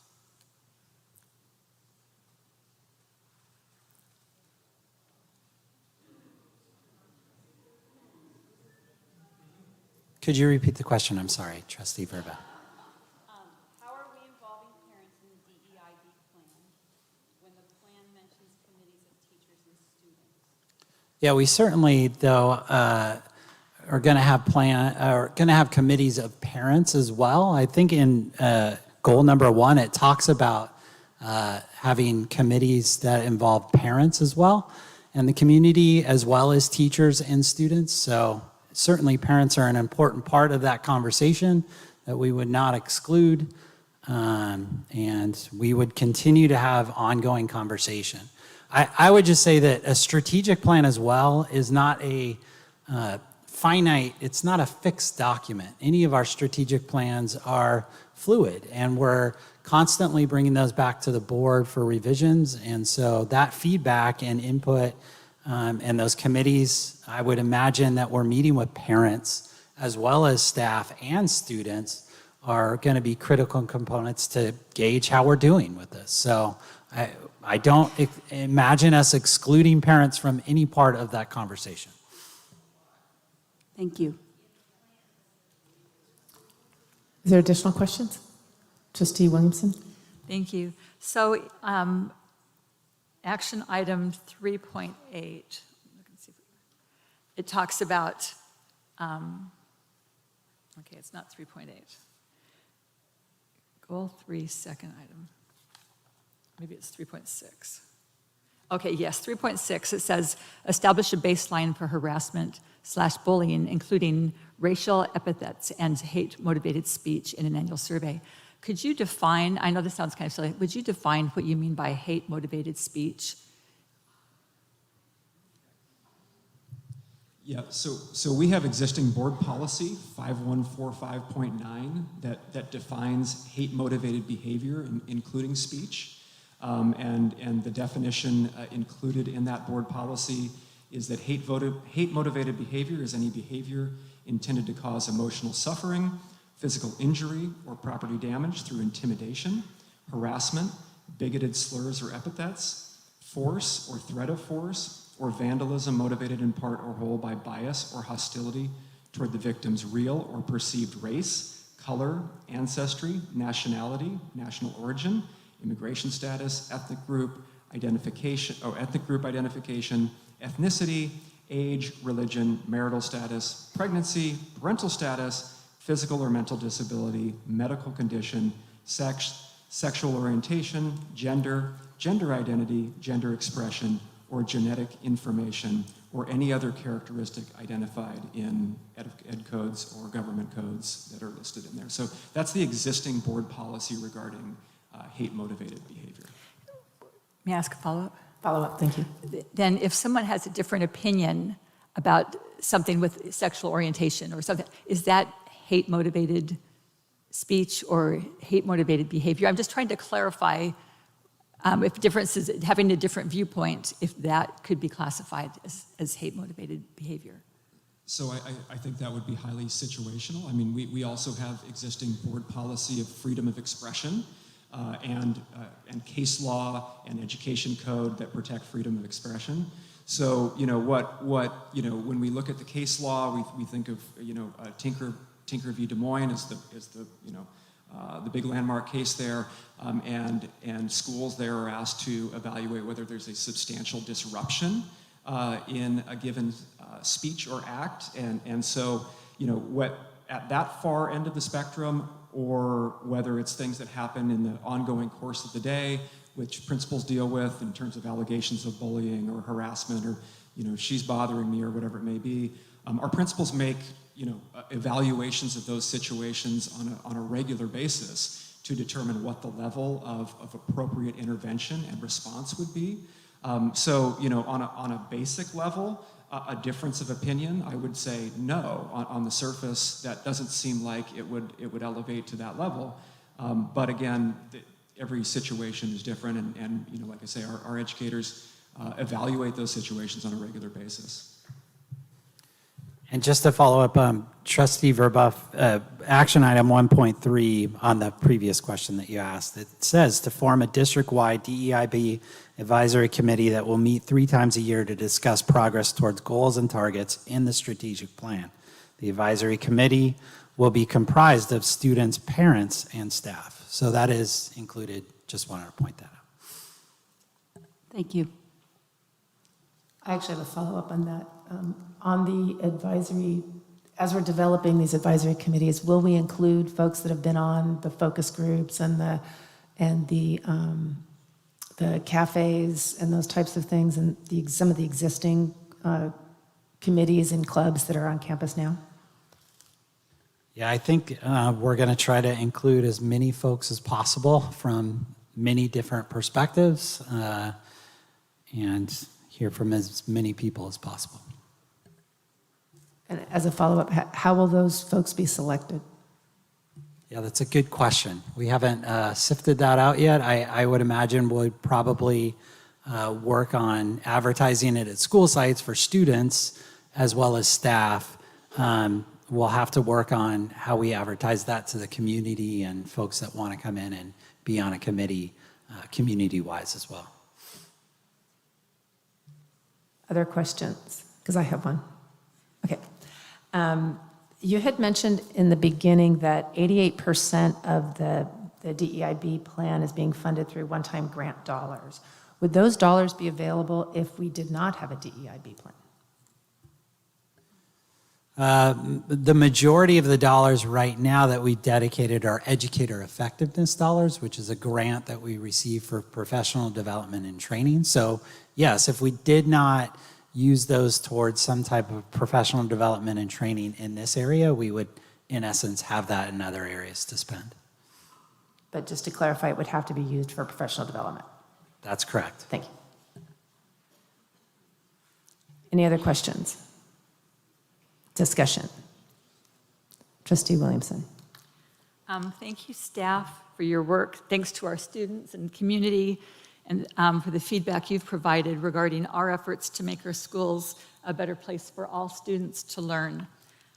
Whatever DEI plan is ultimately approved, it will take community support to make it happen. Before we start talking about individual components of the plan, I'm asking for consideration and support of my fellow trustees for the following stipulations as we continue on this journey, understanding that Mr. Pearson is not here, and so I'm putting it out now, and we probably need to have another discussion later. But first, all voices are welcome. In fact, we discourage viewpoint discrimination. One of our core values states, we respect the views of others through an open exchange of ideas. Specifically, to me, this means that the DEI Advisory Committee, and that's mentioned in action item 1.3, and the site-specific DEIB student committees and panels, which are action items 1.4, 2.6, and 3.7, will include students and individuals with differing perspectives and viewpoints. Additionally, parents and various groups, including faith-based, are not only welcome, but encouraged to be part of the process. Second, we have total transparency, as we have discussed already. Every staff training, every unit that will be presented to students, every suggested reading list will be posted on the district website with as much detail as allowed by the third-party providers. Third, while at times we may disagree. We need to be able to hear so we can understand what we are agreeing to. Thank you. Third, while at times we may disagree about the interpretation of Ed Code or state and federal laws, the board will follow the law and focus on what is within our authority and responsibility. While all voices are welcome, we ask that input be centered on issues that are within the purview of the board. So those are the 3 things that I would like to put out there that I would hope that we could get agreement as board members to that. Are there any questions? I have some.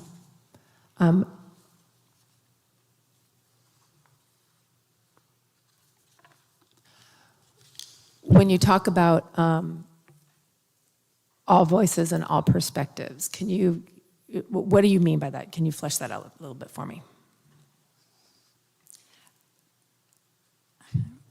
I guess I think the words are self-explanatory. I guess please, can I say something to them? Yes, please. I really appreciate you being here. You don't know how tough it is to be up here on the board and to try to really have a good conversation and a discussion. We really have worked hard to listen to you carefully tonight. And if you could, I know that you feel very passionately one way or, in many ways, if you could hold your responses so we can really have a discussion now, I think it would be helpful for all of us. I just invite you to do this. Anyway, so. Thank you for saying that. Thank you. And again, I'm not trying to, when you say all perspectives, I mean, I totally agree with the concept. I just want to know what that looks like. Because if you say all perspectives, I mean, we have 11,000 students, and you can't get work done with 11,000 students in the room. So when you're saying representation from, the list of groups that we've identified as, that have been defined as diversity, I'm all for that. But when you say all, again, I think if you get too many people involved and you have all these different folks in the room, then you don't get anything done. And so that's what I'm getting at. I hear what you're saying, and I believe that if we look at the representation that we're talking about with diversity, the list, yes, and would we get a representative from each person, from each item, protected group each time? Probably not. I don't know if we would, if enough students, but what I think the key to me is we discourage viewpoint discrimination. I just found that phrase a couple I'm of, all in favor of that. and I love that. And I feel that if we're not careful, all of us have a tendency to roll our eyes at somebody else's viewpoint. And so, and that's discouraging viewpoint discrimination. That's encouraging viewpoint discrimination. Anyway, I would hope that we can listen carefully, and if someone has a viewpoint that's very different than ours, they can be part of the group. They can participate. They don't. I would hope that we wouldn't be shaming them. That we wouldn't be saying, "Hey, what you're saying is against my beliefs," or "What you're saying is not according to Ed Code." I mean, as far as student groups, that we need to have conversations, we need to have perspectives. So that's what it's saying. And say the third one again, please. Okay, the third one is, while at times we may disagree about the interpretation of Ed Code or state and federal laws, the board will follow the law and focus on what is within our authority and responsibility. While all voices are welcome, we ask that input be centered on issues that are within the purview of the board. Can you provide a little more description of that? Okay. As it relates to this plan. I think probably one would be, we received a lot of input about no clubs on campus that are supporting LGBTQ plus. That's Ed Code. And so I appreciate input, but we don't have that's not within our purview. That is Ed Code. And so let's focus on things that are within our purview, things that we have choice on. If someone wants to lobby Sacramento about things that are in Ed Code, that's fabulous. But let's us focus on the things that we really have control over. So that's what, in other words, try to be productive and really work together. Are there any other questions? Okay. Go ahead. Trustee Ward. We're having discussion, right? Yes. Okay. So what you're saying is, if there's laws around LGBTQIA, we understand it, but that's not something that we're trying to negotiate or work around. It's the law, so we let it be. That's what you're saying. That we would. yes, that we would encourage people who are providing feedback to us, provide feedback about things that we can control. Right, okay. Yes. And then, And can I finish? Let me just add one point. And the purpose for that is I would like us to be unified as much as possible. And so the things that aren't in our control, let's not focus on that. So that's why. okay. And I agree with you, Elisa, on hearing different perspectives. I think that's really important. I think that's the value of this plan, is that we are looking at different perspectives and different viewpoints and different people and different backgrounds. And so that is the value of this plan. So I agree with you on that point. I want to get a better understanding, though. Like you mentioned faith-based groups. So I just want to know what you mean by faith-based groups, because from my understanding in talking to Superintendent Churchill, that's never been a part of surveying and things like that. So because typically parents, stakeholder groups, parents, teachers, staff members, they attend church, so they're kind of part of that group anyways, right? So I want to get an understanding how you define faith-based groups, if you're looking to just make sure that they're feeling included in the process, or or you're trying to get actually a religious perspective. So I'm trying to figure out, I want to get a better understanding of why you want faith-based groups to be an intentional part of this conversation. That's a good question. And I think we kind of alluded to it in an earlier board meeting when you asked kind of a similar question. In my mind, there are two specific reasons. One is the religion is one of the classifications that we need to make sure that's included. I think it's in our definition of diversity, if I remember correctly. And so that is a group that we need to make sure is included when we're talking about diversity. So you want to get a religious perspective on the plan, is what you're saying? A religious perspective. I want to make sure that people of faith are included when we're talking diversity, because they're one of the groups, just as we went and visited, various the LGBTQ groups. We talked, and so we would be that was one of the groups that we heard from. We had not heard from faith-based groups. Years ago, when we put together our I think it was our strategic plan or mission statement, we, at that time, reached out to, like we did this time, to Chamber of Commerce. We reached out to faith-based groups and had almost like a town hall meeting. And so it's not without precedent.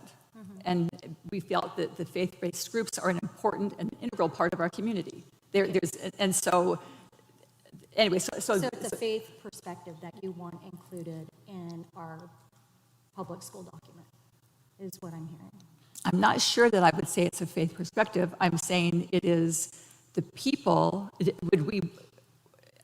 I guess maybe so. Do you want the LGBTQ perspective?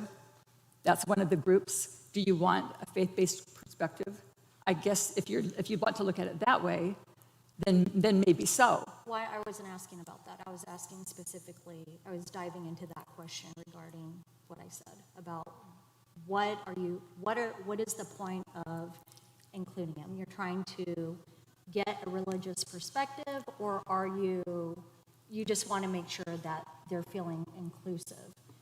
If it's that you're trying to get a faith-based perspective as part of the plan, then I just want to understand that, because I think it's important that if we're going to do that, we're going to include and have a plan and a process on how we're going to invite every religious organization, because I think it's important that it's not just, some random draw of people to show up.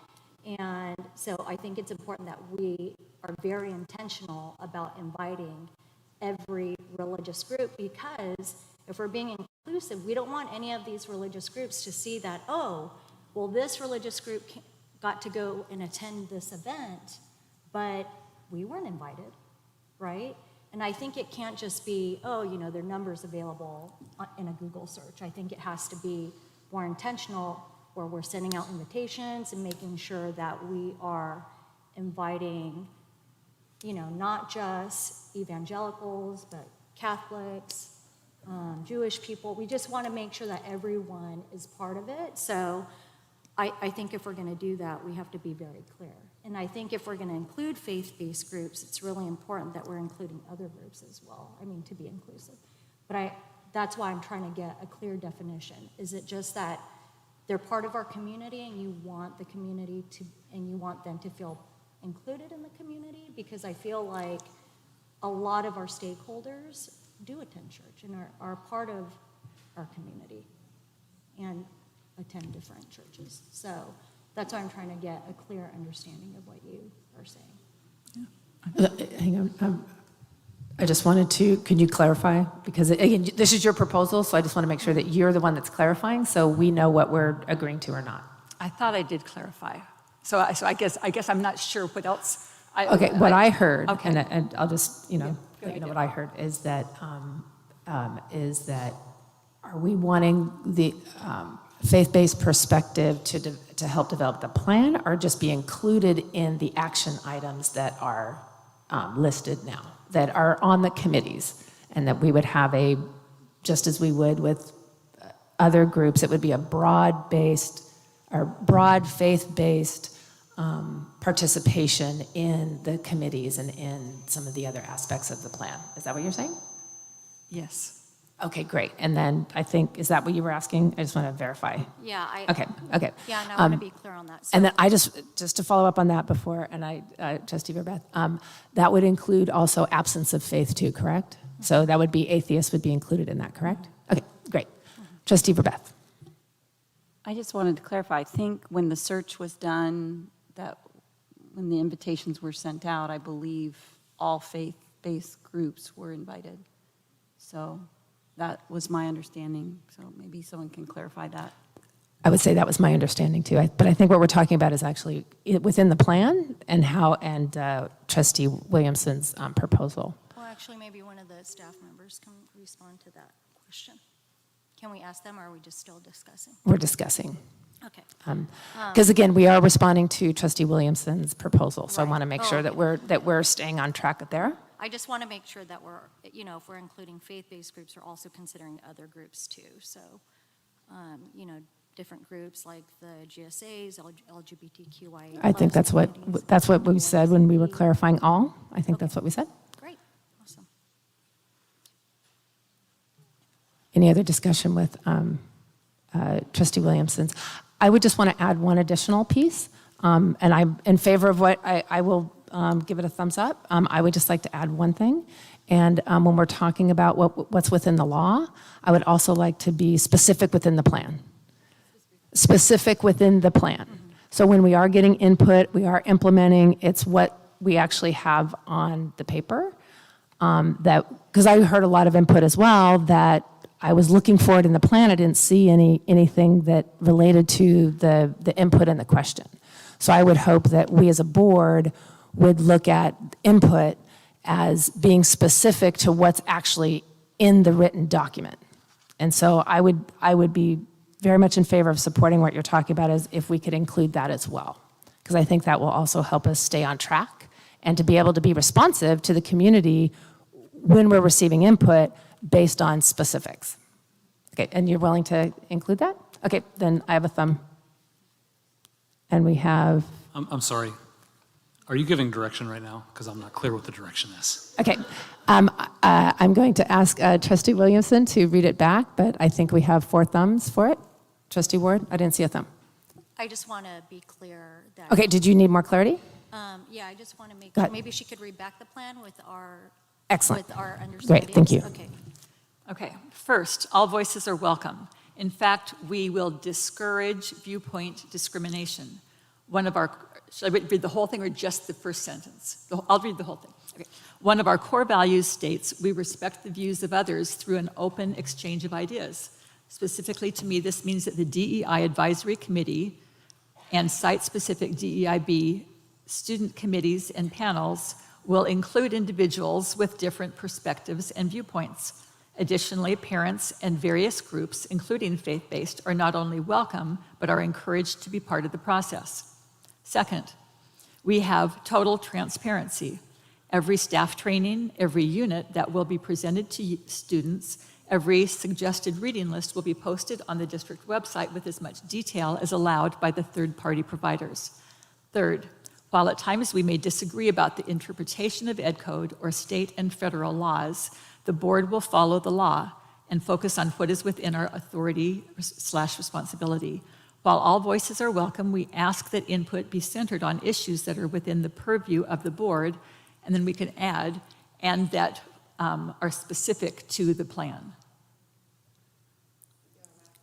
Did you get all that, I have, Tricia? Well, aren't we also including something about non-faith-based groups are also going to be part of that, and also other groups such as?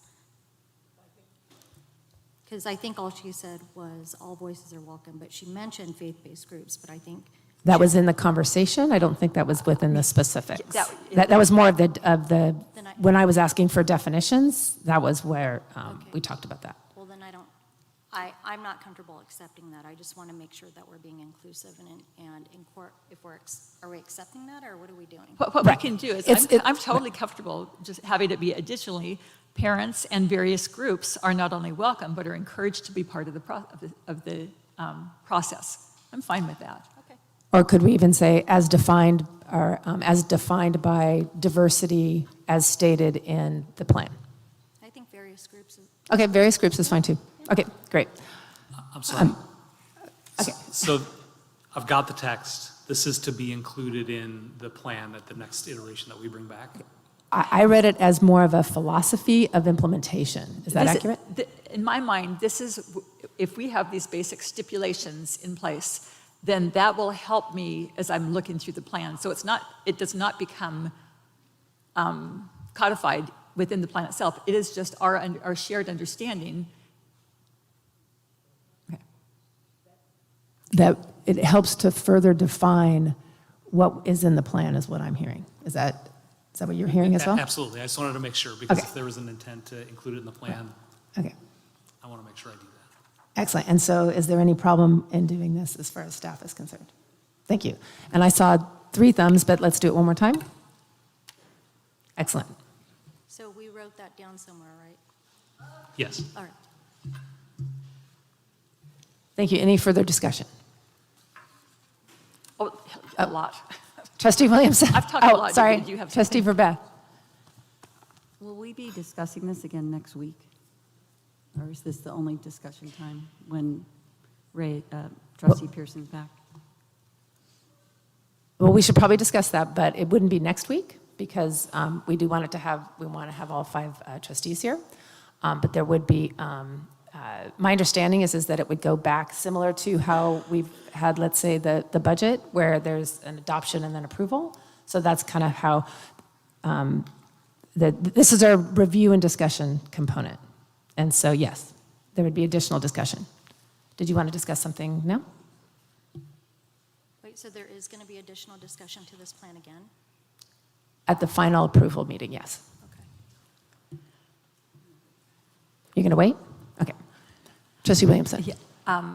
Given how late it is, I have 3 pages of discussion, but I think that I will also wait until Mr. Pearson is here.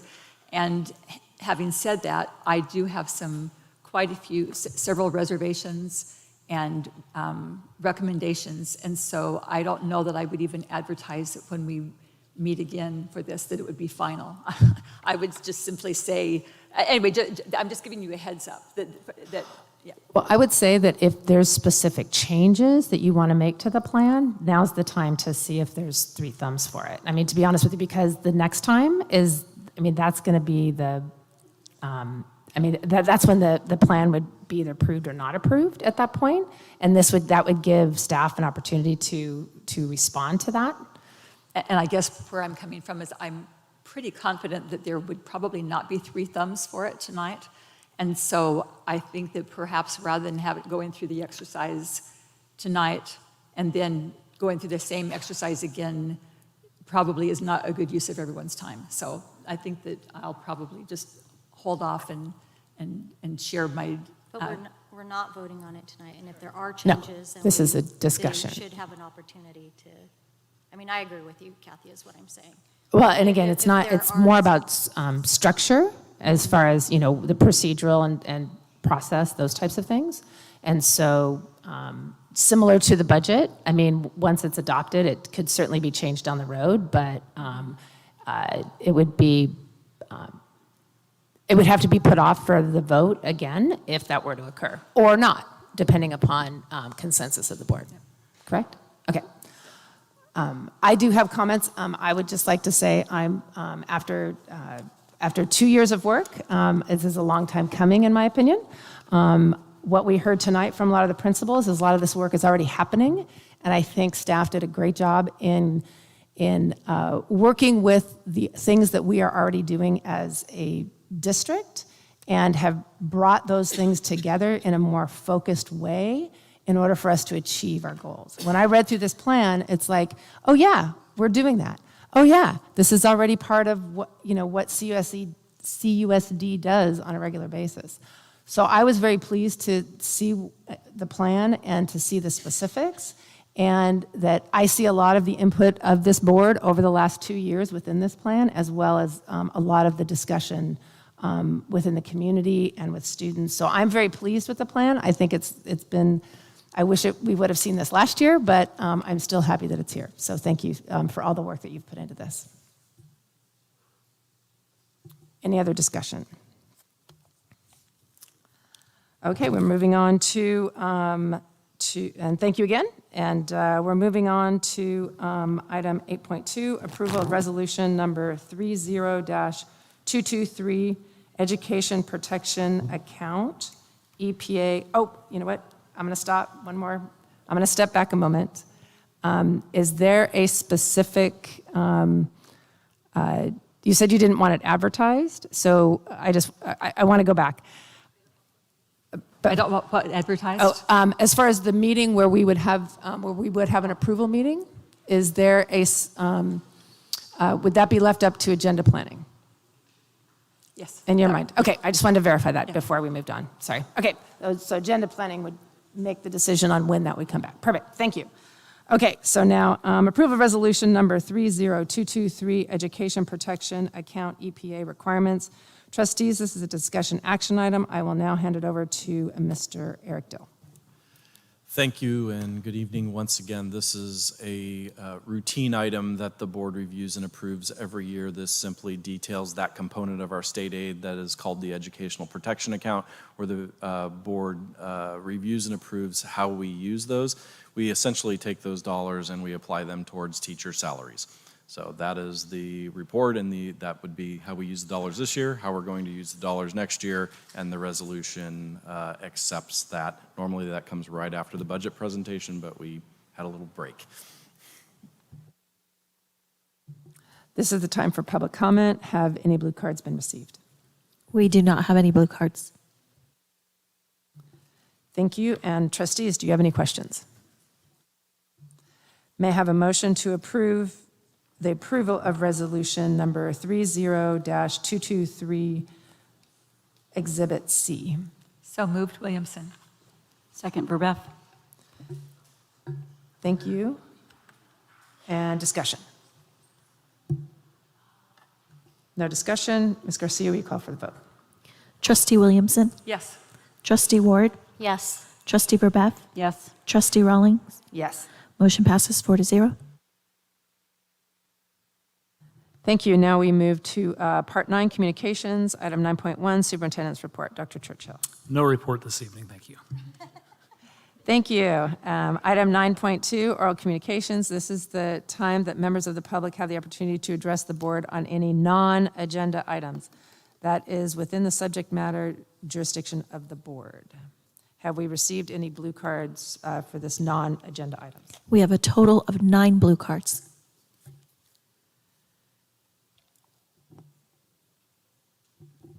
We have 9 blue cards. In order to allow speakers to present their comments and ensure we are able to properly attend to the business of the board. Per Board Bylaw 9323, public comments will be limited to 20 minutes. This means each speaker will have, and it's 2 minutes and 15 seconds.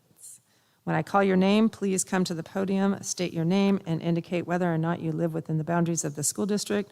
We will have the timer on the screen, and your microphone will be muted when the time expires. And I would still appreciate you using your fingertips instead of cheering and clapping. First speaker is Scott Davison. My name is Scott Davison. I reside within the district. Why is Carlsbad being divided? 2023 has filled with escalating fighting over controversial issues, from ethnic studies to pride flags to repeated meetings on DEI and occasionally belonging. Why now? The board requested a DEI plan in March 2021, but it sat dormant for 21 months. The ethnic studies curriculum won't be required for several more years if it's even funded. There was no controversy last year when Superintendent Churchill denied a student request to fly the pride flag. Strange, isn't it? What is more troublesome is that there are some groups that are willing to make false accusations of racism against other students simply to justify the need for a DEI plan.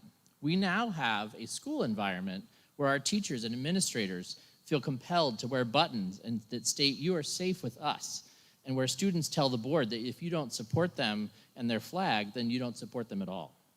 Is this the environment you want in our schools? Our classrooms should be safe for everyone, and if they're not, we have a teacher problem. Fortunately, the vast majority of our students report being safe and valued at school. What we seem to have are a few groups intent on dividing us with manufactured problems for political gain. Fortunately, it seems to be having the opposite effect. Our Carlsbad community is waking up to these divisive efforts and uniting to preserve the positive, inclusive, and respectful community that we have fostered here for decades. As long as our superintendent remains hostile to parents and transparency, these issues won't end. I would respectfully ask the board to refocus your mission to provide every student with an extraordinary education in an inspiring environment. Thank you. Katrina Weilich.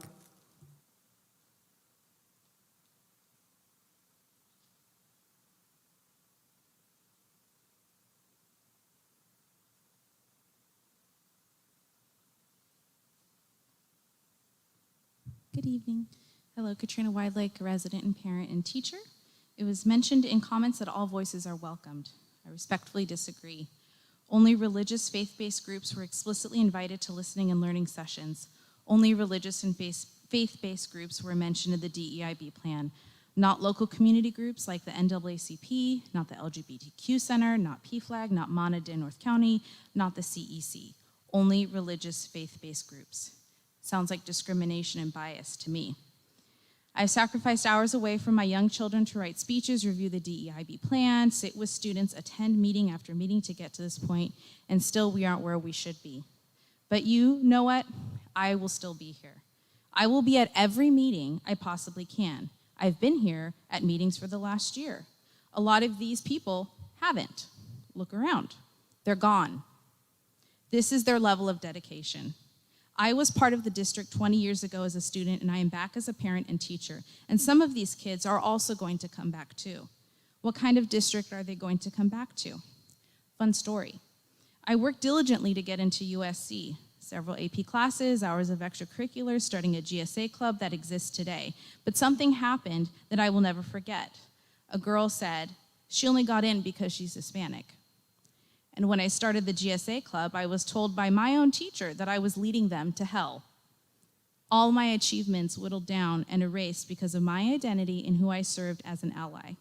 That is nothing compared to the trauma, bullying, and harassment students today are experiencing. And how do I know this? Because I sit with them. Because they come to my room and they tell me their story. Please stop delaying the vote on DEIB. Agendize a vote on the DEIB plan for the next meeting, and agendize the flying of the pride flag during the month of June, as you mentioned in the last meeting. Today is the first day of summer. Thank you. Jen Hamburger.